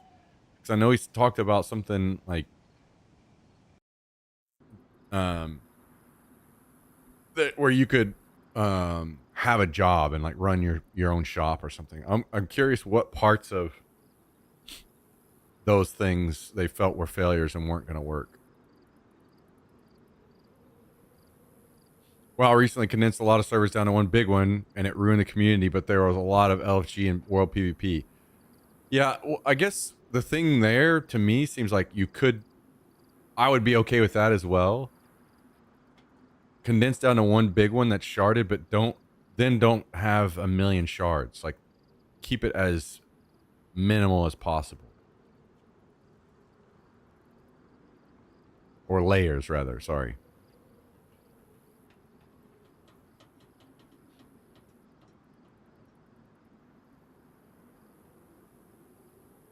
I don't know. How do you guys feel on layers versus servers?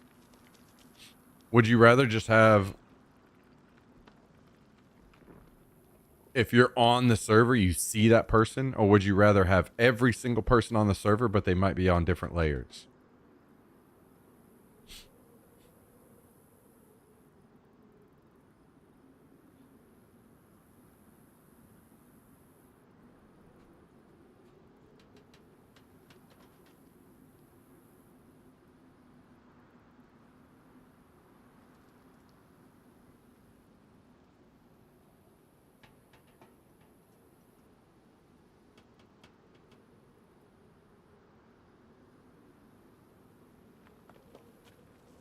I want to always see the people I see. I want to run into the dude that camps the bridge and always type shit for an MMO. Yeah.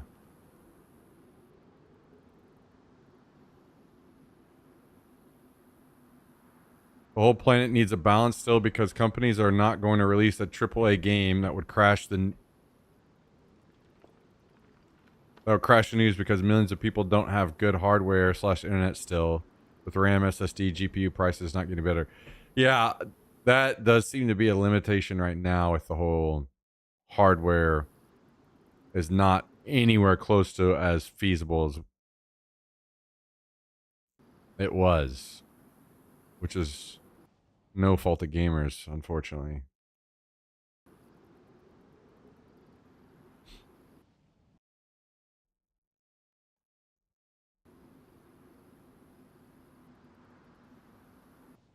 Fucking AI ruining gaming.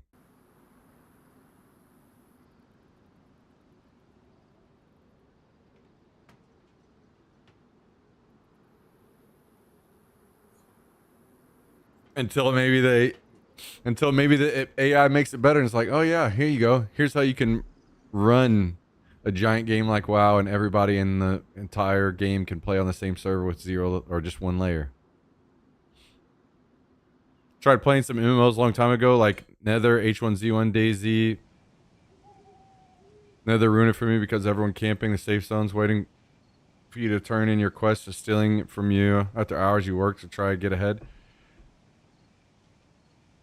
Yeah, I mean the thing is, like some of those, I would say are not MMOs in my opinion. H1Z1, DayZ. I don't think those. I don't remember Nether, but I would say that these are not MMOs personally. Hard for me to quantify what a full and living server would feel like. The best thing I can remember is early Ultima Online. Each shard server held like 3,500 players at most, but those worlds felt perfect. Every city had a couple people in them. I always ran into a few people in dungeons, but there were zero layers. So you liked it like that because fighting over respawns or stuff got a little too much otherwise. To me, an answer to that is a more diverse leveling experience. And maybe I'm wrong, but I don't feel like I've experienced that. Like, I feel like the experience in WoW, especially these days, the questing is extremely linear. So, you know, almost everybody's going to the same NPCs and killing the same, you know, enemies. Whereas if you had like 10 starting zones and everybody was questing through different areas, that would help a lot with that. But maybe I'm wrong.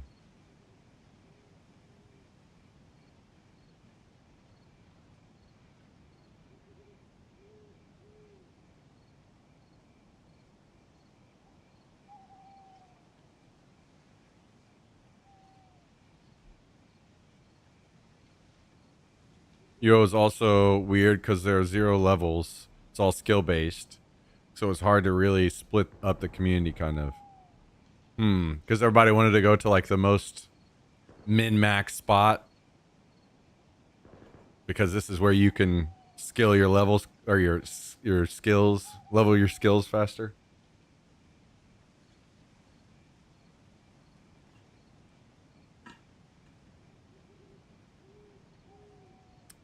I don't know. I feel the more I play, the more I feel like levels are good and time gated levels are even better. When we played Season of Discovery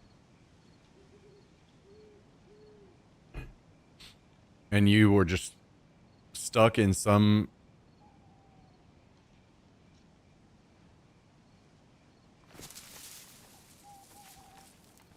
levels for a while.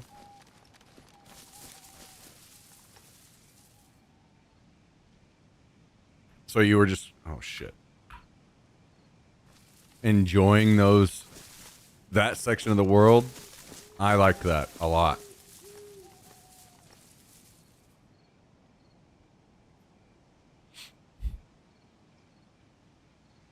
Yeah, well, not only that, you actually truly explored and saw, like, where it is now, everything is just so min-maxed in gaming that whenever you redo the, like, classic experience, everyone wants to just get to 60 as fast as they can, right?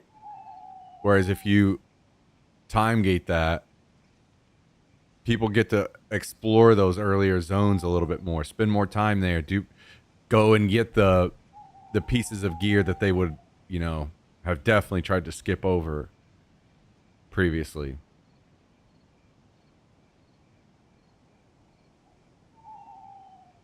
You ever think about playing other maps? Yeah, I do from time to time. It's more so that I play for the game for the settings, the servers that have good settings, rather than anything else. I'm gonna get some more water, guys. Give me just a second.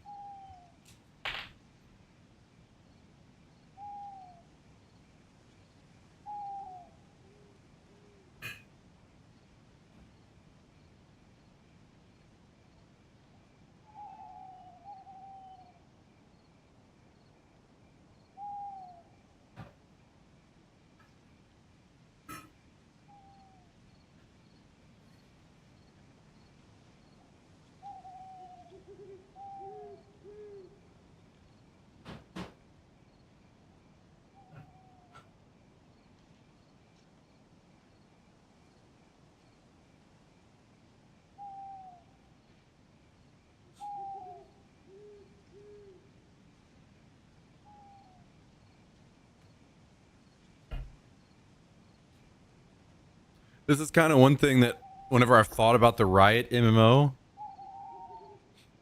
I've thought that, I mean, we'll see, but I've thought that this is an opportunity for them where they could, I don't think they're going to do that, like force everybody on the same server, but they could make the leveling experience less linear in a way that might be enjoyable. Because, for instance, we'll see what they do, but I imagine that they won't do like a Horde versus Alliance type thing. They'll probably have most people on the same side fighting against the bad guys. So it will probably be everyone's going to be on the same side, I would guess. And maybe that will be the best. Maybe that will be the best solution. I really enjoyed the whole Horde versus Alliance thing and that what came from that back in the day. But what we may see with the Riot MMO is kind of like take WoW, put everybody on the same team, but then split everybody up into their starter zones based on race or whatever. So, but then maybe it would be a little bit more diverse than that even. And then have more starter zones. Like every race, like there's only like a few starter zones. Make it more diverse so it's not quite as linear. That could be end up being like kind of the answer to that. A huge MMO/PvP would be an identical Earth map where players can choose where to spawn, create a living, persistent world shaped entirely by player interaction or player actions. Each region offers unique strategic advantages, resources, climates, political dynamics. From the moment a player spawns, they must survive, expand, and compete for global dominance. Yeah. My only issue with to me I don't for the MMO I'm looking for personally,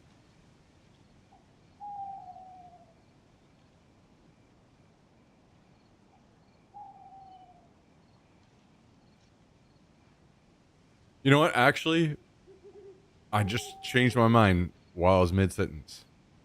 I was gonna say, like, one of my issues with what WoW has become retail that makes me not want to play it anymore is it just feels, the whole world feels instanced. The whole experience feels instanced because you just hop on your flying mount, you fly to where you're supposed to do something, you do the thing, you hop on your flying mount, fly to the turn in. Like there's no sense of like traveling and exploring and seeing the world really in the old way. And I was like,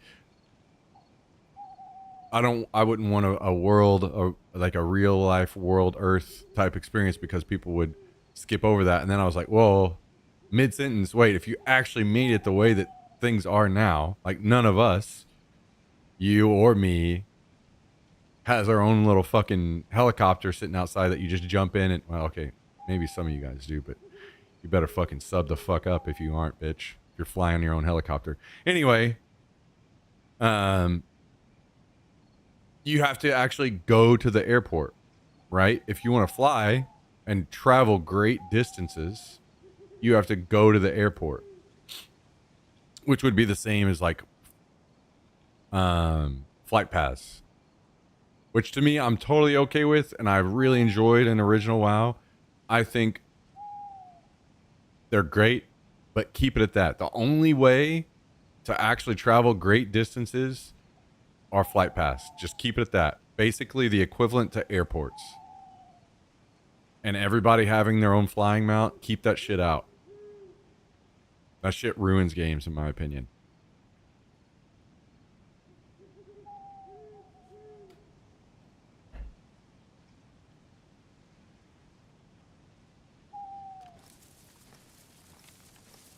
All right. I'm going to head further in toward the airfield. We can continue to discuss.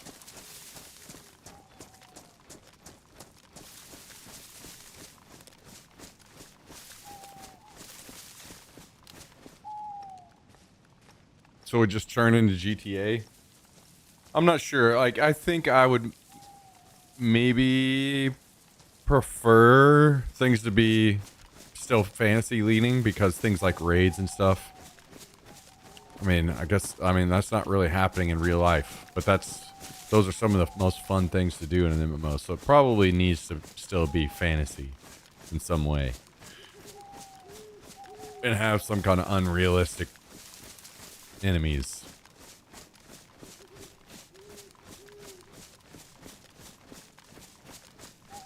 Like, for instance, if we all, we had 1,000 people jet off to some planet out in, in some other galaxy or whatever. We all landed and there's this giant fucking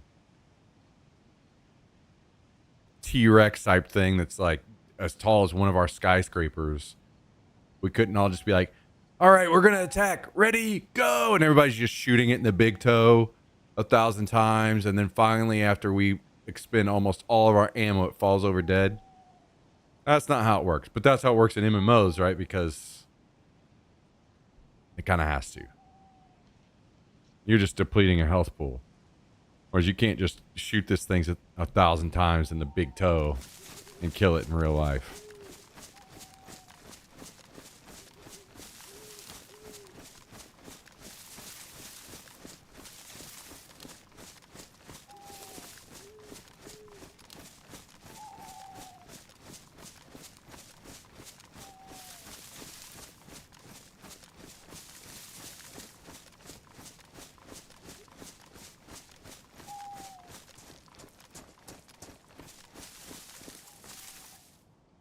Well, it's an alien, so big toes could be its weakness. It's always Tristan, dude.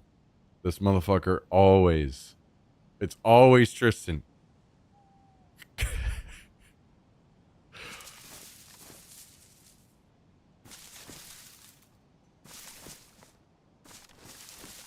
Yo, take it easy, Cage. We'll see you later.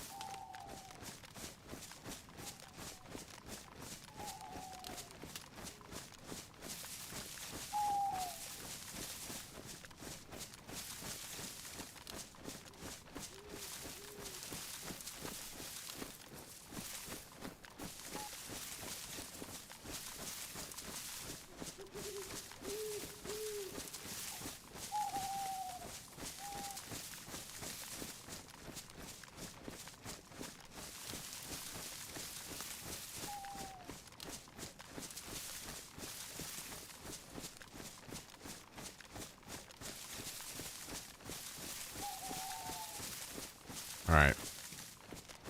I'll be honest, I'm not sure how the nighttime plays out on this server. Do people actually go in and loot the tents and stuff? Or does everyone just log out?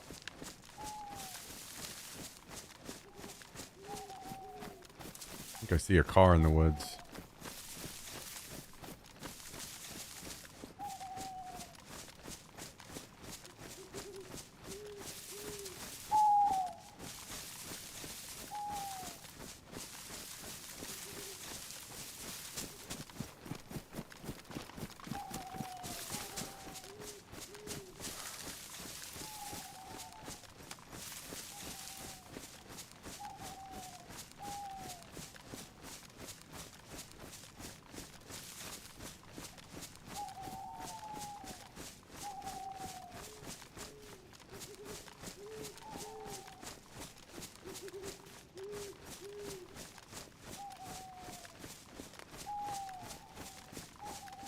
There is a car. It looks like it's been... I'm blind? Oh. I'd be scared to walk.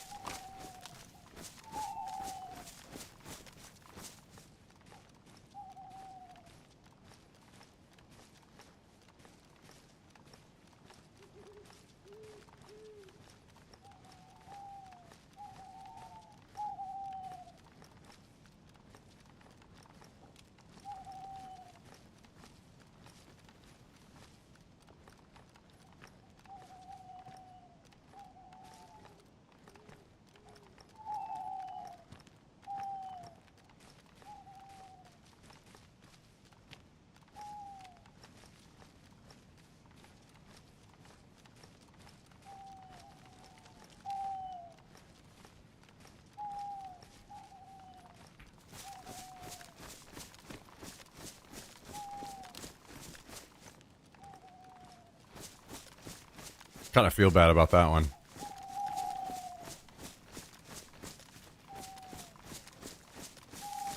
They were talking in game, so they very clearly had just met up in game. Which I feel bad for, like, kind of shitting on that experience. But one had seen me and was about to try to kill me, so...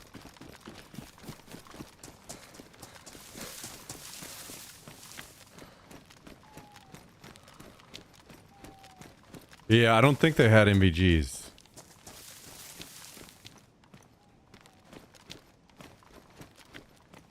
But they may be playing with some fucking crazy ass NVIDIA filters or something so they can just see in the dark, no problem. Some people do that shit.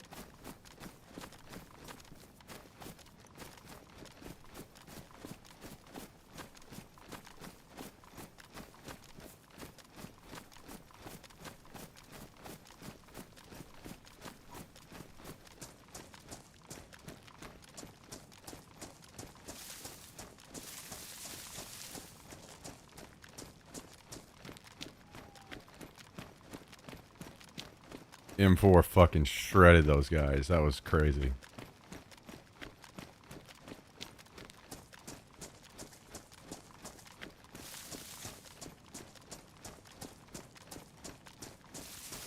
Alright, let's go back over here. I'm gonna pack this mag.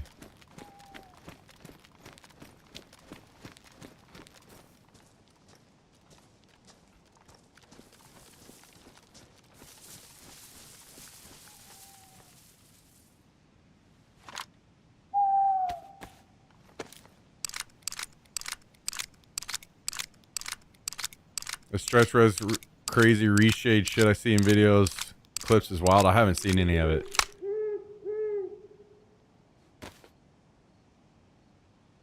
Trying to not make myself even more sad.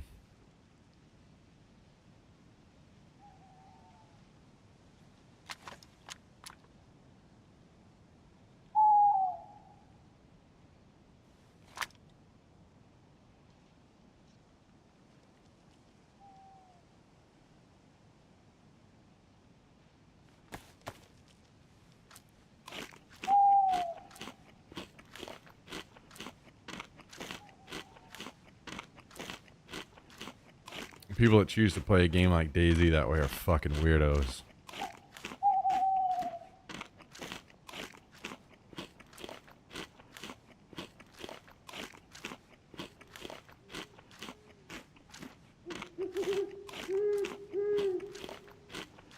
No group limit? Yeah. Honestly, I think the trio DayZ servers are almost like the way the game was meant to be played. Those servers just feel fucking great.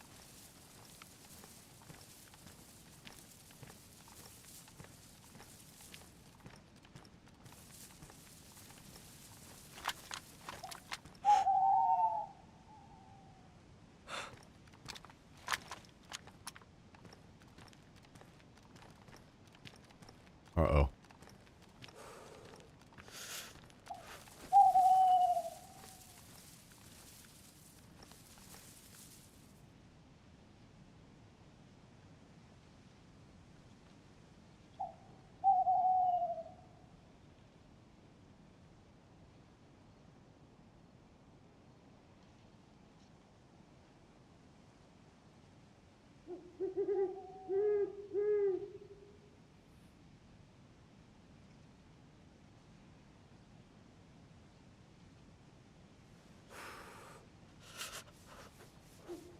I think it might have missed the theme of the USSR part.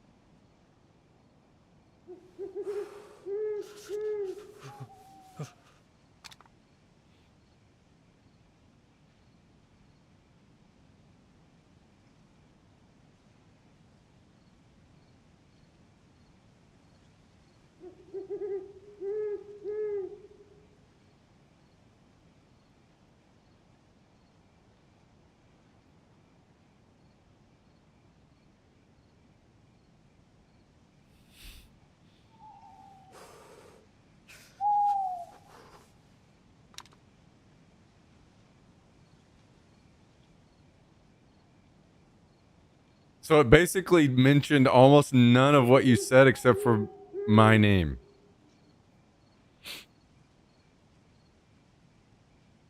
I I don't I don't know how these things are supposed to be prompted.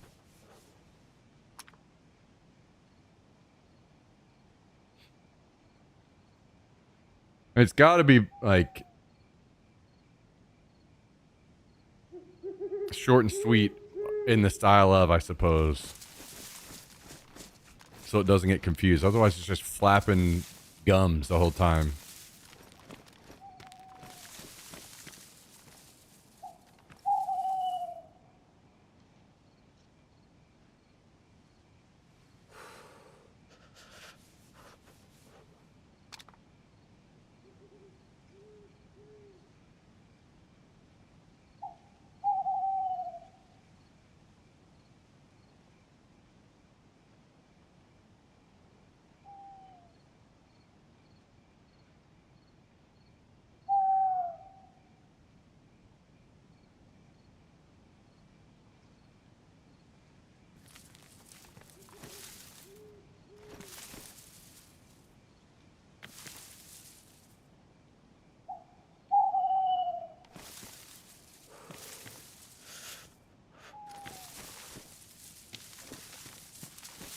Who knows, man?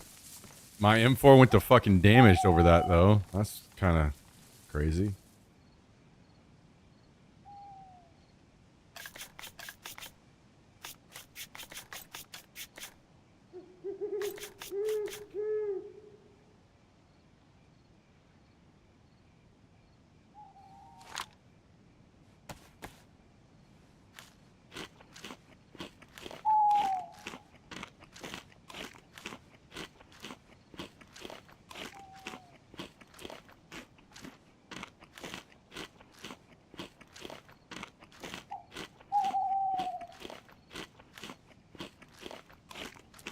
I might need to go back over there and look and see. I can't remember if one of those guys had a weapon cleaning kit or not. This M4 is gonna fucking shred itself to pieces.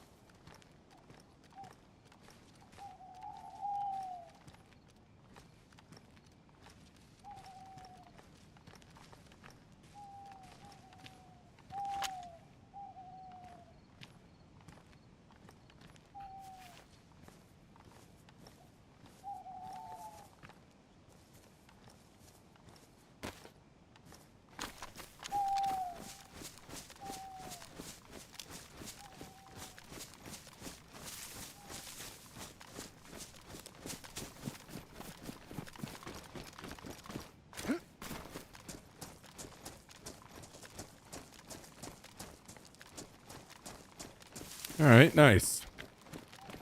Yo, what's up, Drizzle? How you doing?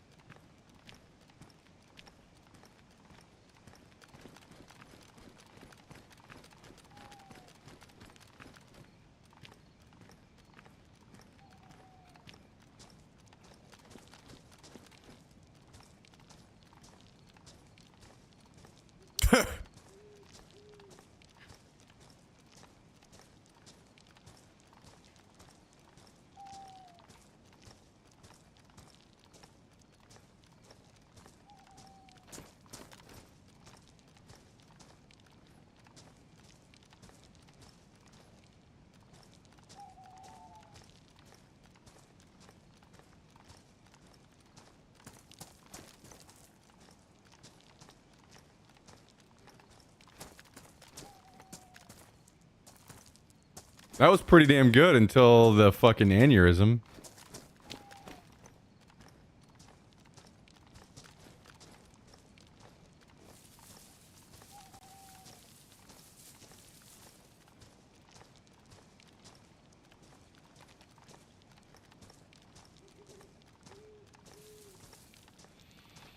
I've been sticking around to see if there would be anyone else that heard the suppressed shots come searching, but haven't seen anything yet. Maybe we go look over the tents. We also got another bottle suppressor. So there's less tape, I think. Less tape spawns on this server. But the bottle suppressors, when you do make them, last longer, like 2 or 3 shots. Back to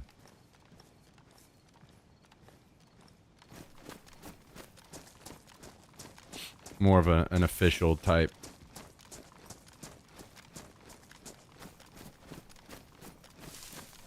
setting.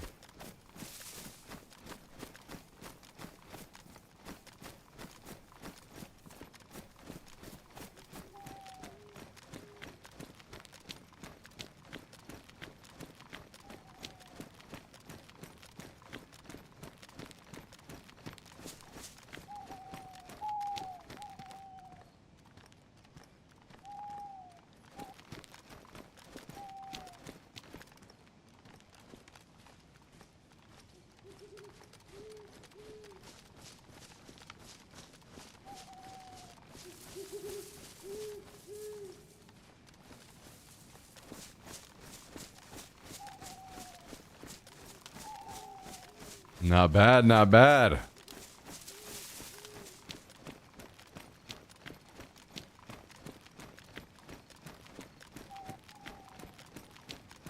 I'm not gonna lie, I'm kind of disappointed because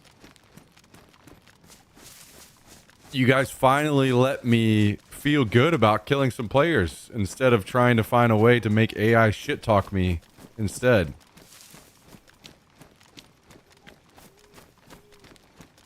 This must be what it feels like to be a different streamer whenever your chat actually gasses you up.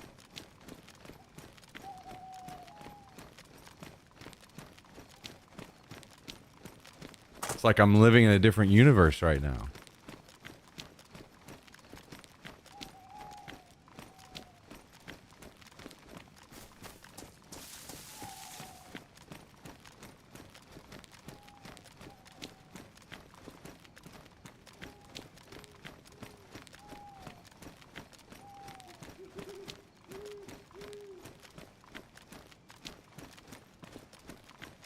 Oh, there it is. Back to normal.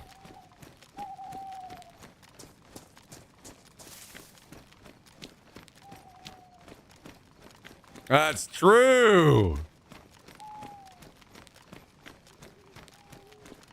True. Wow. AI really gets me.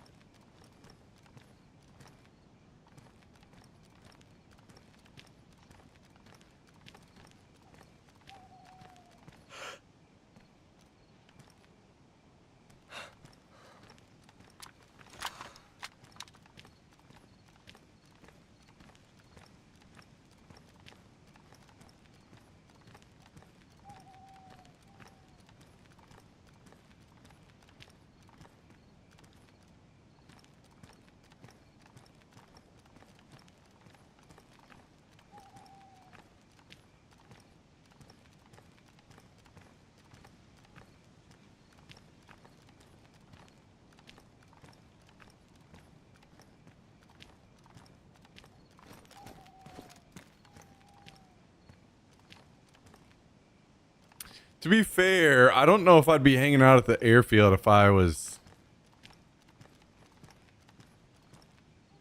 trying to make friends in direct comms. You know? Seems like a bad spot to be doing that.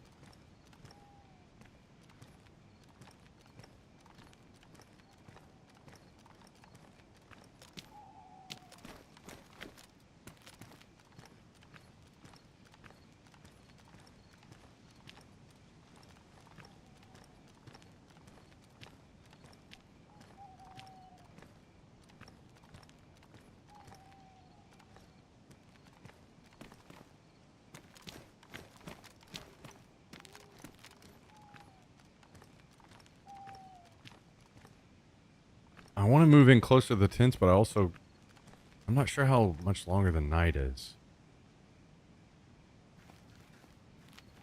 Like, it looks like it's starting to get a little daylight. Maybe we just hang back until things brighten up a bit.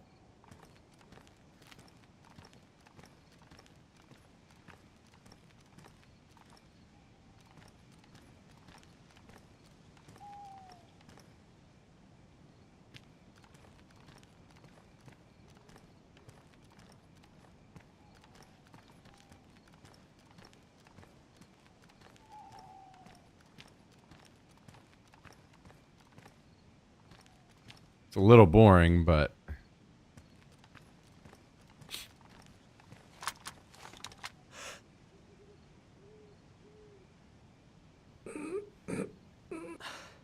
I made friends with those tents. Just walked up to the guy and said, "Hey, I decided not to shoot. He's a cool guy." I mean, I have as well, for sure, many times. But then to continue to hang around the tents.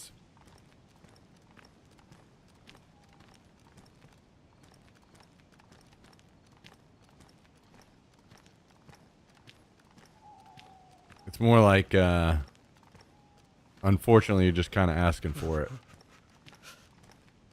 Now, also, I saw those guys before I heard them talk, so it's not like that's what gave them away, but...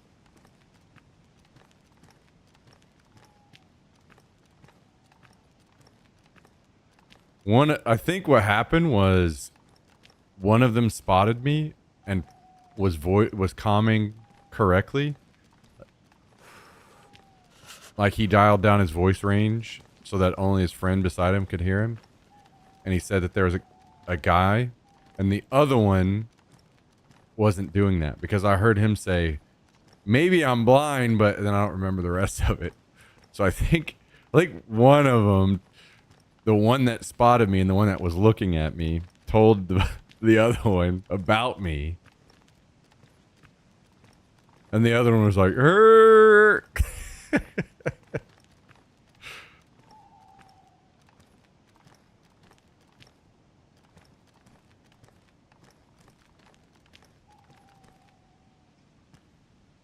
Oh yeah, we're getting daylight quick.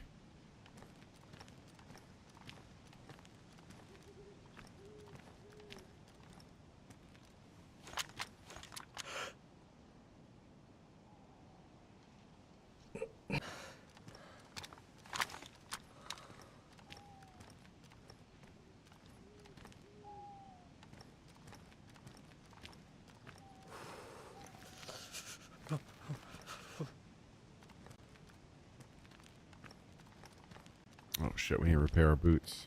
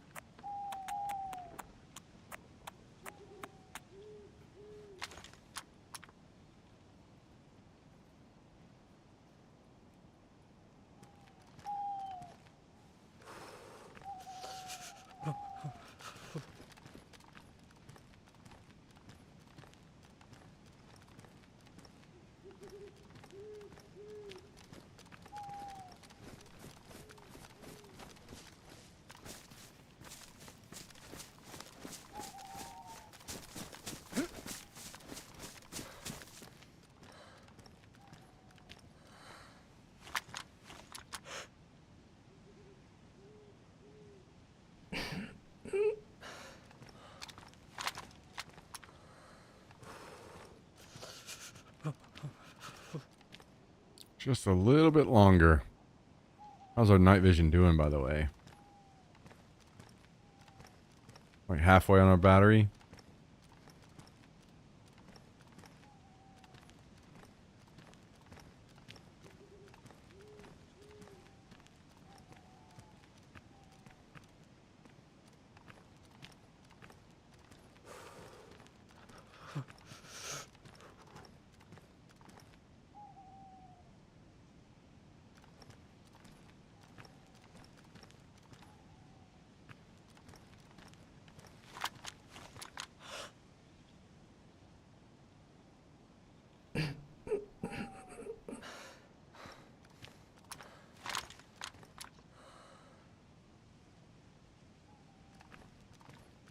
M4 is a scary, scary gun. I'm glad we got one.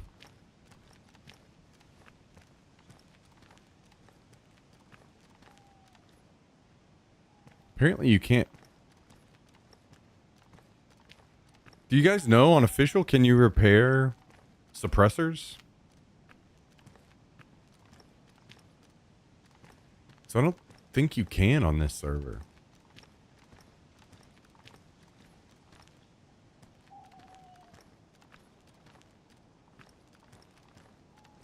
And I've played so long in the other one, I can't remember.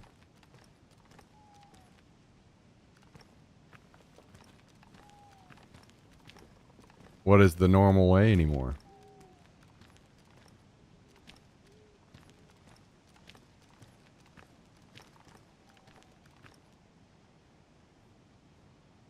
I mean, maybe it's a way to balance suppressors so they're not just running wild around the server. Which is completely fine. I get it. I don't think it's necessarily bad. We will just need to try to keep our eyes peeled and see if we can kill another guy with a suppressor. Have a backup.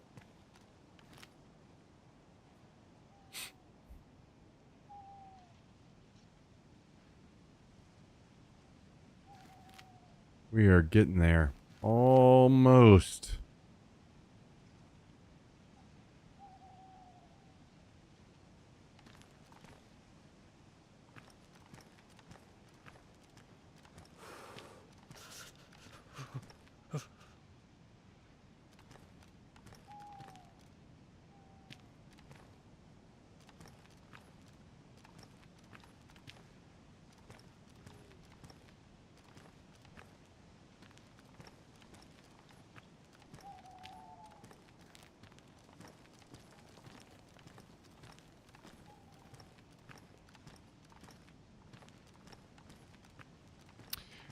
Either way, thank you for the song earlier, Doms. I appreciate that, dude.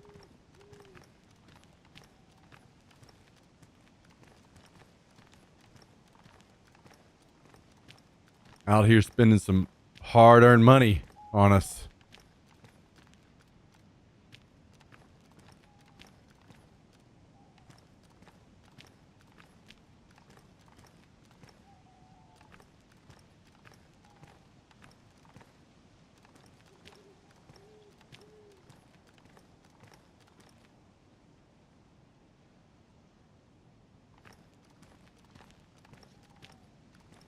All right, where are we at now?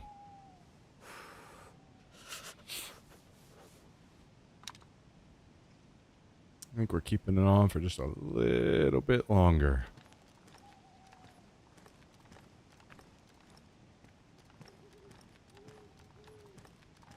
Man, if you were running around in a ghillie on this server,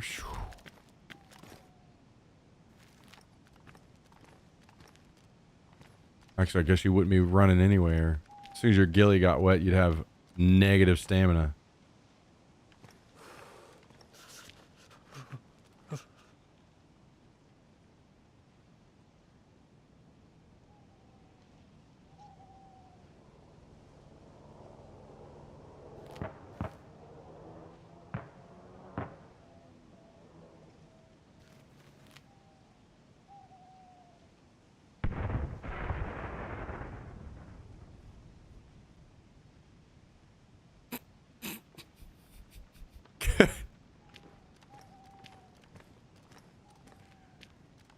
True.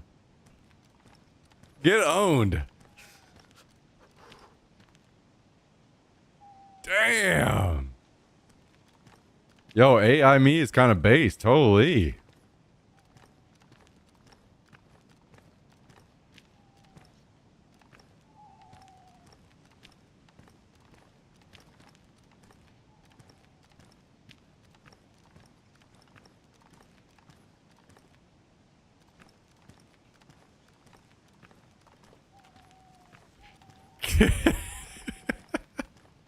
I'm guessing.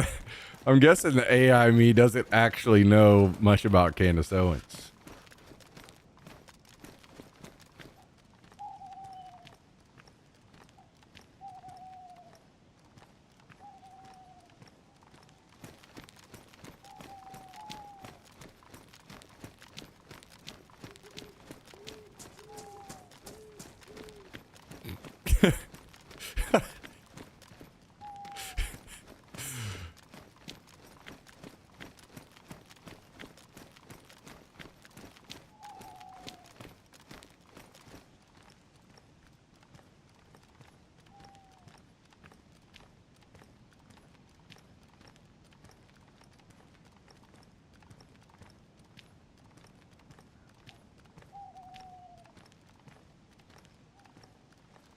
I just need a chopper to crash out here in front of me so I can snipe over it. That'd be beautiful.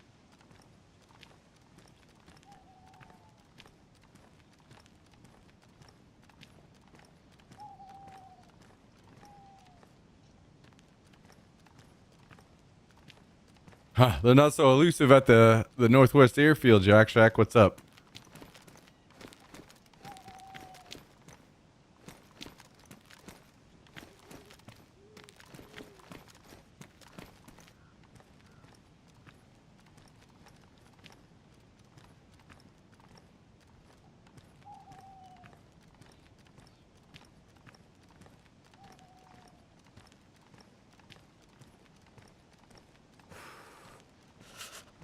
This is their home up here.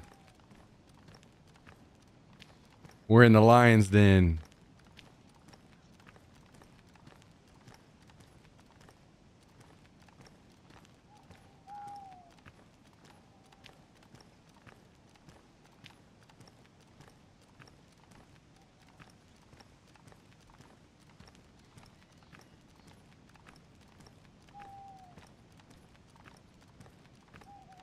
All right, let's take a peek over toward those bodies again. See if anybody's wandered around over there.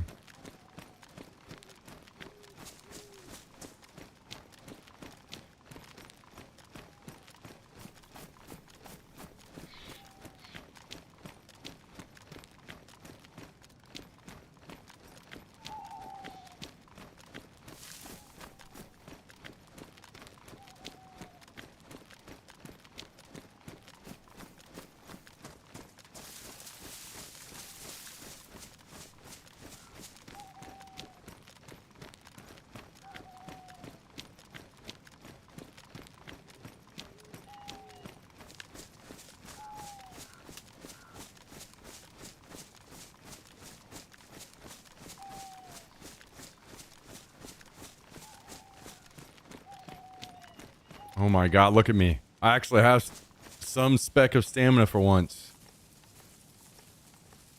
I can't believe it.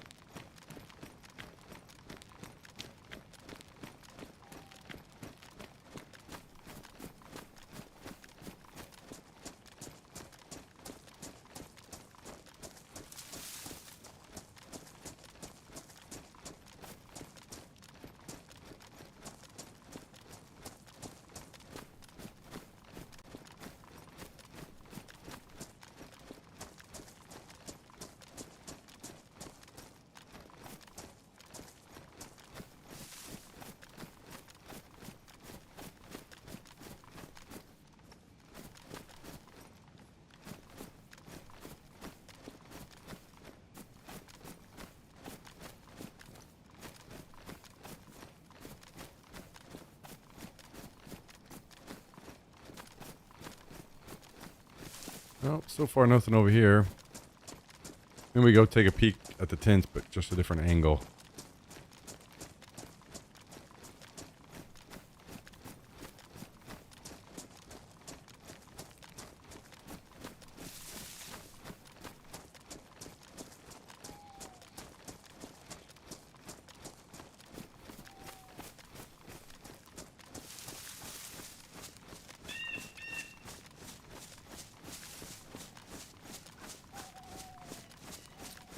This is one of those servers you got to be very careful on.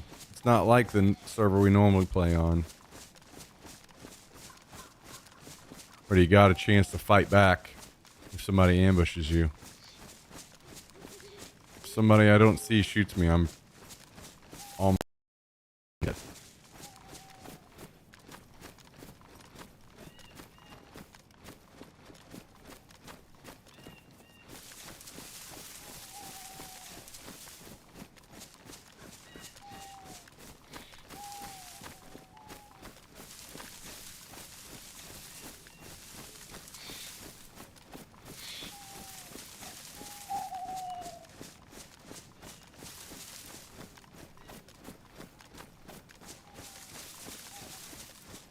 How's it going, Steez?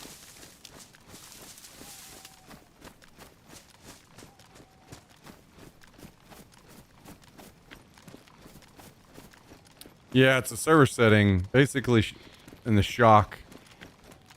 Like, on this server, if we get shot, even though we're wearing a plate carrier, if we get shot by, like, a sniper, we get knocked out. If, you know, even if they don't hit us in the head, we're knocked at least.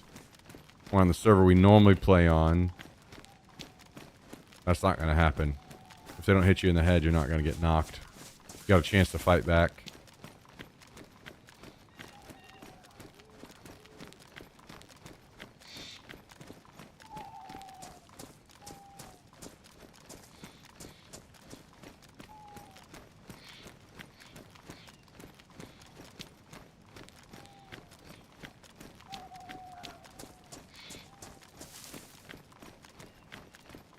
So you really got to play slow.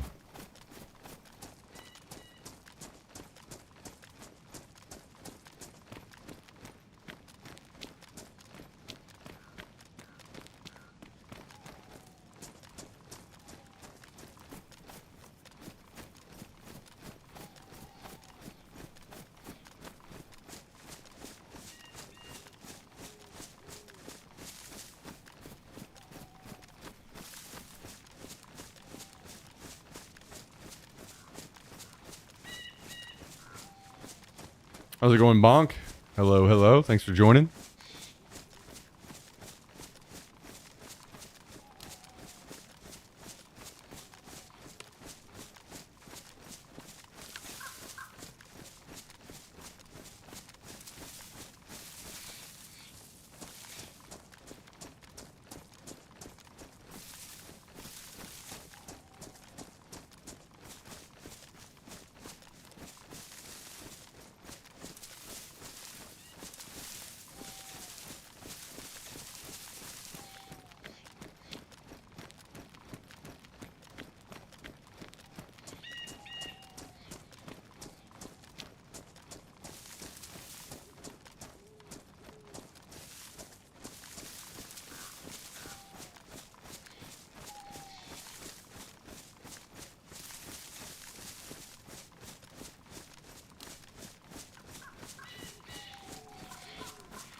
All right, let's move over here and I'm gonna get on top of these hangars.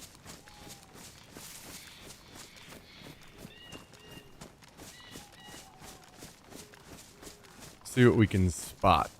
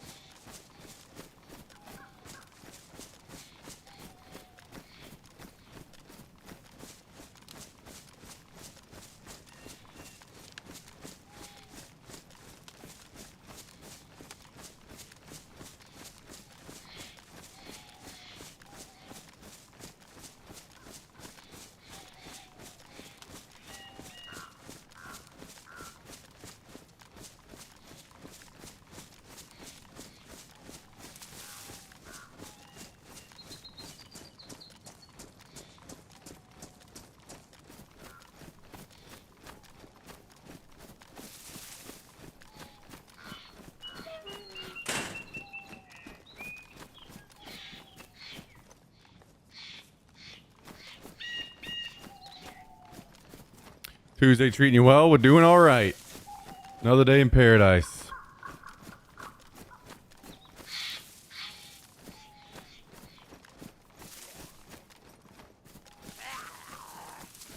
How about you?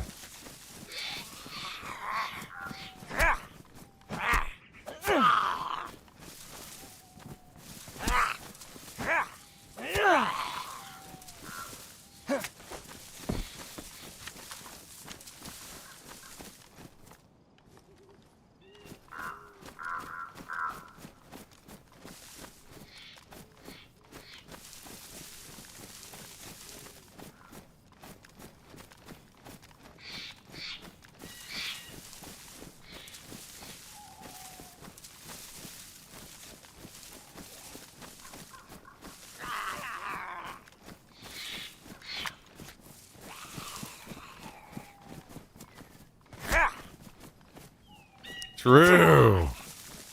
Very true. Every word.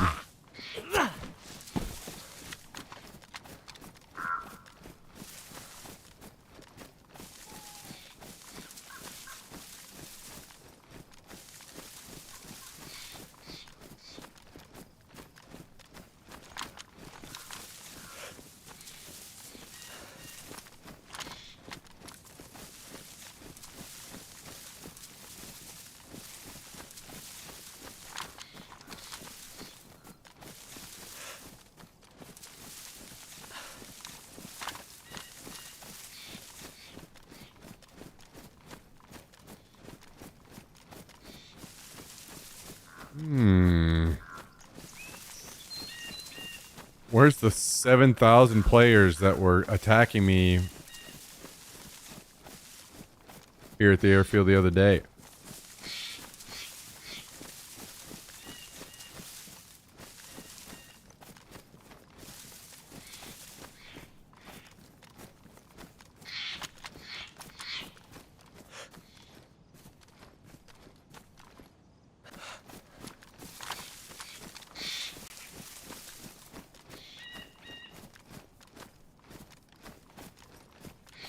True.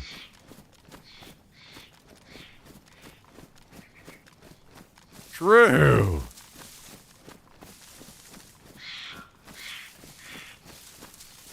Yeah, I don't know why Goblin has become such a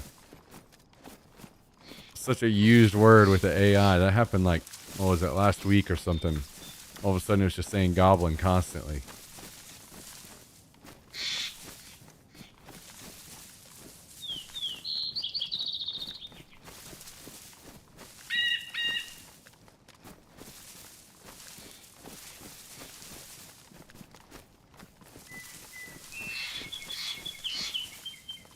Man, it has been quiet, huh? Quiet, quiet, quiet.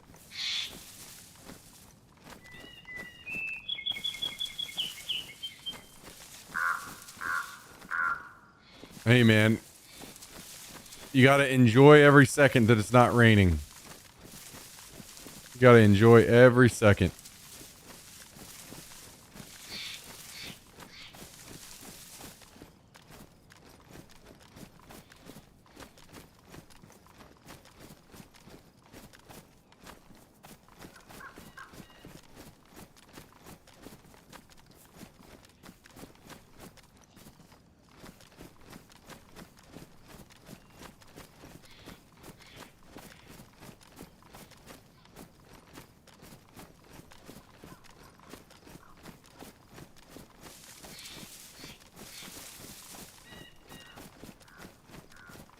Man, I need a heat map of this server. Where's everyone playing at?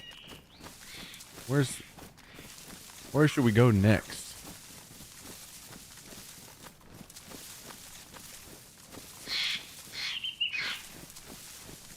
Do we go back up to like the hunting cabins?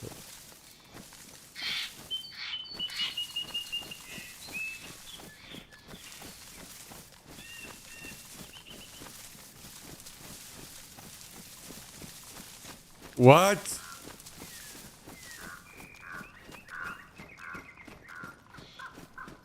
No!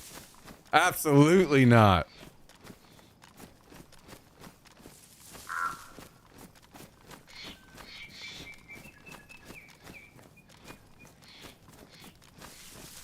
Well, you know what? I guess Tristan assuming his normal rightful place of being killed.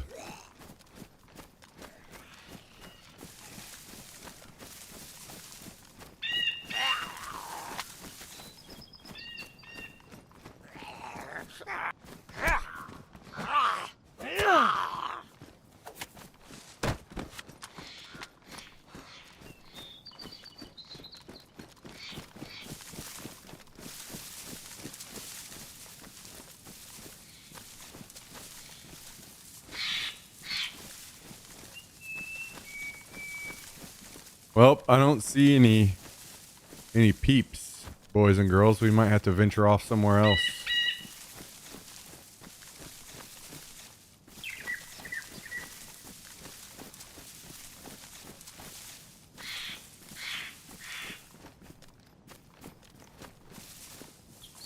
Should be prime time.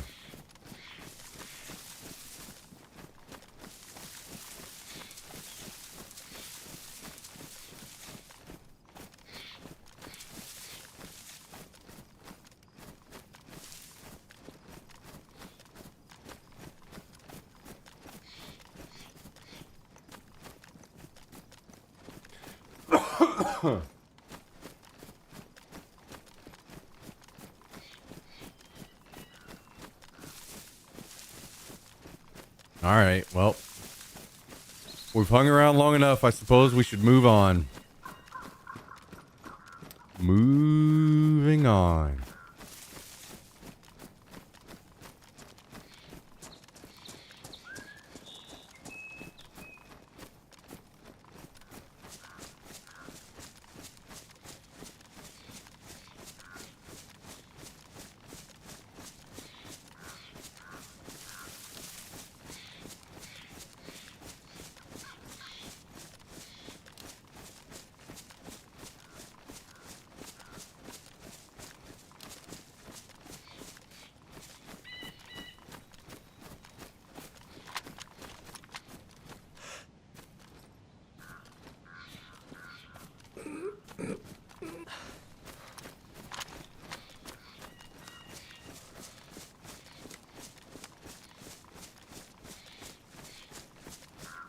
Is maybe VMC is the other hotspot that we should keep in mind.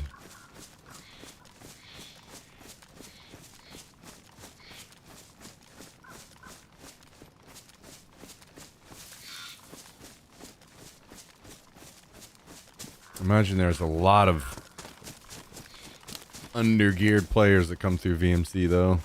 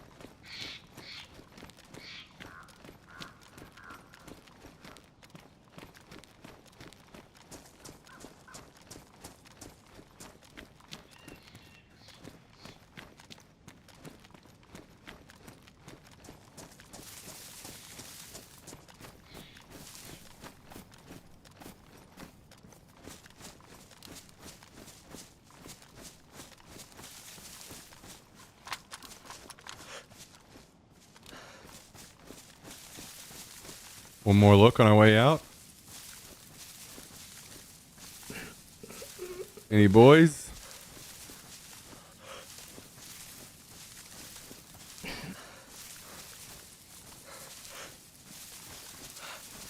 I don't see any boys.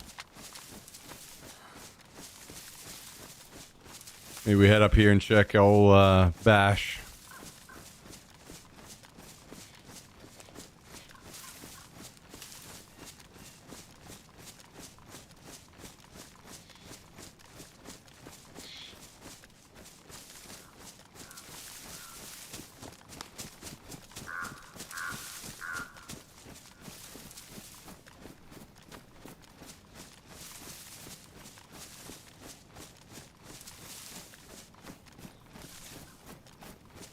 No. No. Absolutely not. That is not even close to true. See, this is how we know AI hasn't made it yet.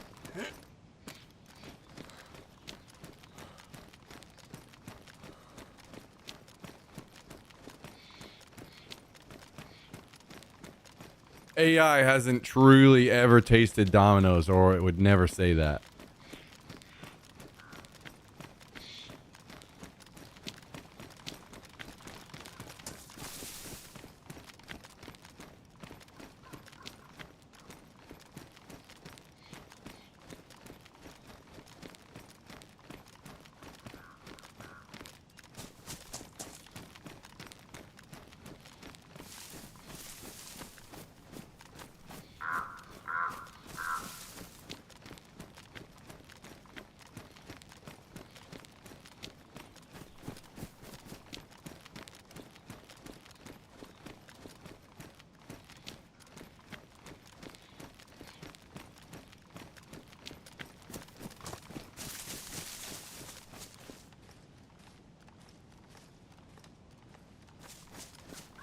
Why did it say Domino's is the reliable L?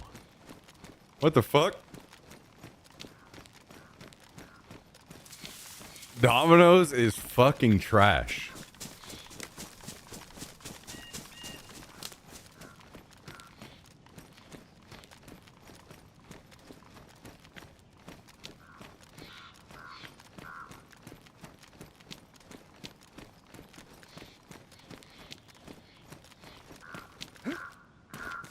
It's like somebody was like, let's see if we can make a chain out of the shittiest pizza that we can make and convince a bunch of people to buy it.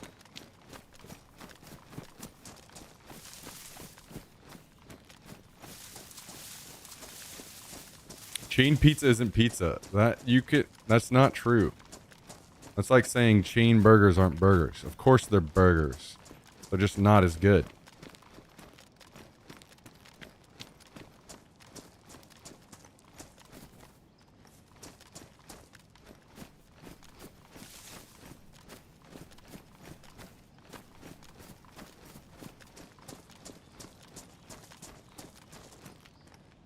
Chain pizza isn't good pizza. Okay, fair. That's something that could be debated.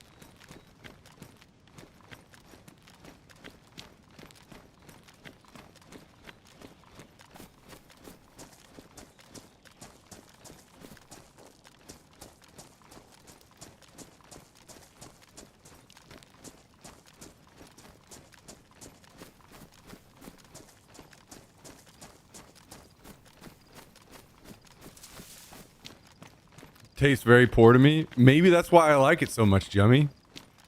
Maybe it really resonates with me and who I am.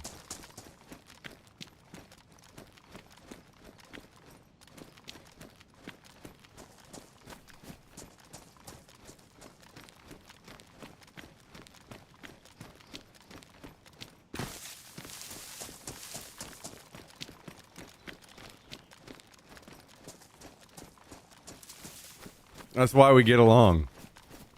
Same reason I told you guys I can't date or go on dates with rich girls. Like I can't be with a rich girl. It's just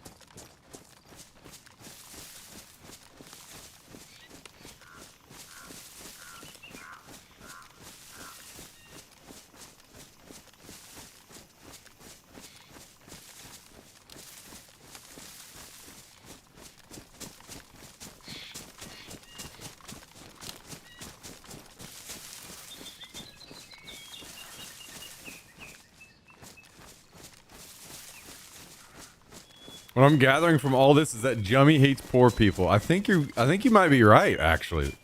There's a lot of stuff starting to make sense all of a sudden.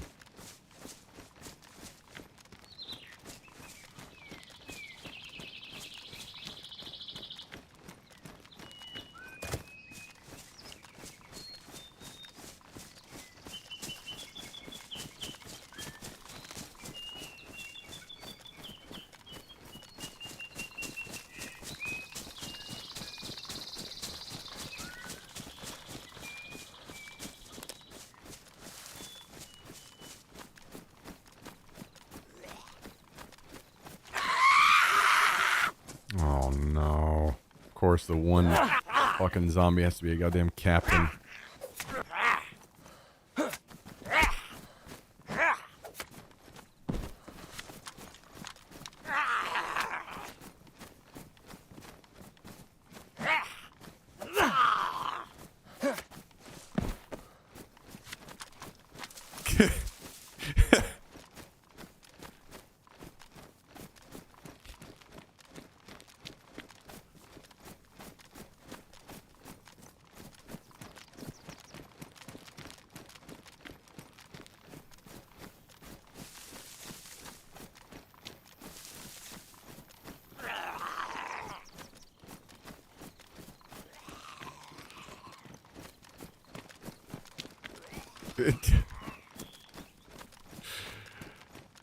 Oh, goblins.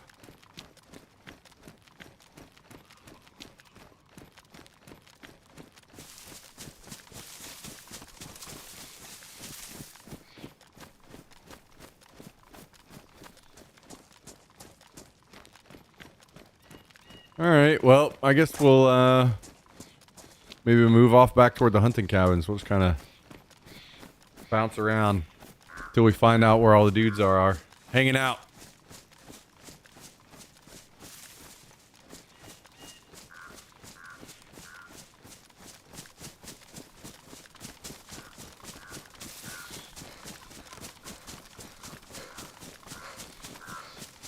Foul weather south of you might be going up your way. Makes sense. It's been raining fucking every day or every other day for fucking weeks now, feels like. Getting real sick of this shit.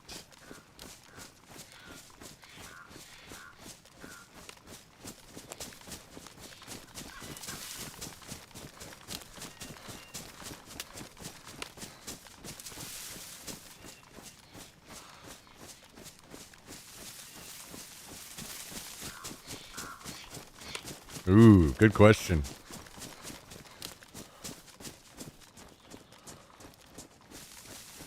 No, it's not.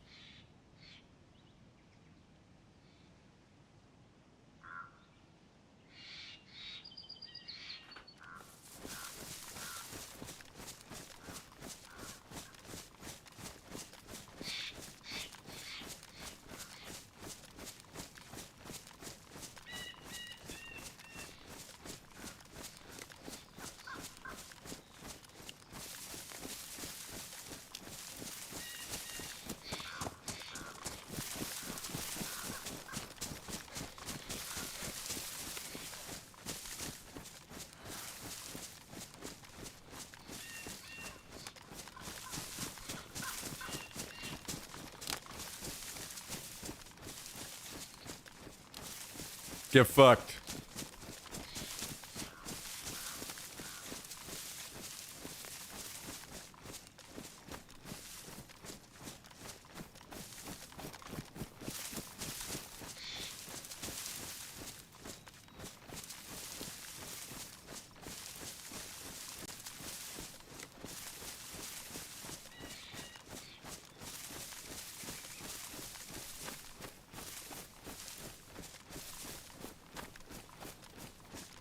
I did hear the Pizza Hut CEO decided to go back to the old school Pizza Huts with booths and servers like the old days.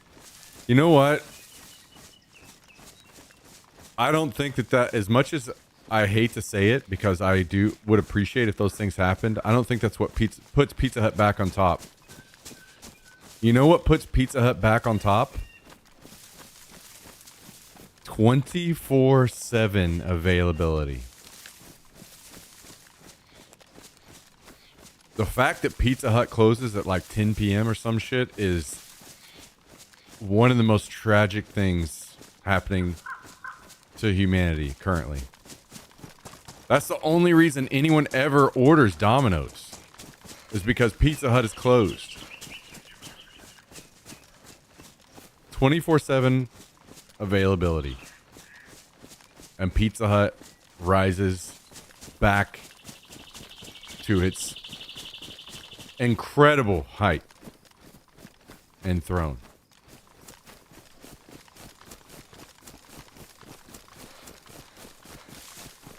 The thing is, that's just not how things are going. People aren't moving more towards trying to go sit down and eat. They're moving away from that shit. As much as I hate to say it.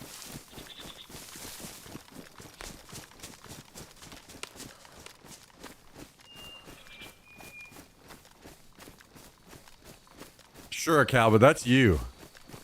And me.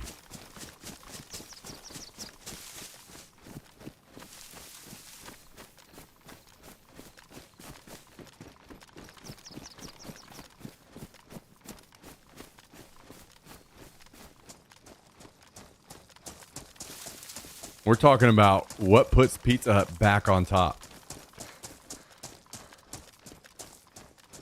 Very few even know how good the Pizza Hut pasta was.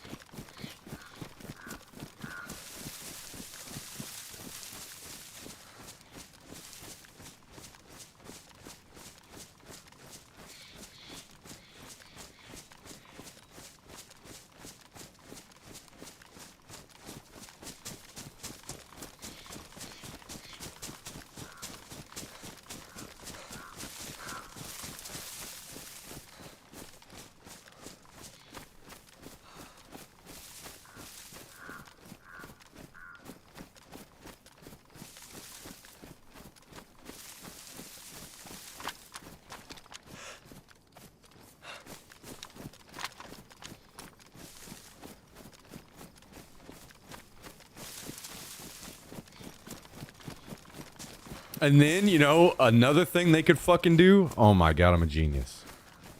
Fuck. I need to be Pizza Hut CEO immediately.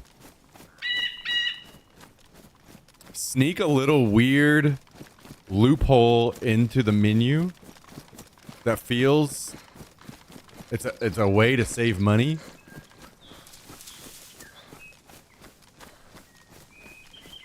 And they're not losing money for it. They're actually still getting money. And then basically make it so Pizza Hut goes viral with all the TikTokers because of this secret loophole they thought that they found. And how to get Pizza Hut. And then boom. Overnight. Fucking empire all over again.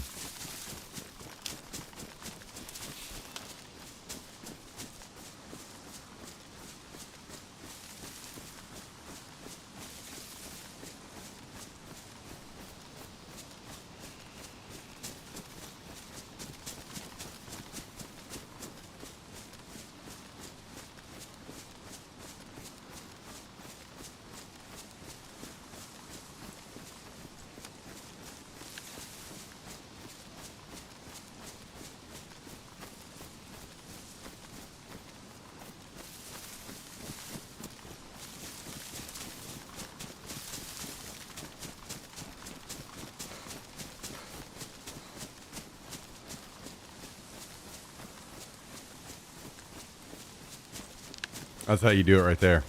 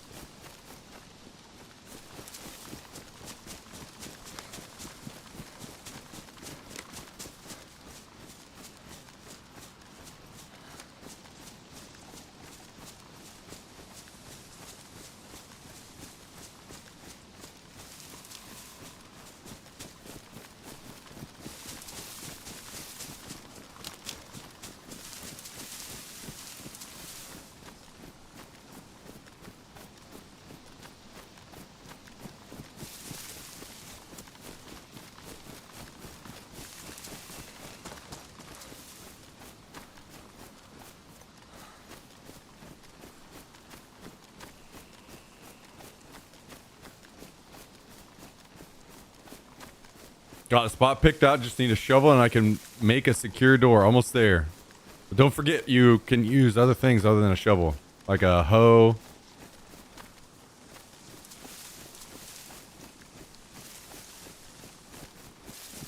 Is there something else I'm forgetting? Oh, pickaxe.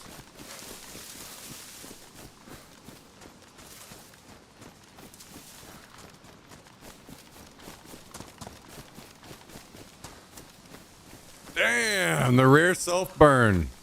Shoo!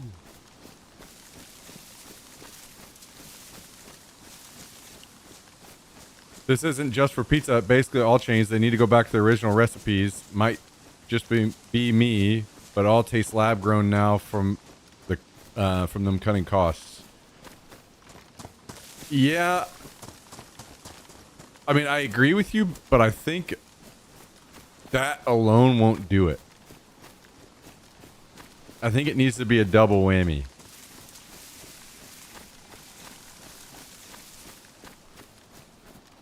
It has to be paired with something.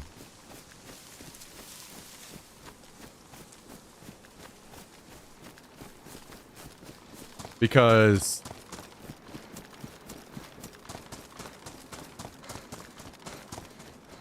I think it's more effective if people are shocked by it. Like, holy shit, that was fucking good. And if they come in, their expectation of the, like, new... I feel like if you go back to your old recipes and just don't fucking tell anybody.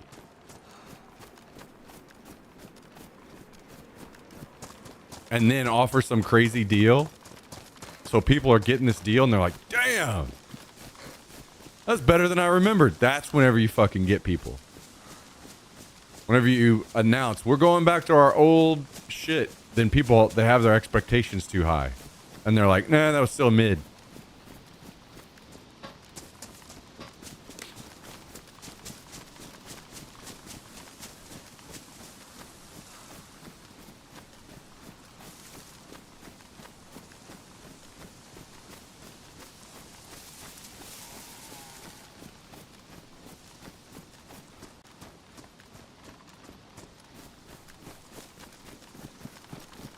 Trying to set up shop in Pistachka. Oh boy, good luck, dude. There is a big ass fucking team that is based in Pistachka.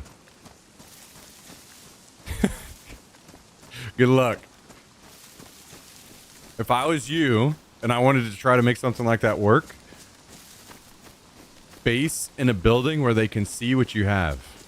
Or at least, like, if it's 2 floors, make it look like you just have fucking nothing, basically, on the bottom floor, and then maybe hide all your good shit upstairs in a spot where they can't see it. Just make it look visibly like it's not worth their time. I feel like that's the only way you can maybe make that work.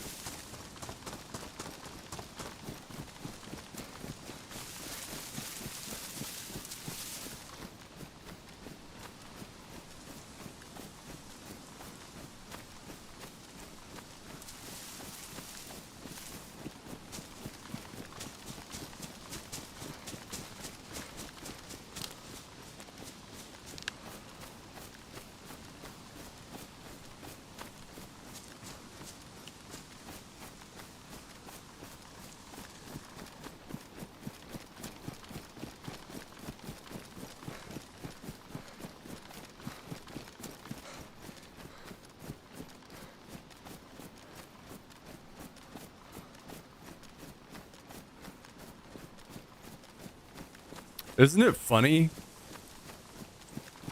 that some days I feel like Tristan is like my ex-girlfriend or something? The way that he twists words and makes it into some shit that you never even close to fucking said, and tries to manipulate people in chat to make them think that's what I said when it's not. Isn't that crazy?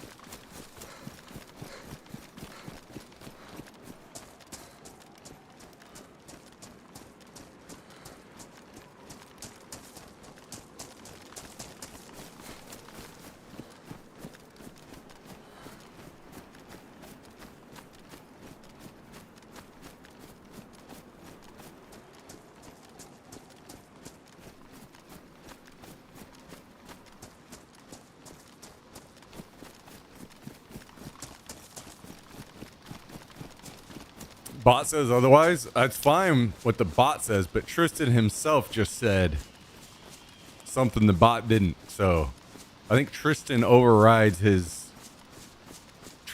what comes out of Tristan's own mouth or off of Tristan's own keyboard overrides the bot.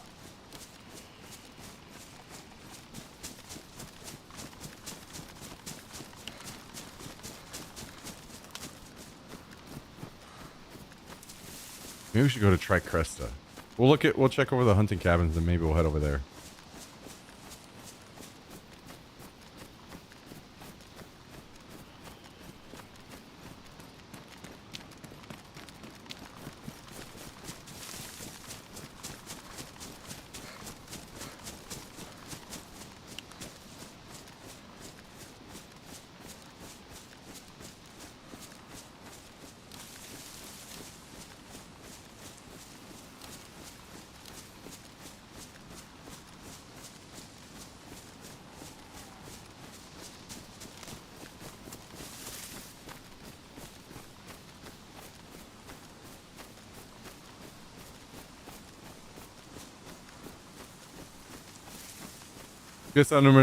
Misunderstood getting TikTokers to post.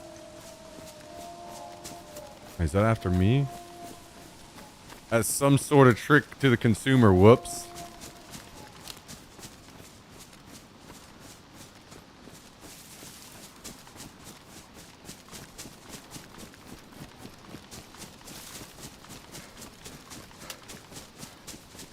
I mean, if it's still a deal, and then it's still a deal. Like, I don't get it.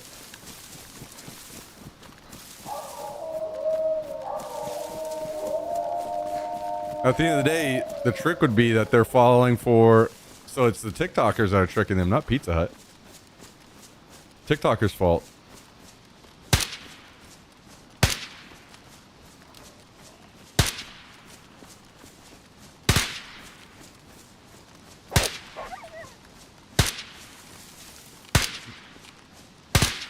No, motherfucker, you can't just run.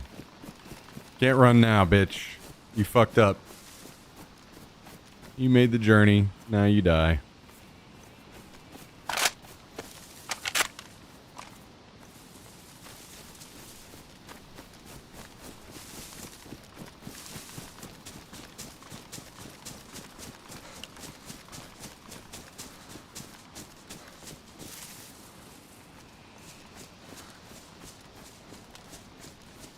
Does your DPI change at all when you ADS? Wait, what? DPI change?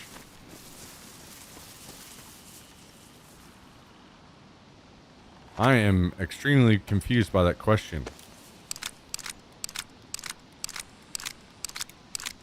No. Does your DPI change?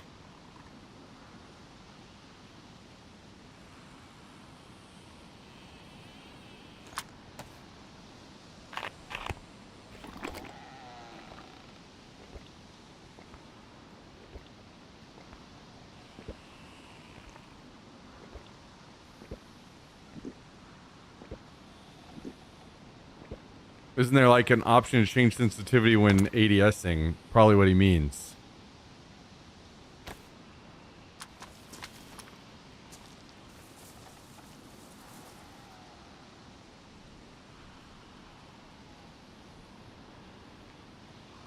I've been considering figuring out how to do that because of how much I suck. Jax, stop.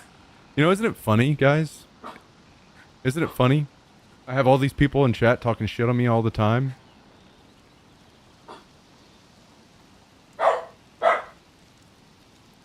That instead, I trust Aram is intelligent and knows what he's talking about. And instead, everybody else thinks that he's a fucking idiot and doesn't. And then, even to the point that Tristan says Smack being coy. No, I trusted that Aram actually knew what he was talking about. And you guys were trying to act like he was a fucking idiot. Now, how do you feel, you fucking morons?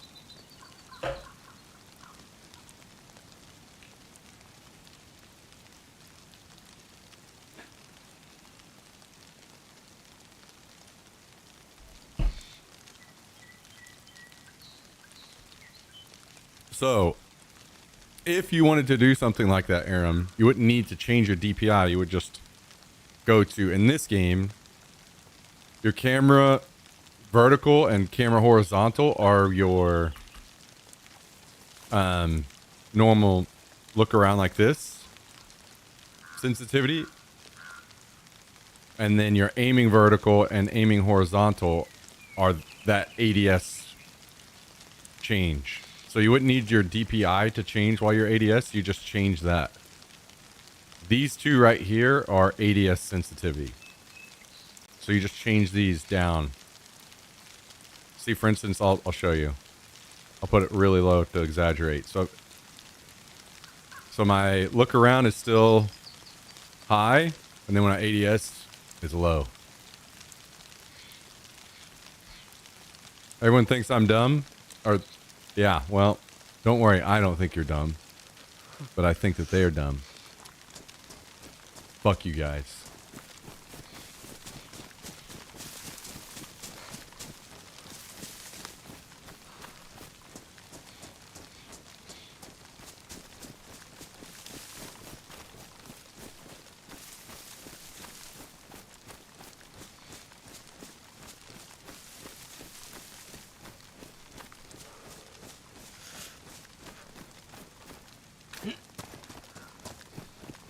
My mouse has a button to swap DPI settings on the fly. Didn't know about the setting in game. Yeah, so ADS sensitivity, if you ever see that in game, that means changing your sensitivity while aiming down sights. So that can achieve what you're looking for without changing your DPI. Basically, almost any time in any gaming scenario, you almost never want your DPI to change.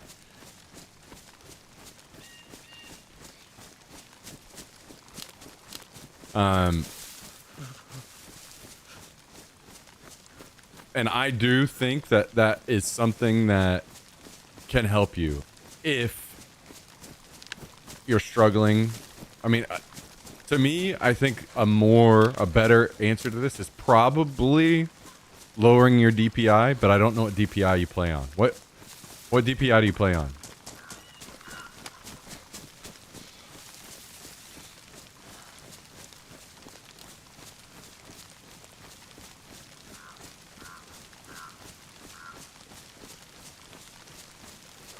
If you play on a lower DPI, then you could try the lower ADS thing. But I think there are... So... part of what you are experiencing...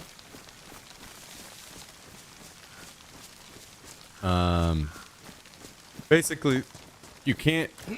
Anybody that tells you that your sensitivity when ADSing in a game and non-ADSing has to always be the same number in every game, do not trust those people, because your sensitivity also 2200. Yeah, see, my suggestion, personally, I think that's way too high. I think that 800 is a number that you'd be wanting to look at. You don't have to do it. Maybe you're comfortable there. There are plenty of people that play on extremely high DPI and are good and accurate. But in my opinion, most of those people aren't searching for improvement, right? If you're searching for improvement, one of the first places I'm going to tell anybody in any shooter is try a lower DPI. Like 800 is a good number, I think. I play lower than that, but that's because I'm old and stupid. I play 400 usually. I think 800 is a good number for a lot of people. I would try playing at that DPI and see how you do. You think that would work on a small mouse pad? How small are we talking? Like here is the mouse pad size that I play on. Is it like if you're how is it like a quarter of this, half of this?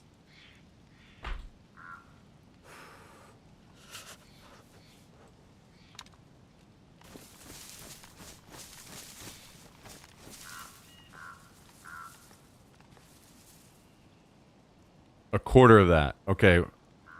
I think that that's an issue personally. That's not good. That I also would say you should change, but I understand that sometimes that's not always feasible for everyone. Some people don't have a desk or the desk space or anything, but to me, whenever you say something like, been considering figuring out how to do that because of how much I suck.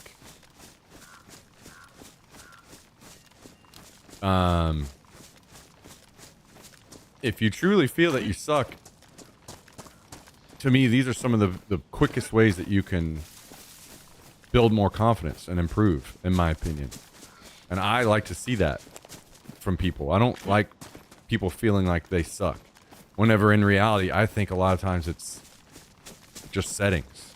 I think that a lot of people are maybe playing poorly because they just have settings that just don't work for them. So, in my opinion, that's what I would do. I understand that that may not be something that's possible for you. Totally understand that.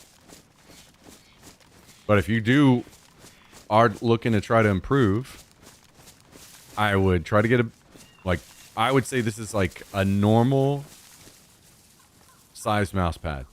This one. This isn't large, I don't think. I think this is normal.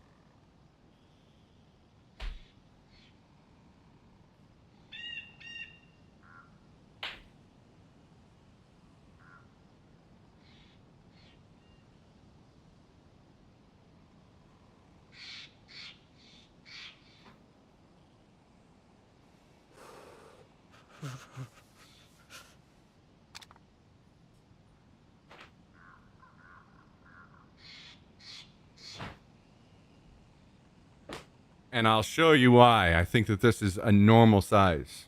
All right? It's the same. Or this mouse pad. And this mouse pad. And this mouse pad. And this mouse pad. And this mouse pad. And this mouse pad. And this mouse pad. And like 10 more I have stacked over there. You want to know what a large mouse pad looks like?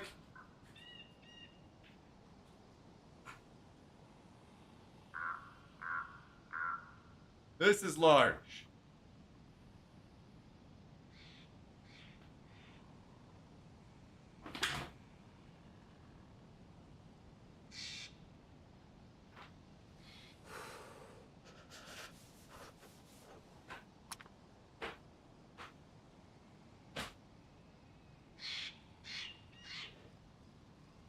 I'd have to move my PC tower, but technically doable. This is another thing. Unless you have carpet, I don't think your PC should be on your desk. I think that's not ideal. If you can get your PC off your desk, you absolutely should. That can cause issues with some people. Like maybe you don't have long enough cables, or that's fair. You don't want your PC sitting on carpet or sitting on carpet because of potential static. Static causes issues with PCs. You do not want that. So if you have carpet, you want something underneath your PC, between the PC and the floor. But carpet's that's why it's on my desk. Okay. Again, that's something I would 100% pursue that. Find something, a piece of cardboard, anything. Put that down, put your PC on top of it, get it off your desk. Give yourself more space. 100%. All right, Cal, I get what you're trying to say.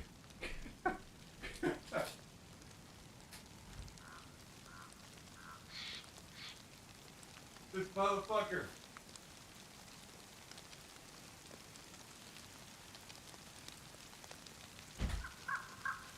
Look at this motherfucker.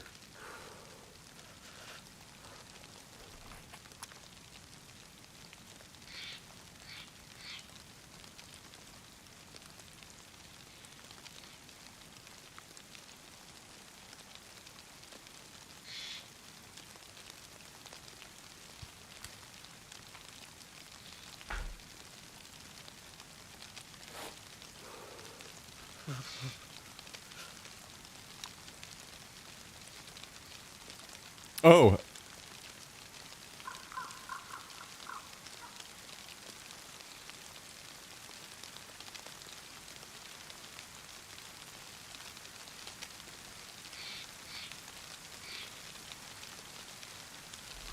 Also, it wasn't me.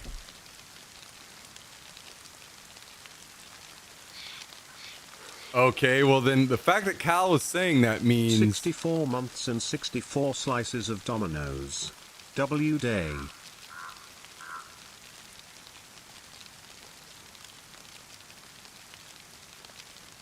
Yo, Jay Wayne, thank you for the 64.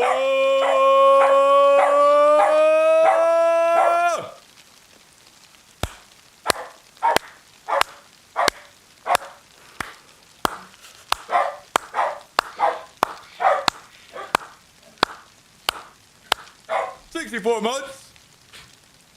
64 months.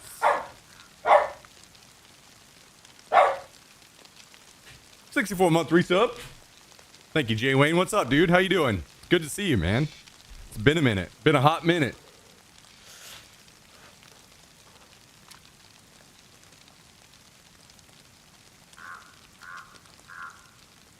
All right, who the fuck sent me pizza? Apparently Cal knows about it.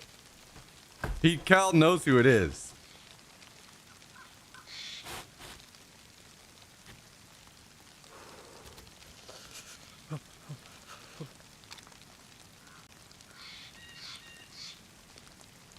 You know, it's insane to me that this is how you guys get back at me. I talk shit on something and then you guys send it to me.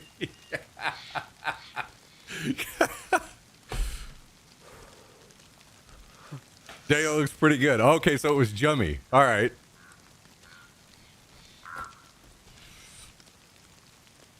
Yo, Morbid Monkey dropping 21 months. 21-month resub.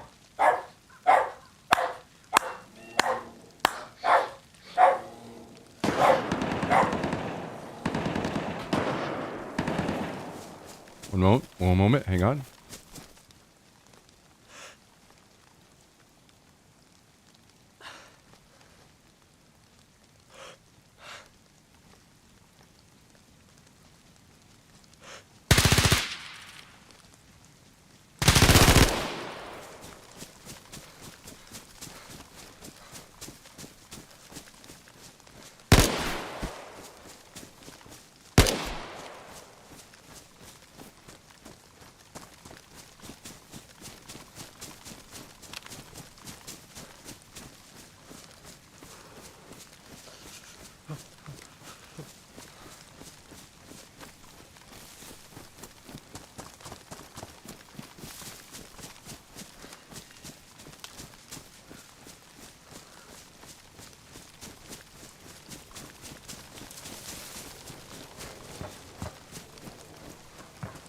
I'm gonna go way up here and heal up and such. Get away from where the bear and gunshots were and all this mess.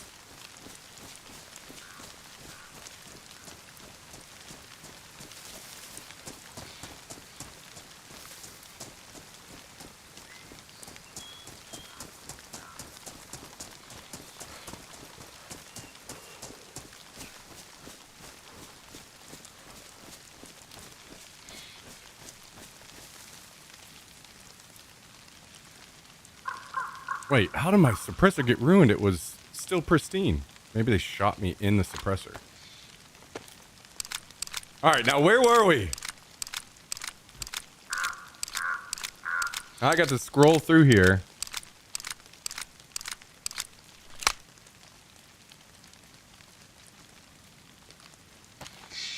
M4 fucking rips.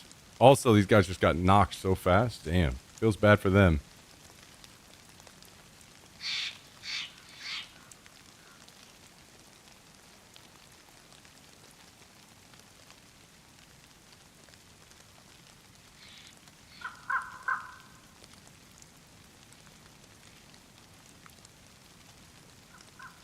I probably shouldn't be telling you this, but there's a Discord server. I don't know who runs it. I don't know all the members, but I do know that they've been quietly making sure you're fed, and they've made everyone swear not to say a word. I slipped up. Please act surprised next time something shows up.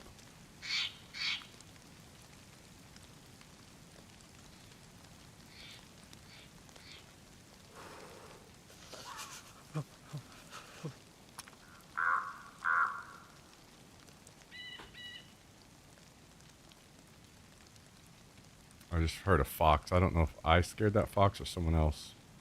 Either way. Well, I don't know who sent the pizza.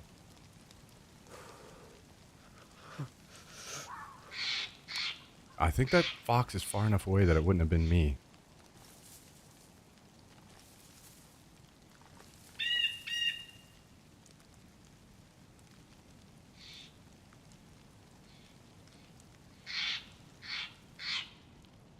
But I appreciate you, whoever it was.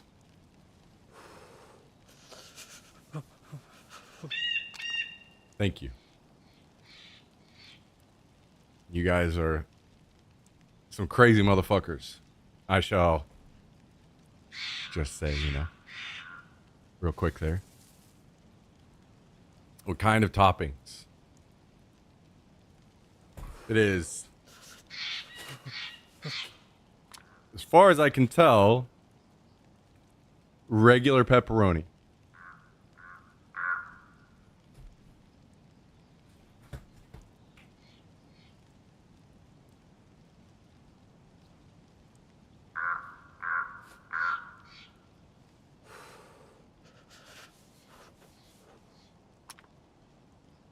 And I don't immediately taste any toenails or spit or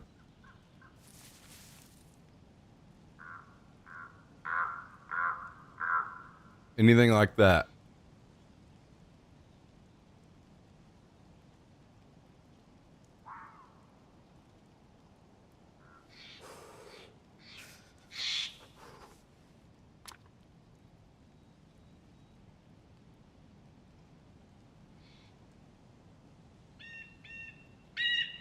That was fucking funny, though. Finally, somebody else deals with some bullshit. These guys come running through and get attacked by a bear and die because of it.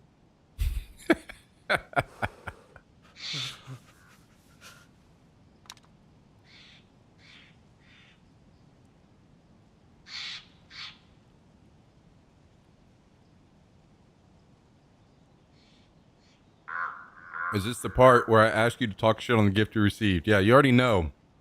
You know my stance on that. Somebody sends me food, I'm not going to talk shit on it. Somebody sends me food, I'm going to say this is the best pizza I've ever had.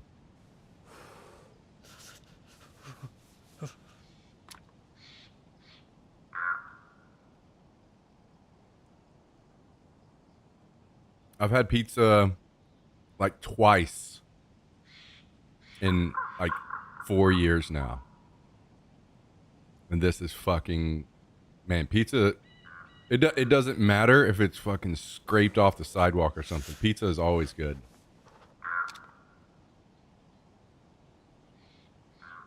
And it's fucking great right now.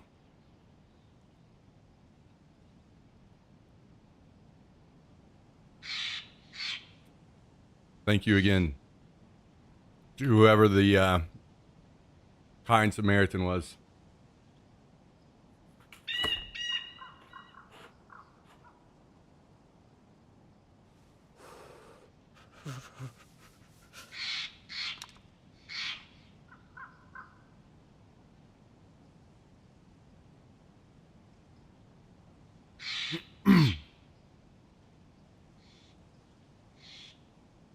Yo, Smacky McGee.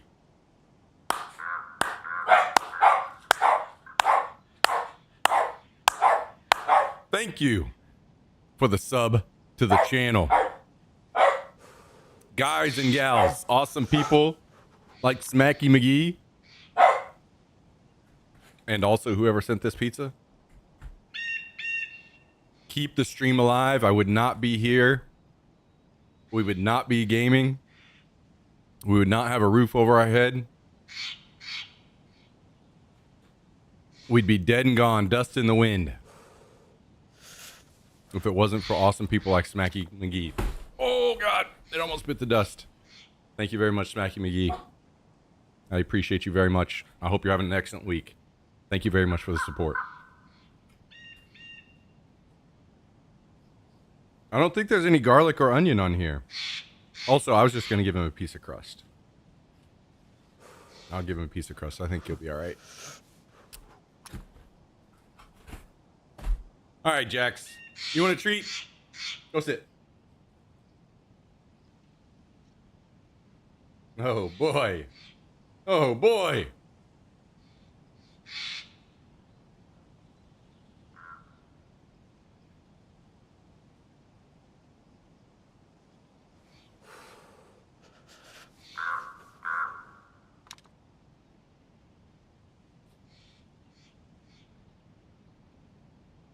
That's all you get, buddy.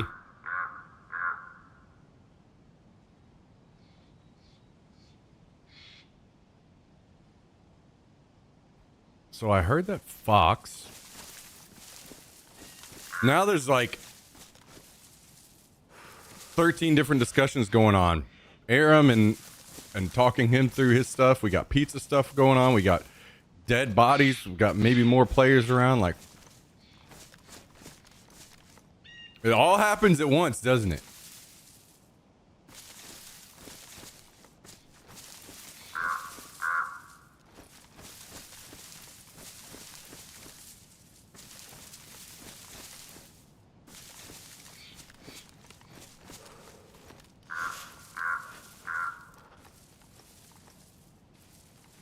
Someone asked me to rate the pizza out of 10. I'm gonna say it's a 12. It's a 12.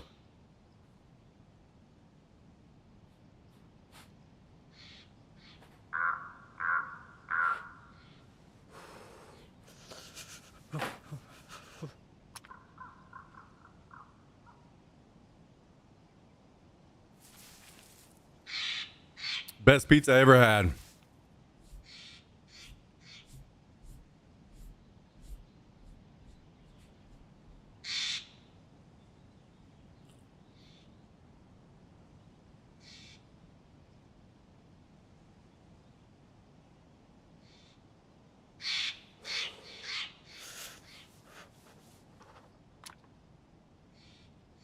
When I finish the slice, we'll go loot.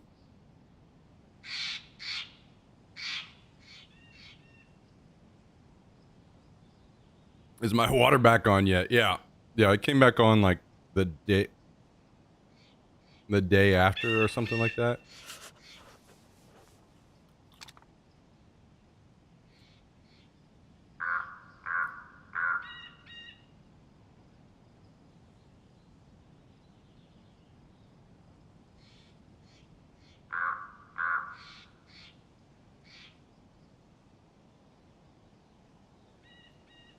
How many of you guys got hungry seeing pizza?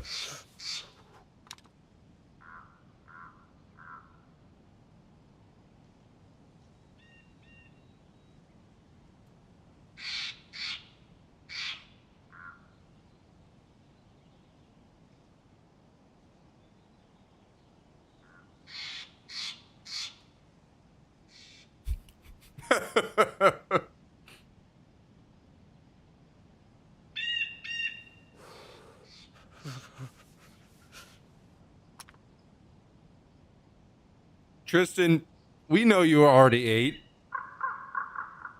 So what did you really eat? Jack ate pizza for dinner. Mm-mm.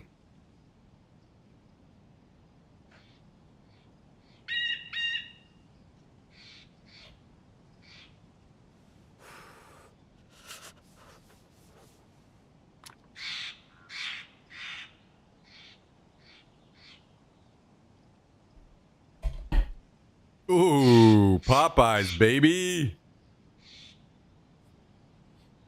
I used to lose bodies as soon as I walk away from them.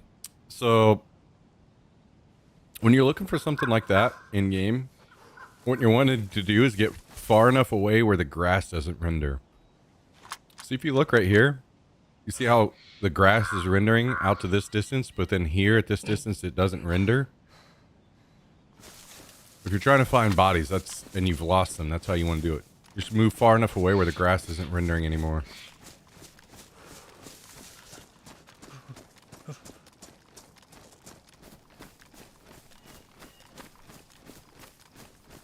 I do think there's someone else around. I don't know if they are still around, though.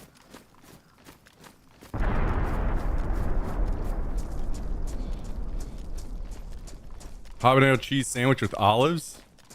Wait, you didn't put any meat on there?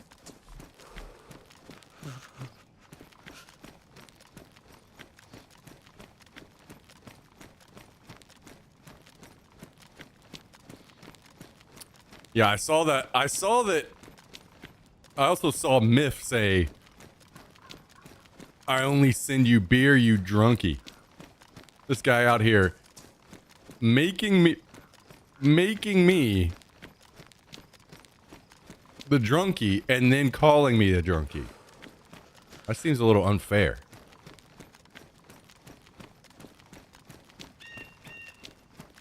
Just saying.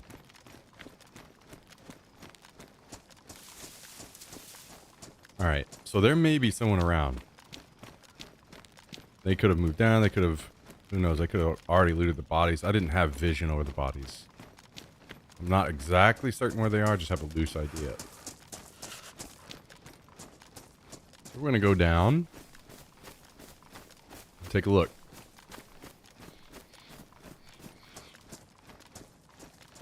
Wait, is that what you had for dinner, Jack? Was Pizza Hut? Hell yeah.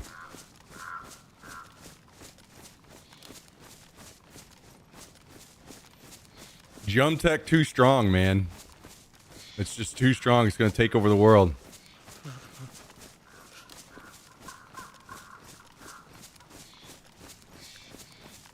I am sad that we lost our suppressor now.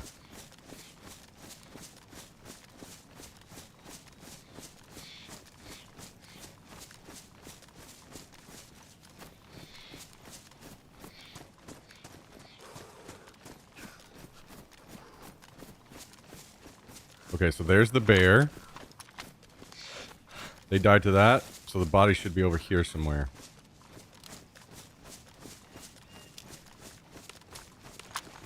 But I'm going to try to get an angle where I can see down there without actually going down there.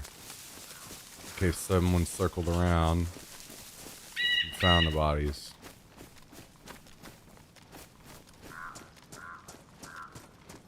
It'll be kind of funny because if a person does find them, they're going to laugh because they didn't hear my shots.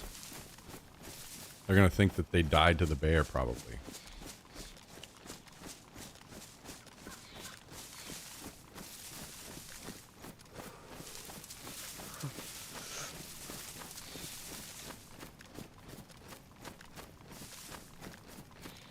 Okay, there is one of the bodies. You see how it's out at that distance, the grass isn't rendering, so it's easier to spot the body.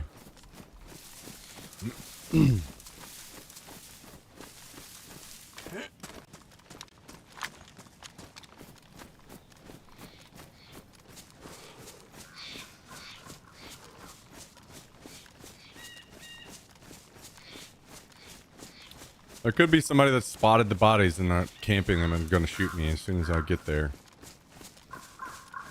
Which will be very effective on this server because all they'll have to do is hit me and it'll knock me.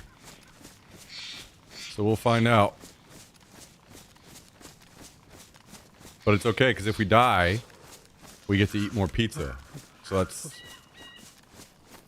the ultimate silver lining, I think.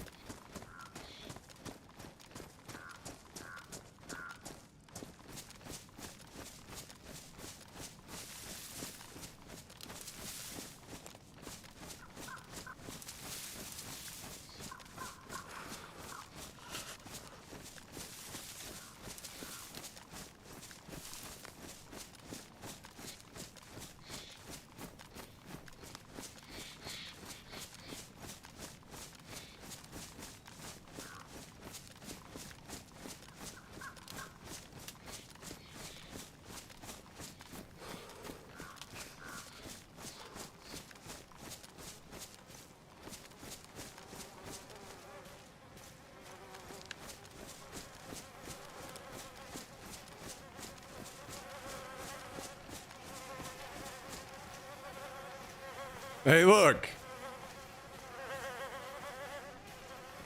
An M4 with a 60 round mag on it. And a suppressor.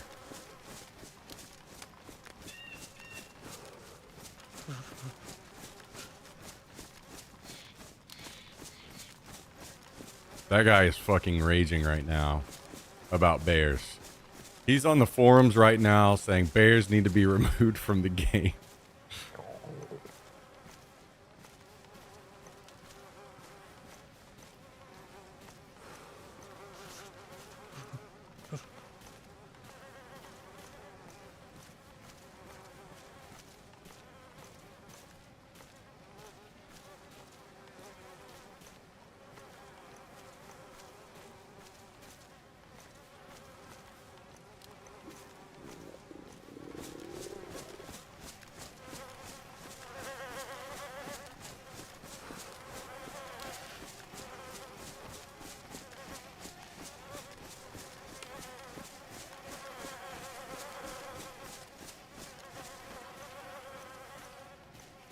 Damn, my boots are damaged again already? Or maybe he shot me in the foot.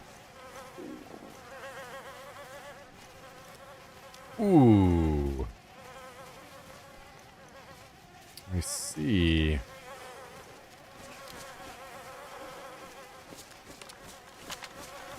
Wait, what's it take to get a scope on this thing? Oh, I am triple carrying.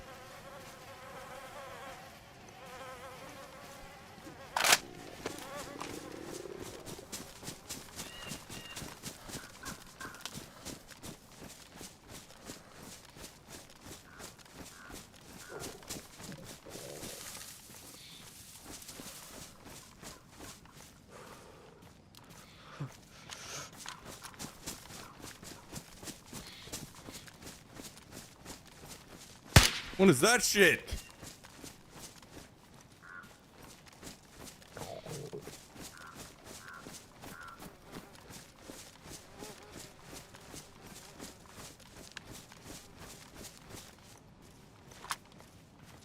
You guys are not just sending fucking pizza anymore, huh? You're sending wolves after my ass?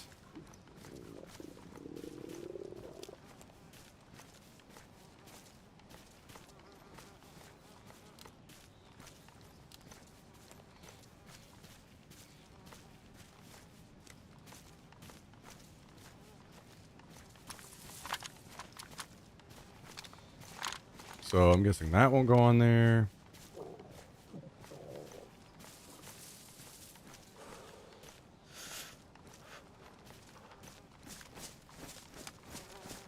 Is it only like PSO scopes that will go on here?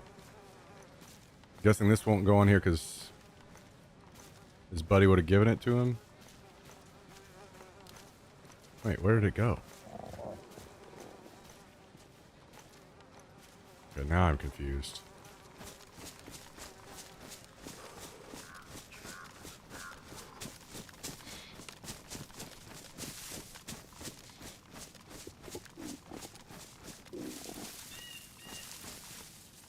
Oh, here it is.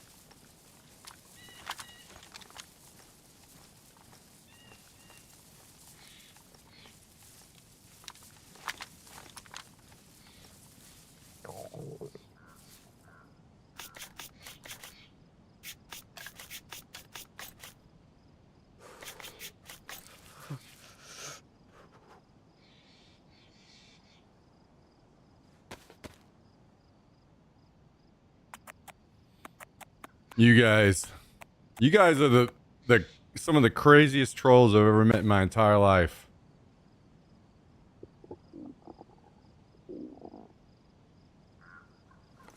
I talk shit on Domino's Pizza, so you literally send me some. This is the ultimate fuck you to shut my mouth.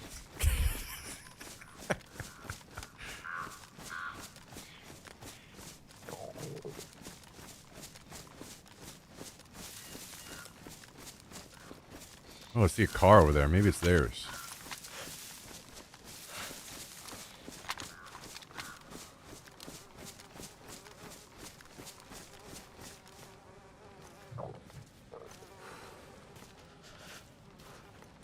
want to grab this meat. Let's eat this really quick.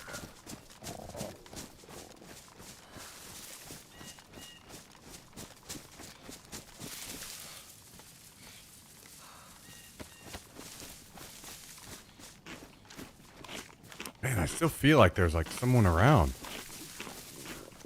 I just haven't seen any sign of them yet. I mean, they may have walked up, looked around, couldn't see anybody, and moved on.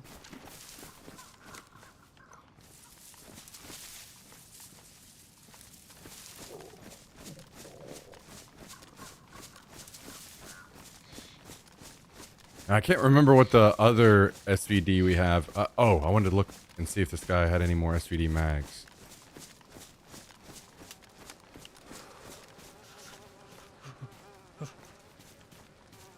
That's what I thought. Gotta grab that.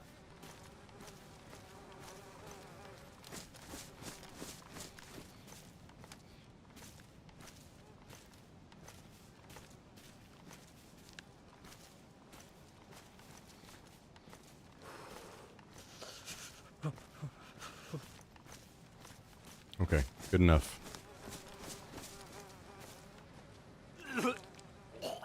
Wait, what am I sick from? Oh my god, that meat. What was that, human meat or something? Oh my god. No way.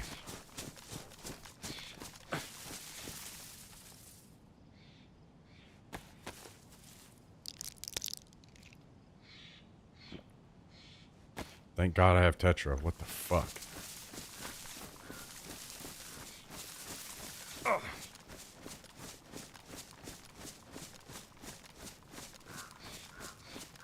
Alright, we need to stay healthy, so I need to back out of here and eat this bacon that I have. Actually, now I'm gonna get sick and throw up, aren't I? Fuck.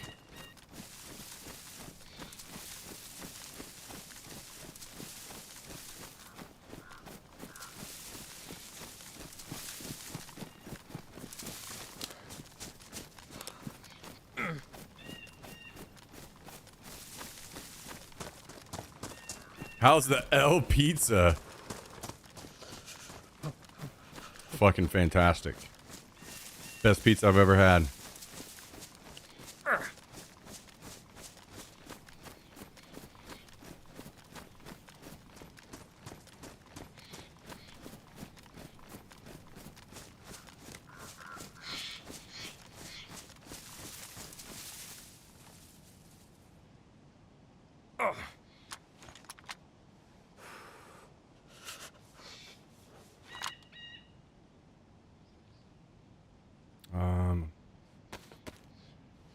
Totally want to send you a huge bottle of Jack or Jose now? No, please, no.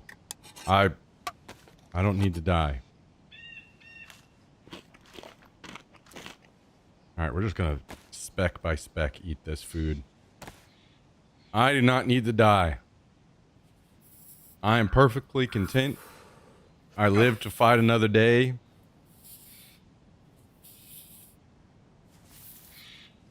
I've got pizza. All is good in the world.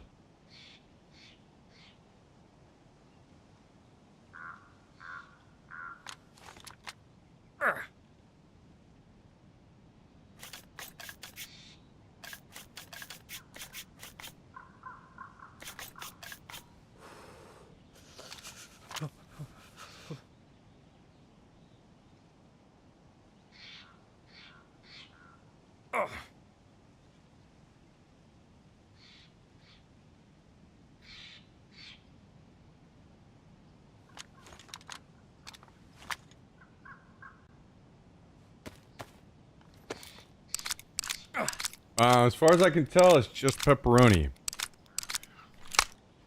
No secret ingredients as far as I can tell. Good old classic.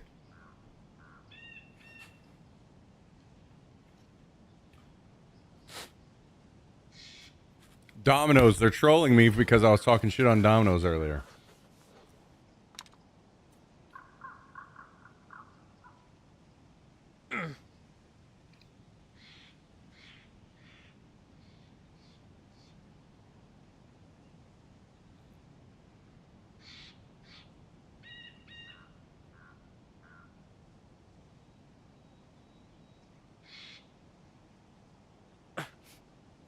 All right, we got the head nod.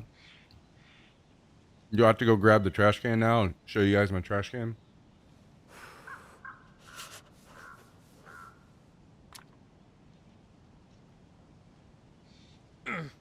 Oh shit. Yeah, I see that now, Kyle.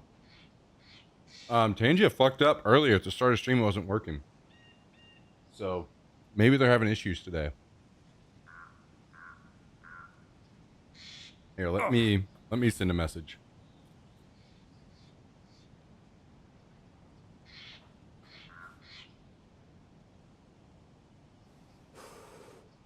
All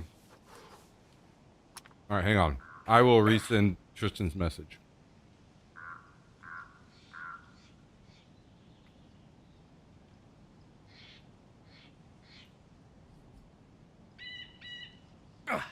Looks good. It is good. It is good.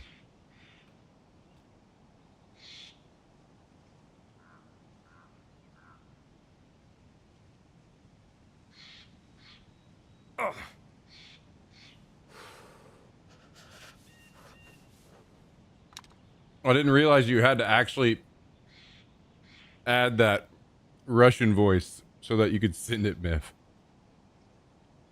I was like, I don't remember that voice being on here.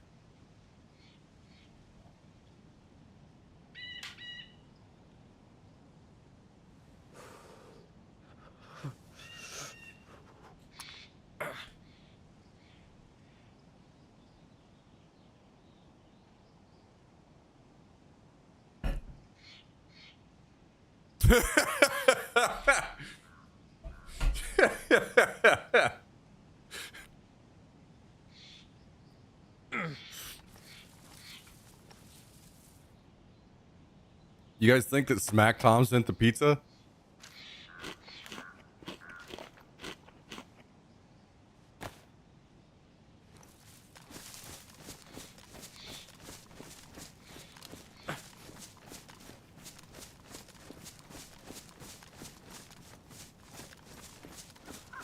That was a crazy ass situation. What was I saying right before I killed those guys? Oh wait, I was talking about the pizza. Yo, I'm gonna have to, per Skib's request, I'm gonna have to clip that one. Put that one up somewhere. I gotta figure out the best way to do YouTube clips. Like, I know ideally it's shorts, but the thing is, half the time you can't really see. If I'm not actually streaming in vertical, half the time you can't really see what the hell is going on. It's like chopped off.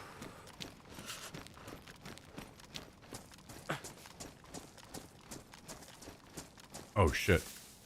I need to take another... I probably need to stay on top of this. Matter of fact, I might need to go loot those bodies and see if they have more Tetra.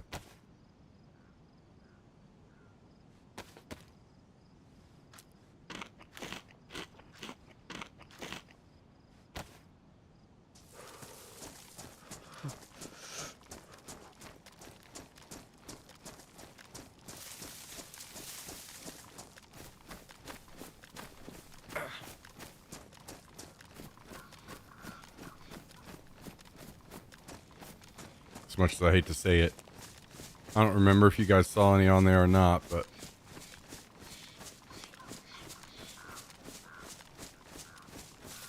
I've gone through a whole thing of Tetra before and died to this shit, so...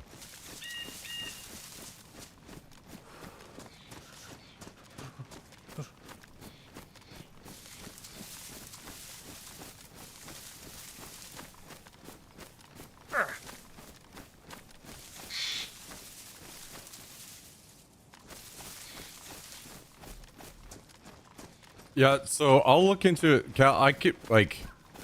Twitch will automatically do some of that stuff for me. I'll just have to show you guys how it works. But, it wouldn't be in the same quality as YouTube. Actually, one thing that really annoys me a lot about YouTube, so frustrating, is you can download your YouTube streams and clips, as they say, which would be an amazing thing for me if I could just cut from my stream, my YouTube stream, like a clip and download it. But whenever I do that, I cut a clip and I try to download it, it downloads the whole stream. And then I have to go put that in a different program and cut it into a clip. And then I have to run that clip through a different program. It just... so unfortunate.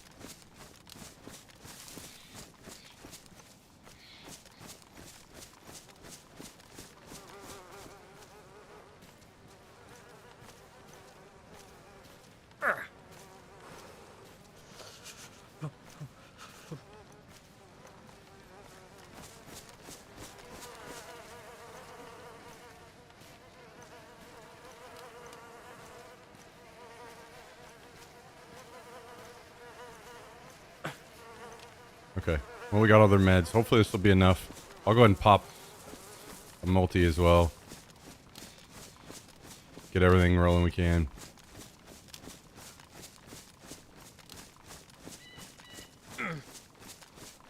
Alright, here, InStream GG is working on some game-changing shit.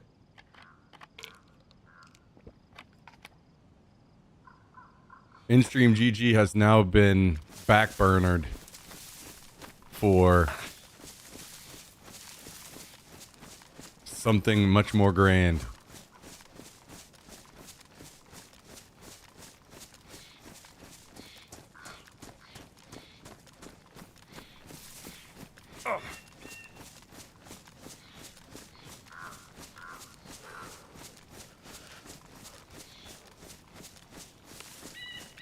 Is it Destiny 3? Might be, actually. Maybe this whole time Ninjas was talking about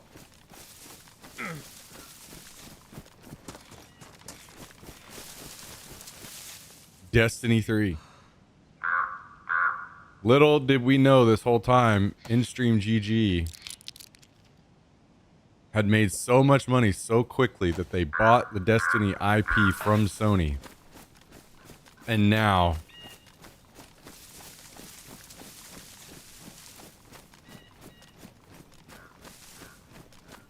here comes Destiny 3.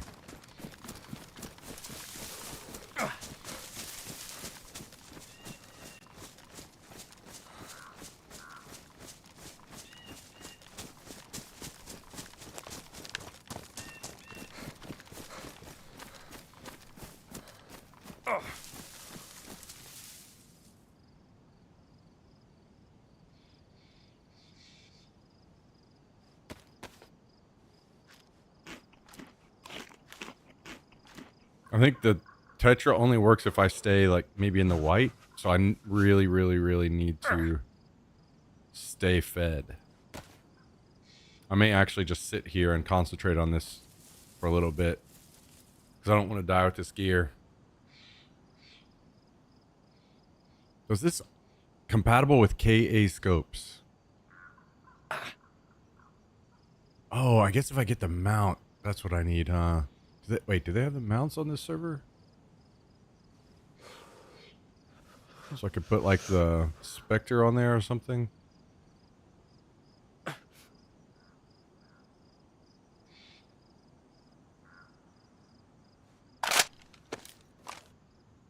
don't need all these 40s now if I'm running a fucking 60.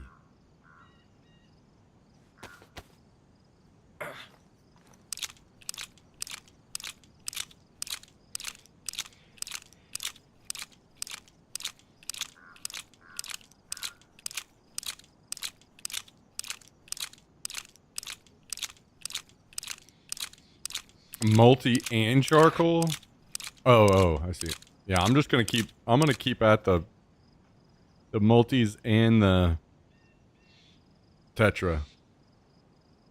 I'm just gonna pound everything I got. Try to live.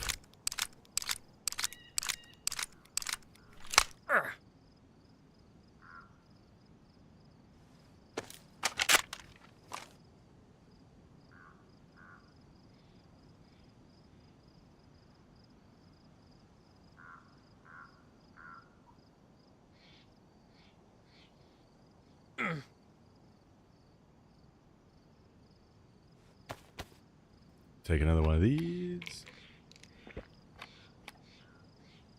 And then we're going in again. What's plan B if that fails? Run south, find a good place to die, and wait until after server restart. If I'm about to die, I'm just gonna wait until Callendale runs up here, and then I'm gonna gift him all of this gear. Say good luck.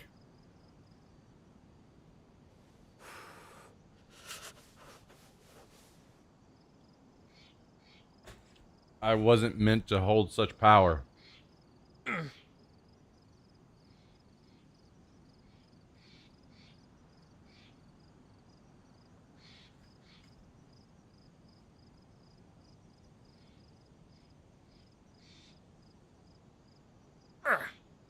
Thing is, my other character is more geared than this one. My other character, I have a suppressed SVD and a suppressed AKM with a 60 round mag on it.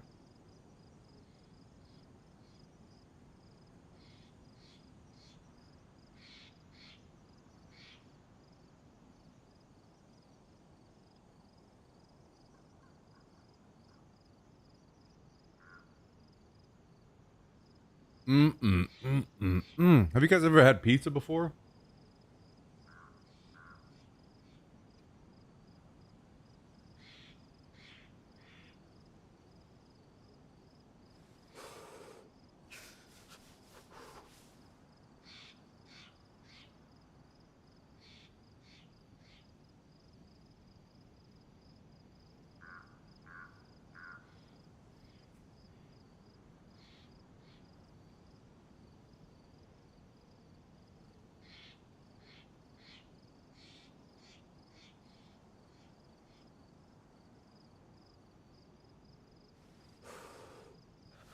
Any chance of some dedicated sniping time? What do you mean by that specifically?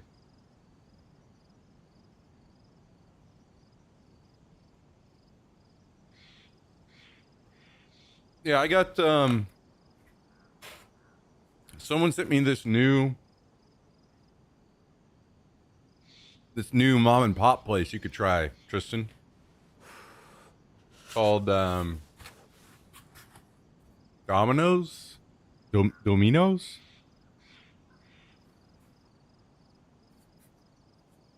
Something you could check out.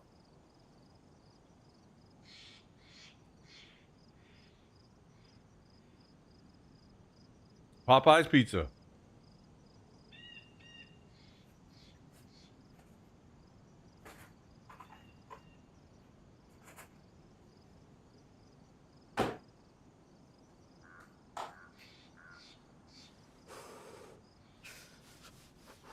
Yeah.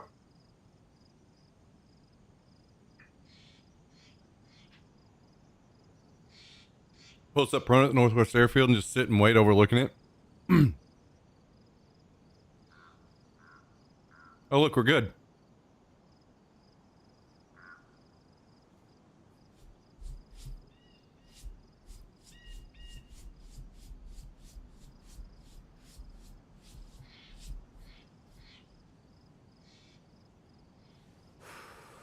Oh, yeah, I like me some good mystery meat.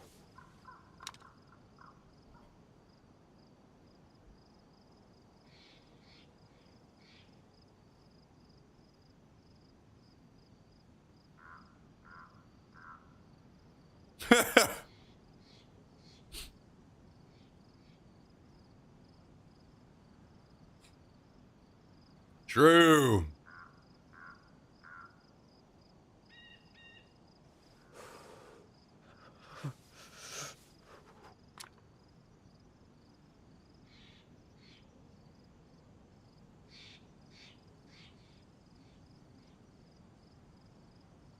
True. That would be nuts.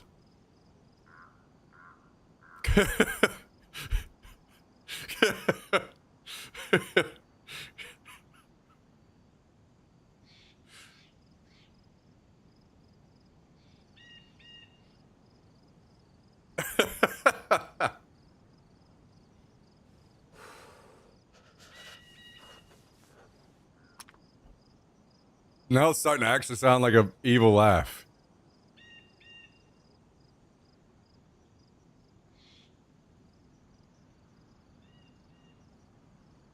Jesus fucking Christ, dude.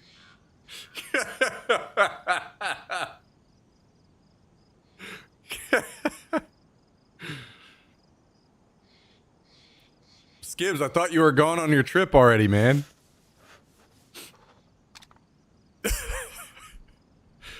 Man, I'm thinking about some Popeye's pizza now. That shit would be nuts.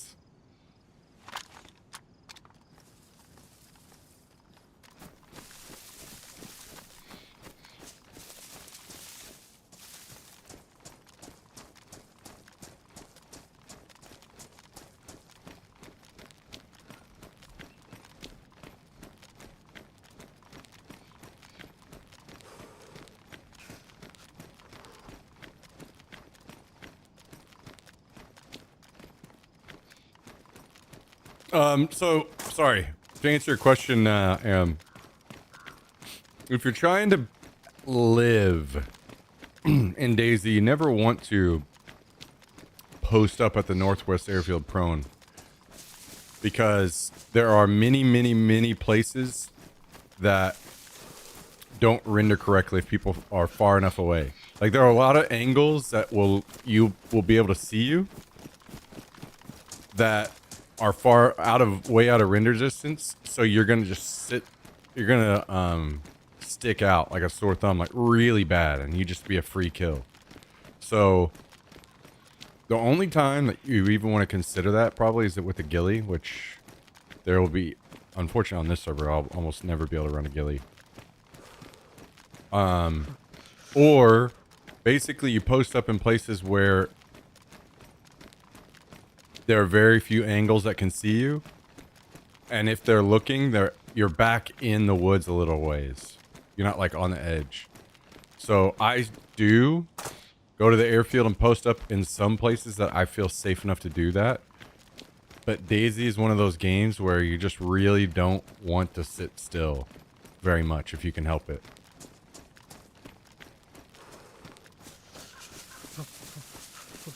Mostly because of the way things render. Like if I look out, let's see. I know it's tough for you guys to see. Let me see if I can go over here and I'll show you guys some examples. Pretty sure I ate like 3,000 calories for dinner and I feel awful, but think it was worth it.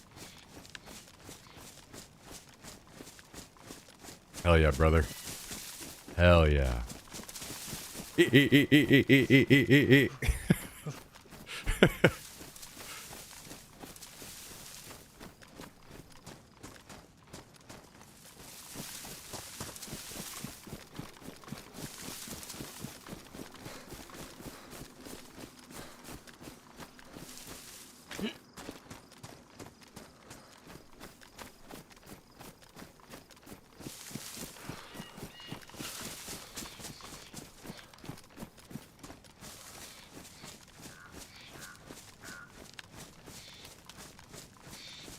So whenever I'm looking down here at these trees down the hill from me, and even out into the woods over there, like there's no grass rendering and the trees are rendering in 2D. They're flat. So anybody sitting over there that I can, like, I know it's tough for you guys to see, but I can see that something that very clearly doesn't belong. And then at that point, that's when I either zoom in like this, and now look, you see how, look at how different things change whenever I zoom in. See how the trees like actually render some of them, it's either a different render on the 2D and some of them are probably even 3D render. See how different they look at? Look at the evergreens especially. Watch the evergreens that are like right here.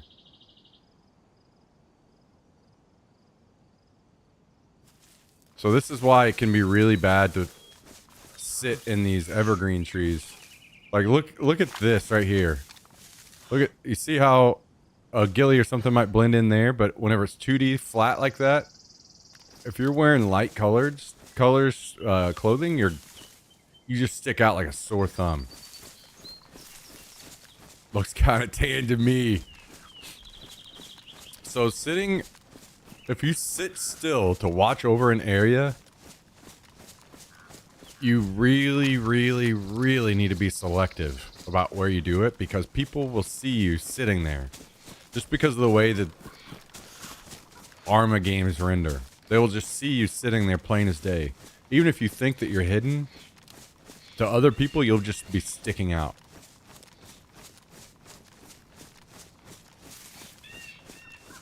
So a lot of times what I like to do is, for instance, if I was trying to snipe over this spot down here, instead of sitting here on the edge of the tree line, which would be one of the more obvious places, I like to get back in the woods, back here. And especially helpful if I'm like looking at it through some tree limbs like this. So I'm really hidden back behind stuff. And then I can, just like if I'm looking at that hunting stand from here.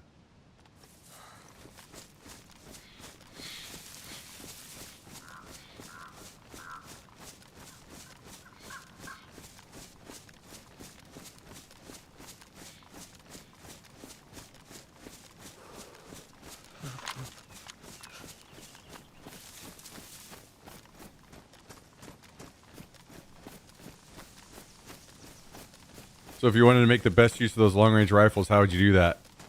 360 no scopes.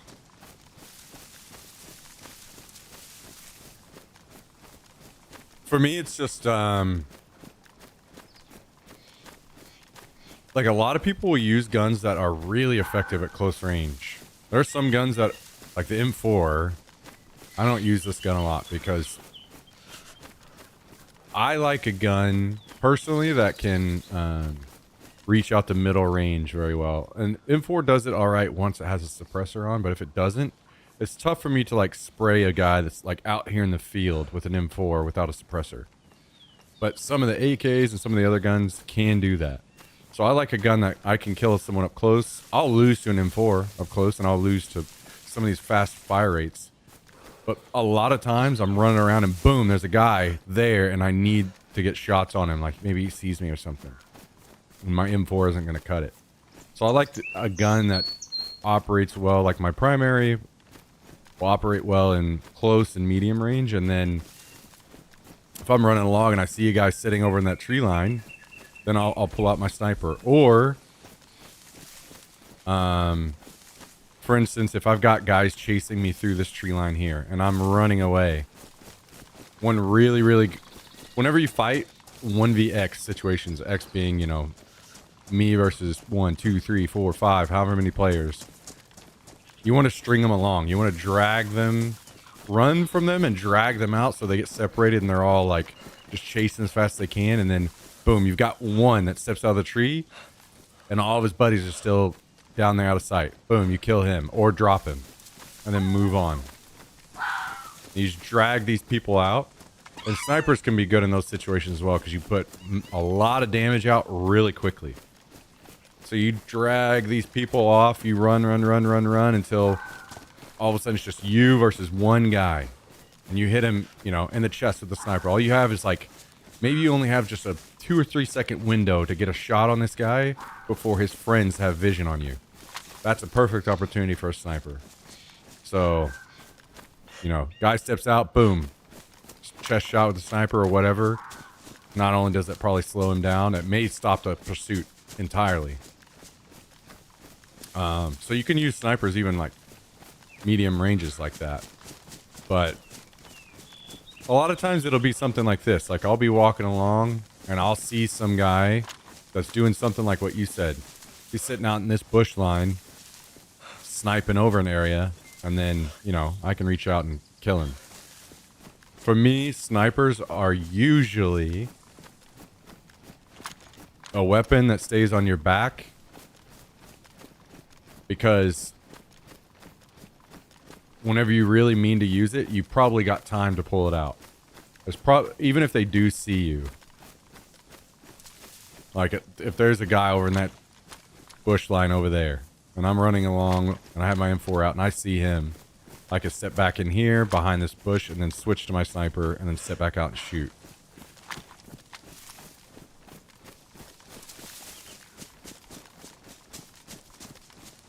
So I usually do not do much sitting unless I feel it's like I set up a situation that I feel comfortable in. Very, very comfortable to sit still. And most of the time I also will pick, like, for instance, I showed you guys about how trees render differently, right? So if you look up the hill at those trees up there, they render flat. But then look down the hill closer, the ones halfway, they render like much lighter green color, right? And then you can look at the hill itself. You can see where the grass stops rendering and it just goes to a flat green. There's no like texture to it. So basically, right there at the edge of where that grass renders, a lot of times I'll try to set myself up in a situation where anyone that would run up on me, they don't have long range vision on me. So even the grass helps cover me a little bit.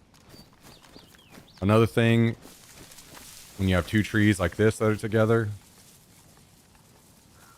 so you've got branches all the way around you and you can kind of use those to help hide you a little bit. Rather than sitting in one tree, finding these doubled up trees like this, and then sitting in between them.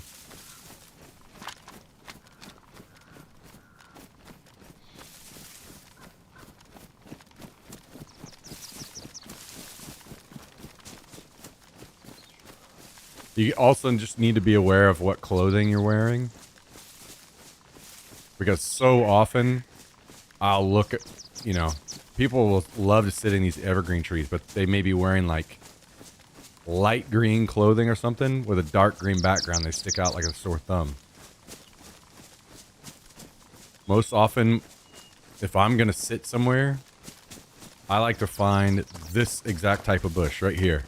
This is the kind of bush I want to sit in.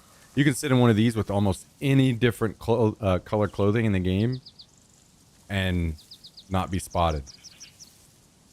Not only because people don't expect you to be sitting in bushes. For some reason, people just wired their brain to really look for people sitting in evergreens. You can just stay very well hidden. So you need to be careful though, because this bush, it's thicker, like the leaves are thicker, and you can hide easier in one of these. Whereas look how well I can see through this bush. This is a last resort. Sometimes you gotta just make do with what you can. Don't want to sit in one of these, but these same bushes will also, the game has a weird way of rendering those to where they're like almost completely see-through at a distance. So this kind of bush, bad. Do not sit in one of these. This kind of bush is like deep orange color. This one's good. Sit in these.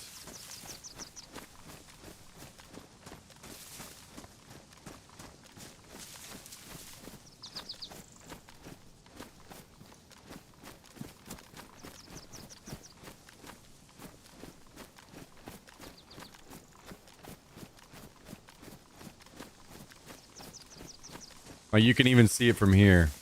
Like when I zoom in up here. Look, this is the type of bush that I told you to sit in. This is the type of bush I said not to sit in. Look how well you can see through that bush compared to the one I said just right next to it.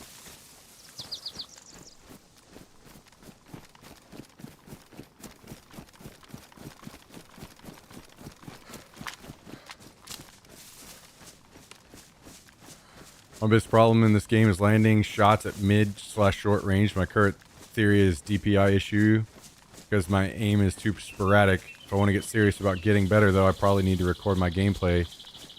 Sure, that will help, but I think the DPI thing will help you more than you realize. A big part of this stuff is just being comfortable. And you may feel that you're comfortable, but whenever you feel like you can actually move your arm more and you're not doing like this kind of stuff to turn around and you don't have crazy high DPI to make up for it where you're just like spinning all around.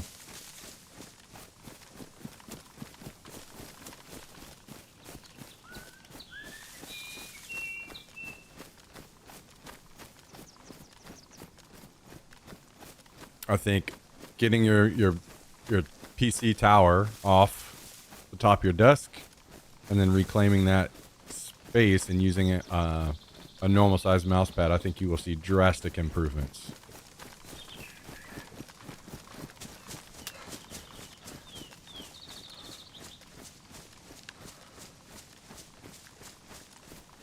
Also, I'll be honest, DayZ is also one of those games where you don't need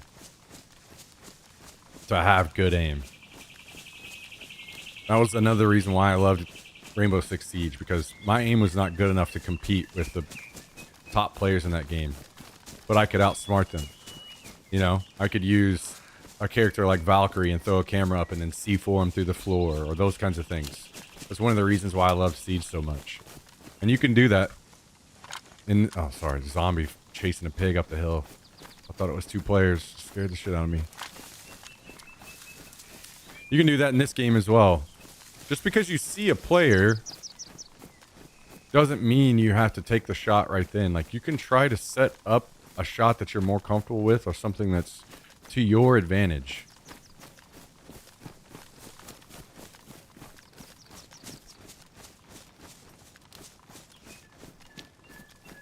Like, if I see a guy right here running this direction, am I going to shoot at him? Probably not, because just think about it. What comes next? If he's running from here to here, he's about to hit this wide open area right here, right?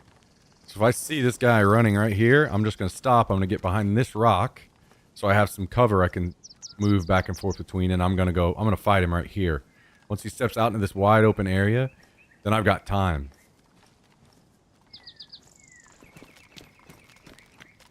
But if I start shooting at him right here, he dips back and he's back in hard cover. And then I'm in a real tough spot.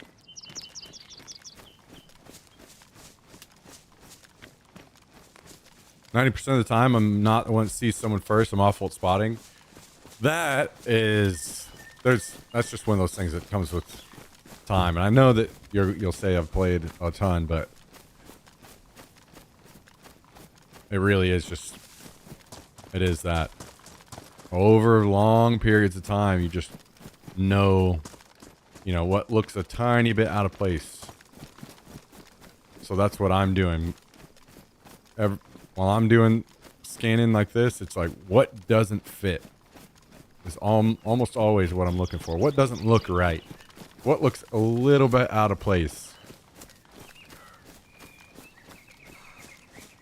And sometimes that'll even be something like, okay, well, this looks a little weird. What is that? Oh, okay, it's a log. Well, you don't see those very often in DayZ, to be honest. So it makes sense why it looks a little out of place. Okay. No big deal.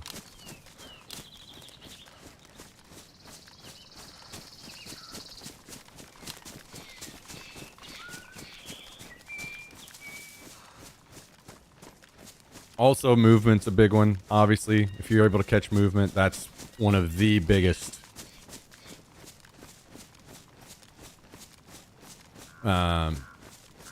giveaways. That's why if you are around players and you're like, let's say there's a guy down there and we know of where each other is at, a lot of times, or maybe let's say there's 2 guys down there and they don't know that you're there, but you know where they are. Quick movements are gonna tip them off a lot quicker, right? Like if you're running like this, so you want to try to avoid that. Ideally, you're walking until you get a good see the opportunity to shoot, or even like this, even slower. This is even tougher to spot if you're just moving along like this. So movement can be a massive giveaway. Obviously, it's probably most of the time that you guys spot players in game is because you see movement. But the bigger one is just learning to look and spot things that are out of place. Again, I see something over here that looks a little weird. I know what it is now, but okay, it's again a log. For me, I have like a very, very, very low level of anti-aliasing. So players, are there any fences around here? Okay, I don't know if you guys can see it. There's a fence right here. Now, if I'm moving back and forth, can you guys? I don't know if you can see it on your end. Can you guys see how the fence is like kind of flickering a little bit almost?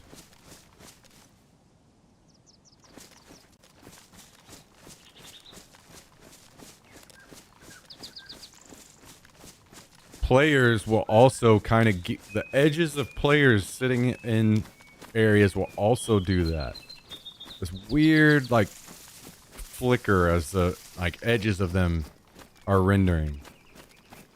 And that is kind of one of the main things that I'm looking for whenever I'm like, if I look at all those trees down there, it's all very flat, all seamlessly together. These trees aren't that way. These trees and bushes, they aren't flat and all like, they can be tougher to spot players up in this, but all that is just a flat background down there. But a player will stick out. The edges of a player and the way that they render will stick out and kind of flicker a little bit. And that's not just in this game, that's in almost any game. And you can use that to help you spot players.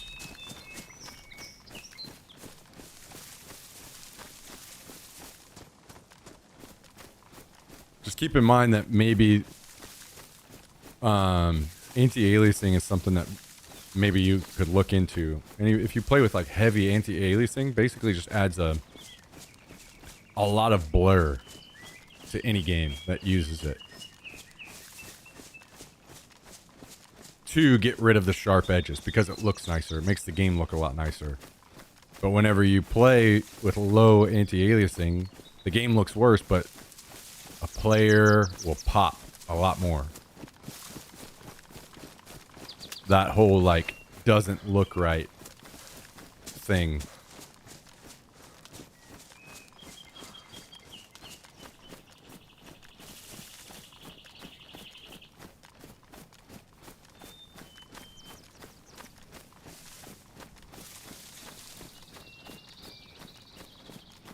Yeah, you're not wrong, Kyle. Maybe I should.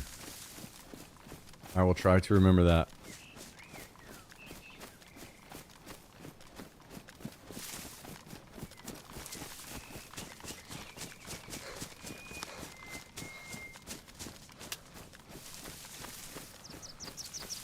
It's especially effective on these fences. This is what I was looking for to explain this to you guys. I mean, this is an anti-aliasing thing, big time. Perfect example. These fences out here, these post fences, they always fuck with me in game while I'm running around. Or if one is sticking out of a bush and I can't see the rest of the fence. I don't know how well you guys can see it on my end. But those fence, it's like there's a lot of flicker on them. Maybe if I get closer, you guys can see it. The way that they're rendering it almost looks like you can't see the full top log. The way that the top of the fence renders it, and it kind of like bounces around. It's like white splotches, and they keep moving back and forth along a line that's supposed to be the fence. I don't know if you guys can see that or not. I'll keep moving closer, so hopefully you guys can see it. It's that exact thing. Like whenever you crank your anti-aliasing up, that doesn't happen. You won't see that. So your game looks better.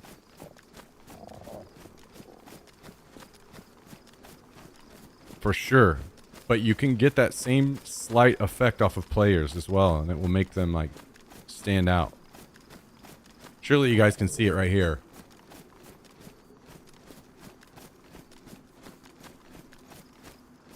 There's like a weird flicker to the fence.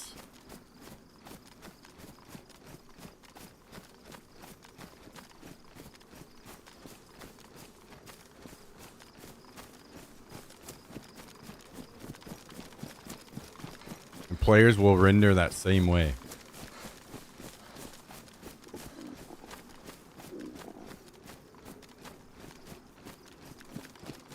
And when I look down there, those fence posts or the telephone poles, the wires on them, they all have that shit too.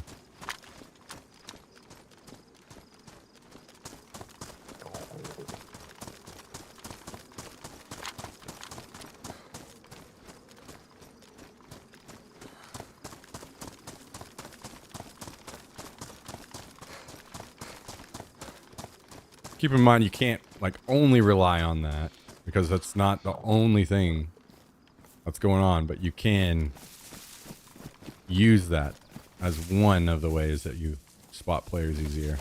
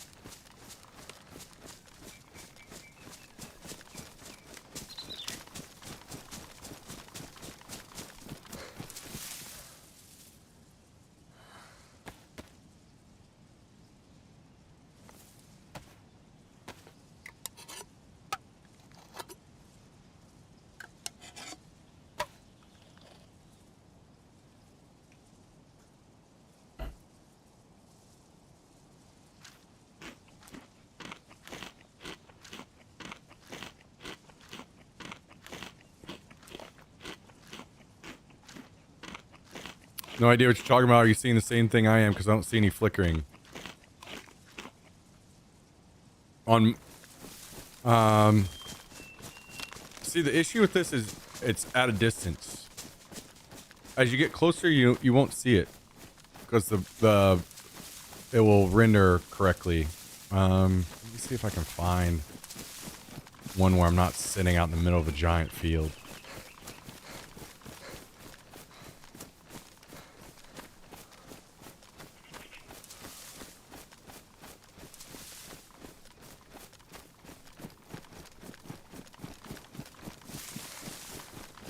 This may just really be tough for me to get across on the stream, to be honest, because not only are things tougher because the quality is downgraded on Twitch automatically a little bit, but it's just going to be tiny and small. But maybe we're looking at No. Anti-aliasing off makes it even stronger. So, if you're comfortable playing with anti-aliasing off, I would leave it off. This fence right here, this white fence.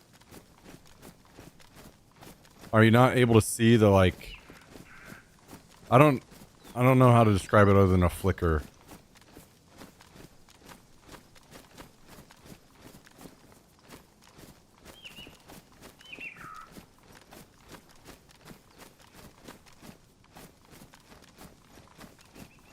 You can see it. Do you see it in game, Aram, or do you see it on the stream?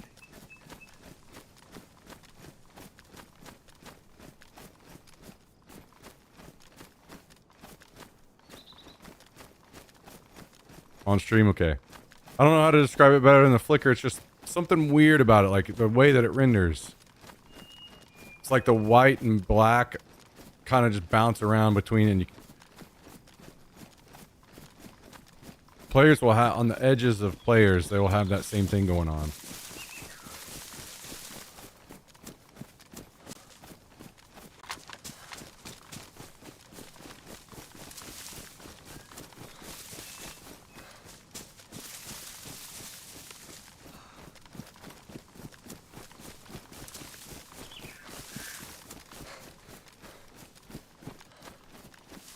Might just be what I don't know what to look for. Yeah, I mean, and not always is that going to be a thing. Sometimes you won't be able to notice it on players, but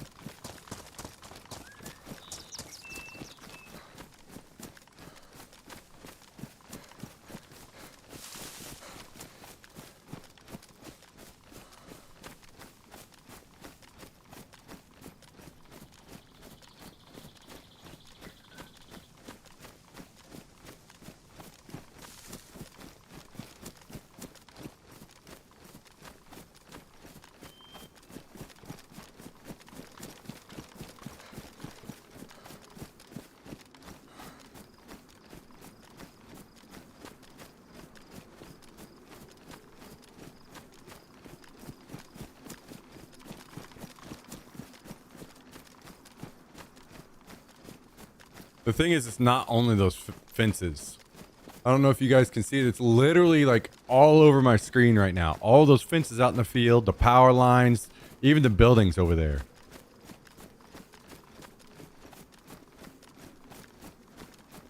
Not the trees. Ignore the trees. I see that they're flashing colors. It's not that.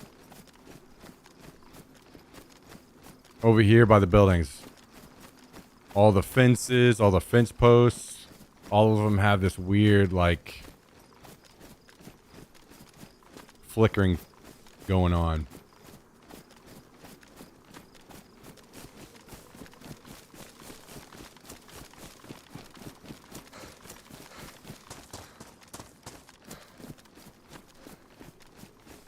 So people that hate that kind of look will turn their anti-aliasing up to get rid of it. Trust me, I hate it too. That was one of the reasons I didn't like playing up in this northern part of the map as much, because there's so many fences up here. I just see that shit bouncing all over my screen all the time. It annoys me.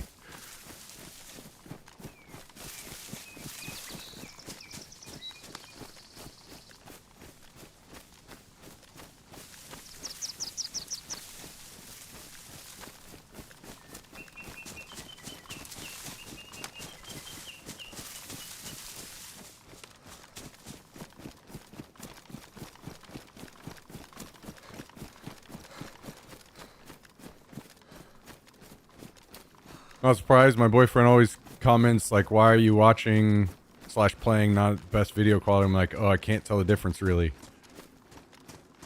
Yeah, I don't. I'll be honest. I don't.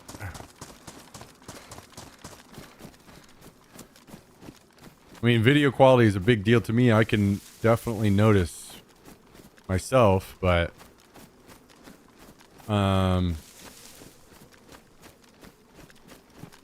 at the same time, I know everybody's different, so.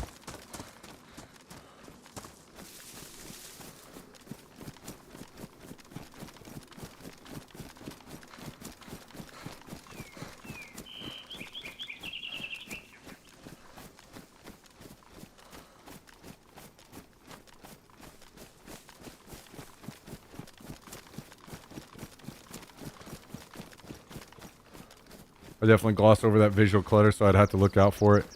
Yeah, I mean, sometimes I do too. Sometimes I don't. Sometimes it's gotten me killed because I've overlooked stuff like that.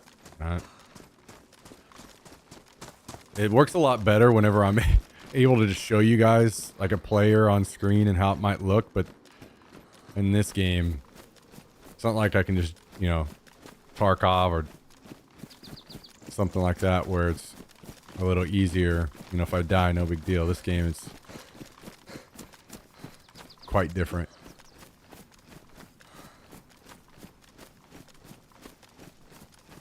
I guess like whenever I'm running across here and I want to scan this tree line up to the right. Now that is all just like very flat in texture detail. It looks different because there are different colors up there. There are a lot of different colors. But in the level of texture detail, that's probably the best way to describe it. The level of texture detail, the game will try to render the players in a higher level of texture detail, and that's what causes the issue. So if you can see, you see maybe you guys I was trying to point that out to you. See the fence? There's a fence right here. So the game is trying to render that fence at a higher texture detail as well. So you see how that fence looks a little weird, like compared to the background.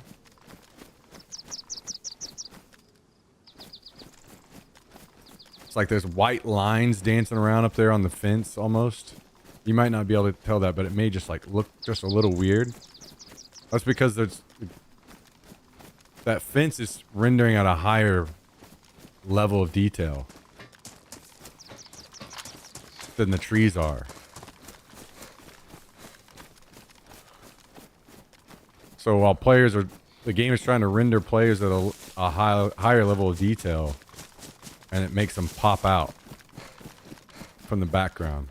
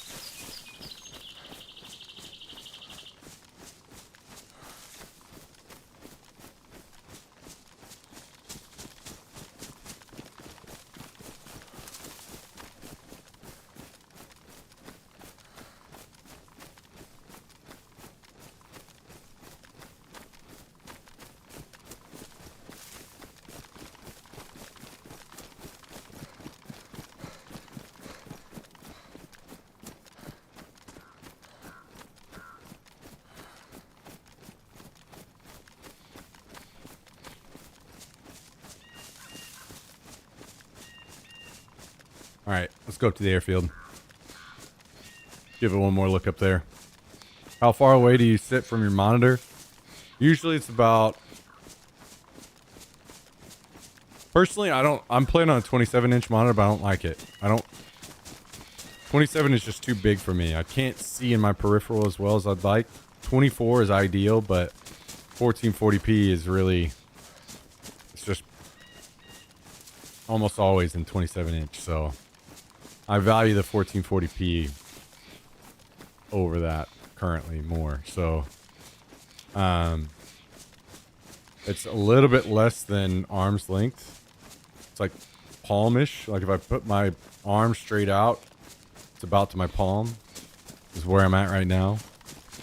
But I would be comfortable sitting. If I had a 24-inch, I'd be sitting even closer. I like to sit pretty close, personally.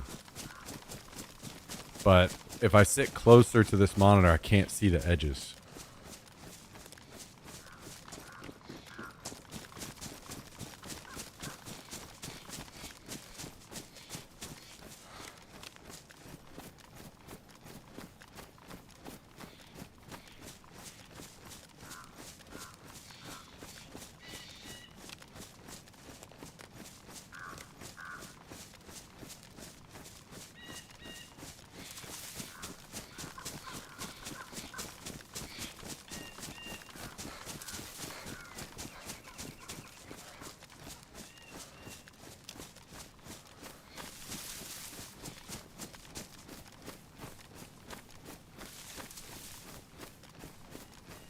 Yeah, no problem. Glad to help.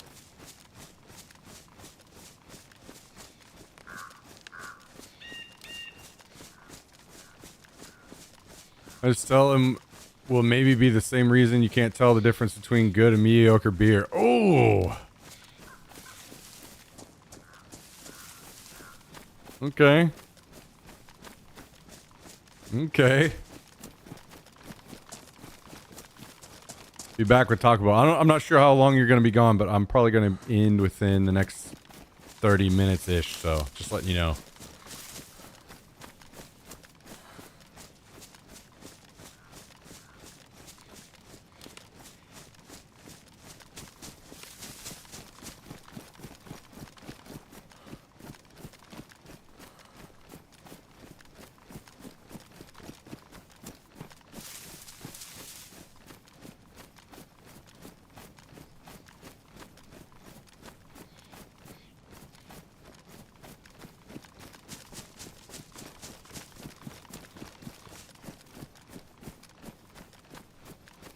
I would like to switch to this SVD and get rid of this SV98, but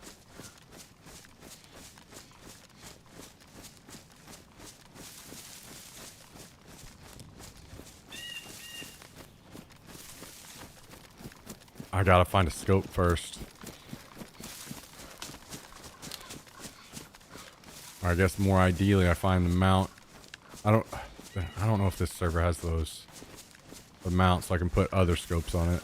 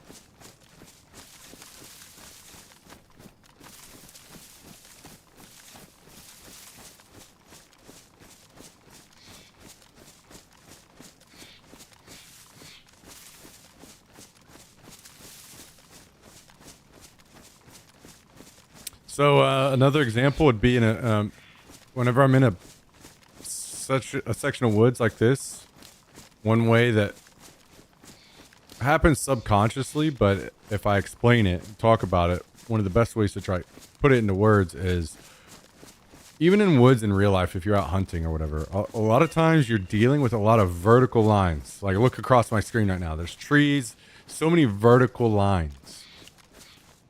What is there less of? There's significantly less horizontal lines, and especially very straight horizontal lines.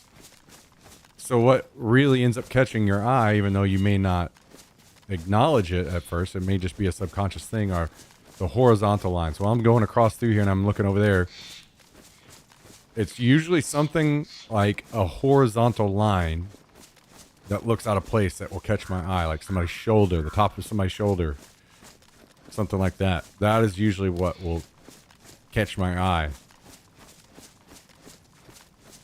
Again, you're looking for things that look out of place and look different. So whenever there's so many vertical lines out there,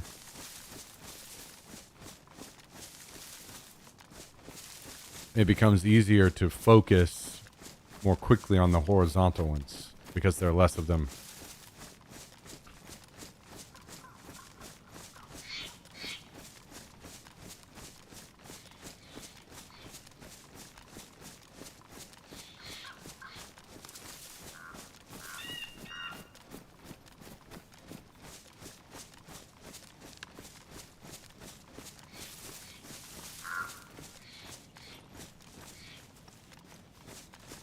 Wait, he says he wants to watch some DayZ or something?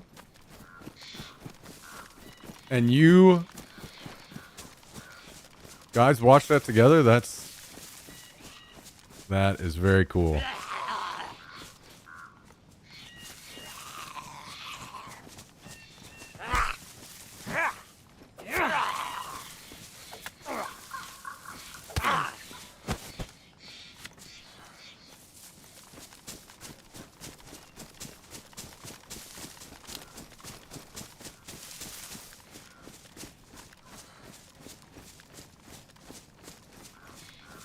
Also, guys, don't take me as somebody that's like insane.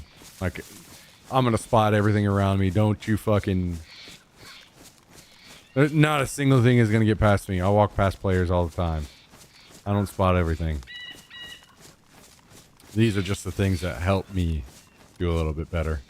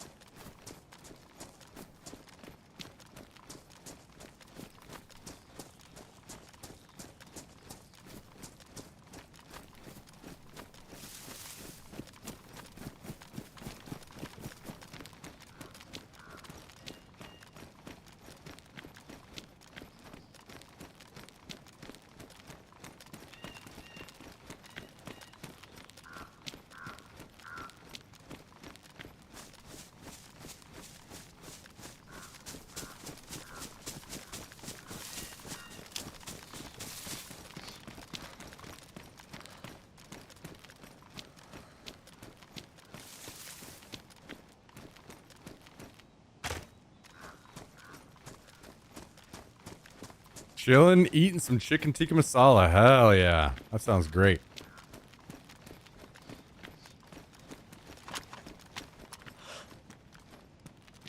So, see, while I'm looking out there, I saw a weird flicker way, way, way, way out in the distance. Something white flickering. I zoomed in. It was the top of that pole. That lamp, or the light on that pole out there.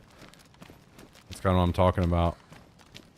I know that that's not something you guys can see a little too far out, but try to give you an example. Sometimes that will be a player, though.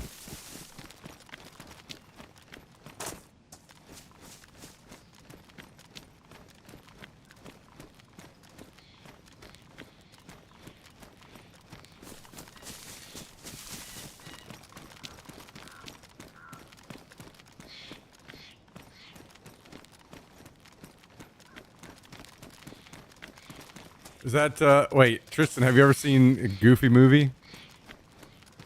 Is that anything like The Perfect Cast?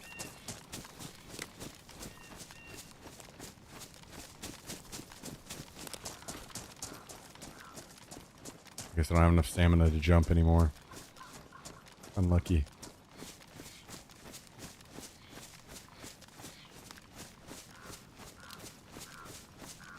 Don't know what movie that is. The Goofy movie, dude. That's the name of it.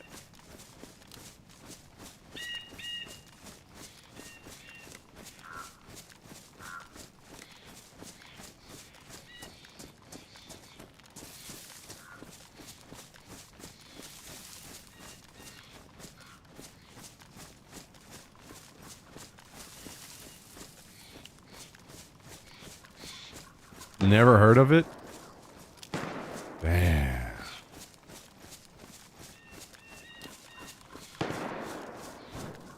That's rough, dude.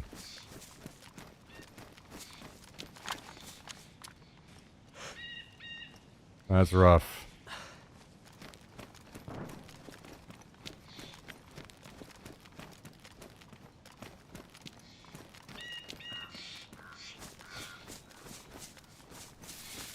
Doesn't he save his dad with that cast? Yep. I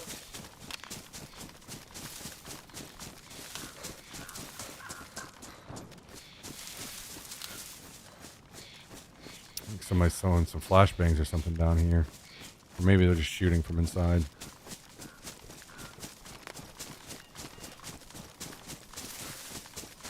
Yo, what's up, Squishy Guns?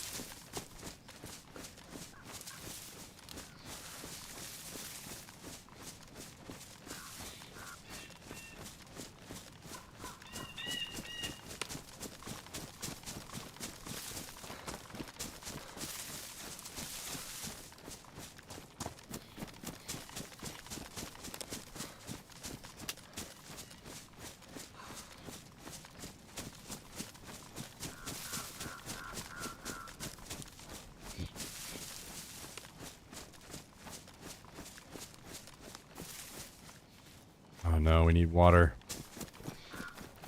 I have to be quick over here, but I think we'll run over here really quick, see if we run into anybody, but then I need to probably back away from the airfield and log out, and then tomorrow, if I live, tomorrow our focus would instantly be log in and go get water.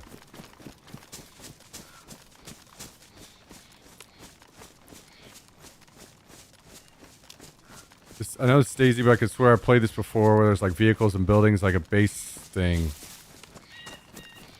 So, I mean, Daisy has a lot of different modded servers and stuff. There are lots of servers that have like base building and all kinds of different things. So maybe that's what you're thinking of.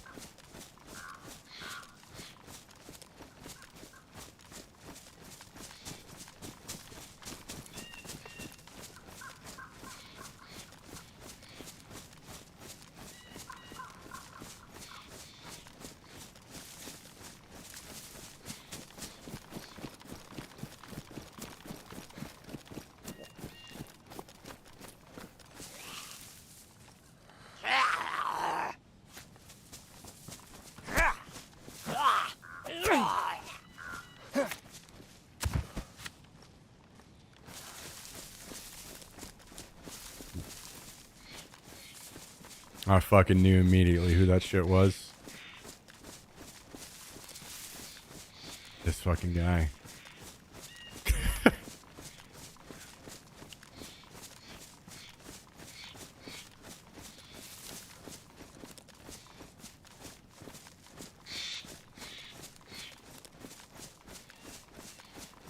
I feel like you guys didn't, oh, player? Wait, did he keep going? Where'd he go? There's two of them. One there. Three? No, two. One's got a zombie on him. Where'd the other one go? Did the zombie run away from that guy? What the fuck?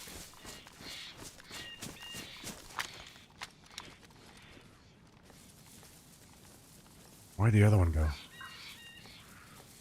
I hear him fighting the zombie. I'm very worried about where the second one is.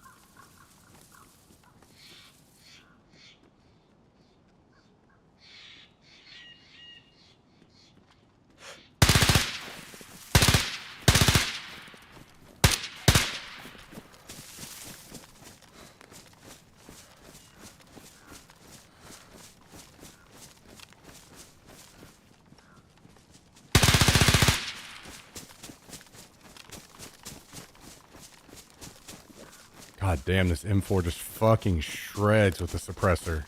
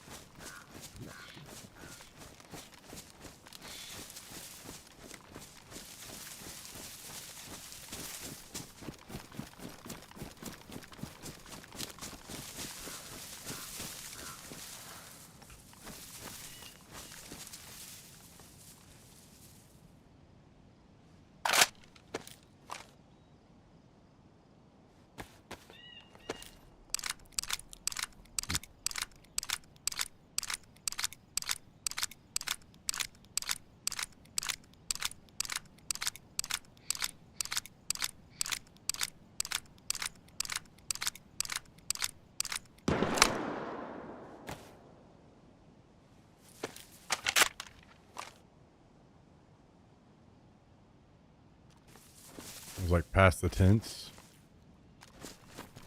Usually don't loot this quickly on servers like this, but I don't have a lot of time to spare with this water situation. I'm just gonna check these bodies real quick and then we need to get the fuck out of here. As much as I really want to go after that guy that just shot.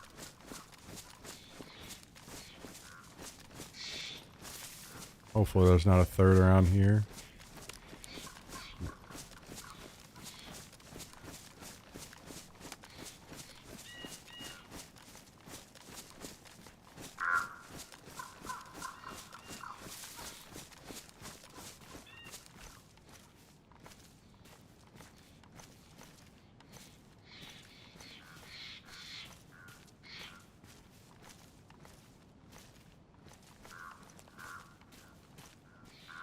Beefsteak, nice.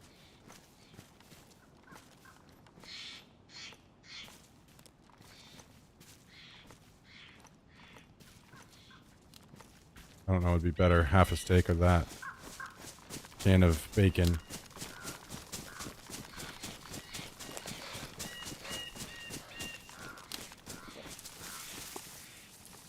Okay, so we can do this and this. Use this now.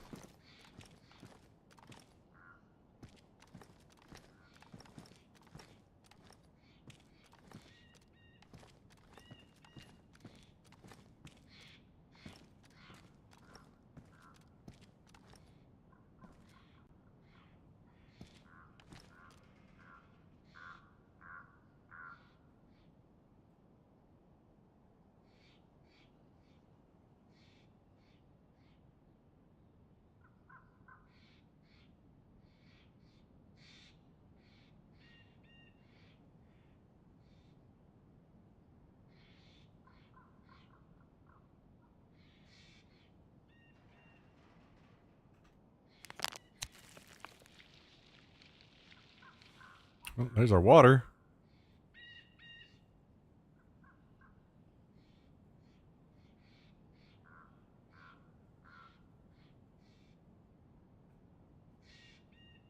Okay, good enough.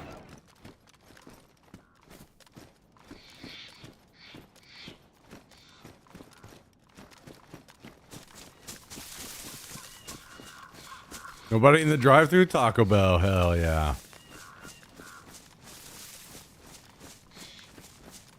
Beautiful.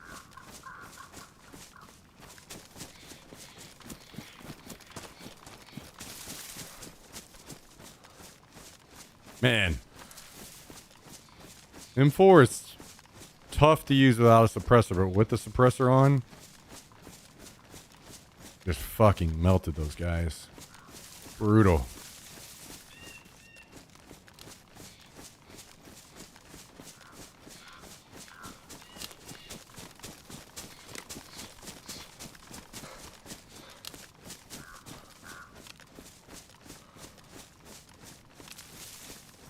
Speaking of, okay, we're still at Warren.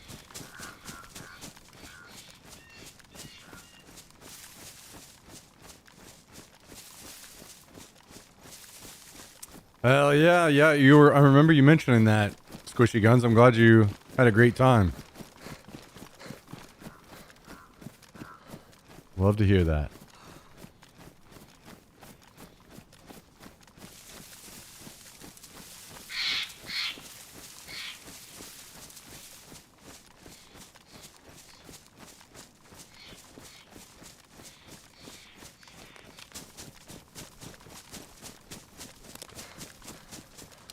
And it feels so weird just leaving so much stuff behind that I would normally take on the adventure servers.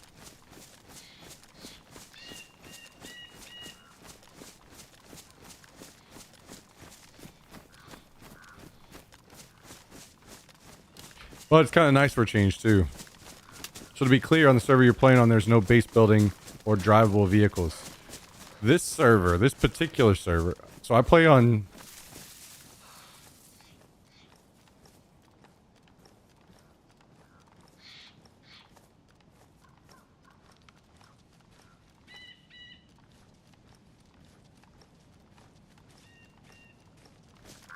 Can't tell if I just heard something in there or not.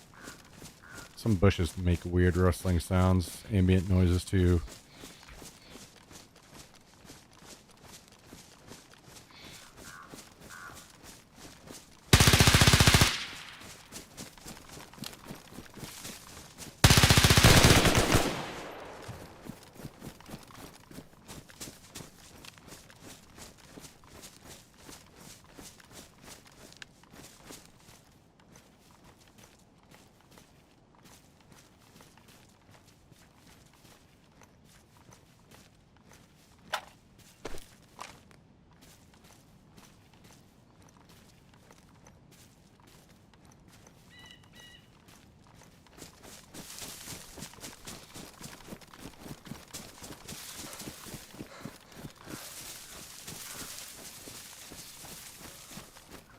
Okay.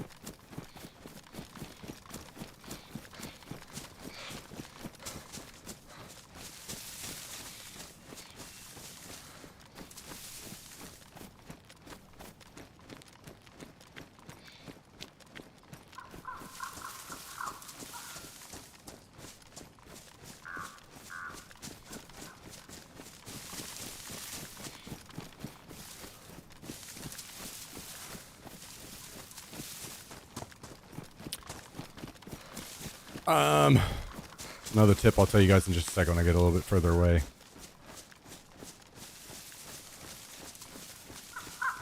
It saves my life almost every single day.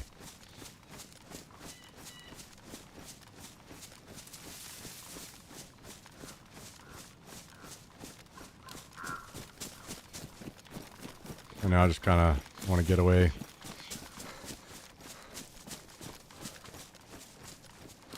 But to answer your question, I play in multiple servers every day that have different rules across all of them. This particular server has drivable vehicles but no bases. I play on a server that has drivable vehicles and bases. I play on all kinds of servers at this point. So something you guys will see me do very often. Maybe I don't mention it so you guys don't really know exactly why or what's going on behind it. I'm gonna fill this mag while I talk about it. Whenever I feel like I just heard something, I'm almost always crouching immediately. Unless it's like I saw them too, or I'm in a really bad spot. And even if I'm in a bad spot sometimes, I'm crouching immediately. Not because I'm a smaller target or anything like that. It's because I make less noise instantly, which means I can hear better. So if I'm running through the woods and I feel like I hear somebody coming or something, I'm running like this. Or if I'm walking, look how much less noise I'm making. Like compared to this, cuts my sound that I'm making to significantly less instantly. So as soon as I hear something that I'm like, I'm not sure what that was, I'm crouching usually. So I then instantly, they're going to be making more noise than me. So I can hear better. Is it a player? Was it just a rustling bush? Those kinds of things. So if you're running along and you feel like you hear something, a lot of times it'll be like they're just out of vision and they're sprinting through the woods, just crouch.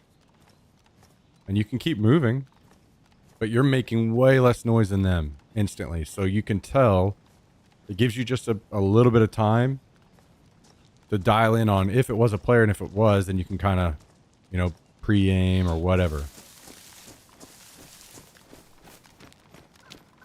So something else to keep in mind.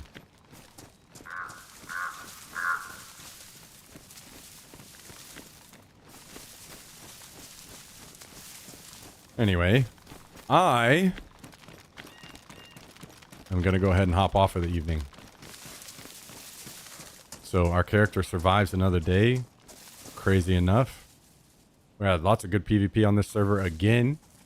Starting to really enjoy the adventure server, I'm not going to lie. Probably a big part of that is just because I'm enjoying the connection. When I shoot people, they actually die.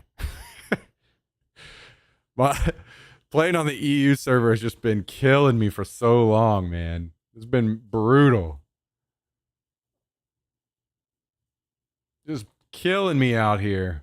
Dying to people I shouldn't and stuff that are able to get rounds into me before they fall over.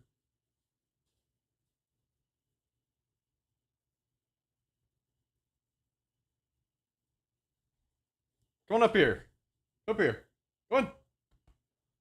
You want to say bye to everybody? Huh? You want to say bye, buddy?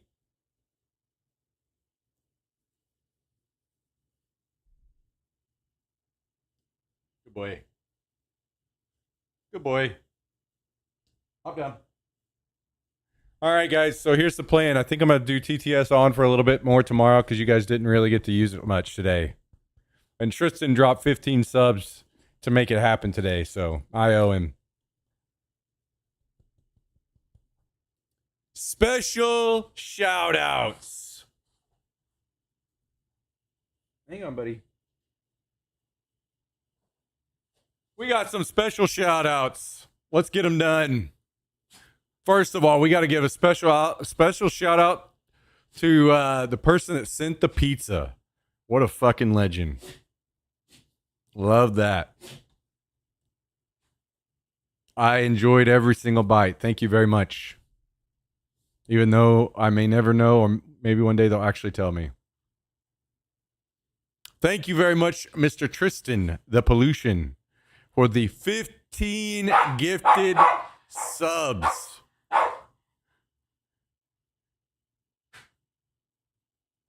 To get things rolling today. TTS on because of Mr. Tristan. Love you, dude. Hope you're having a good week, man.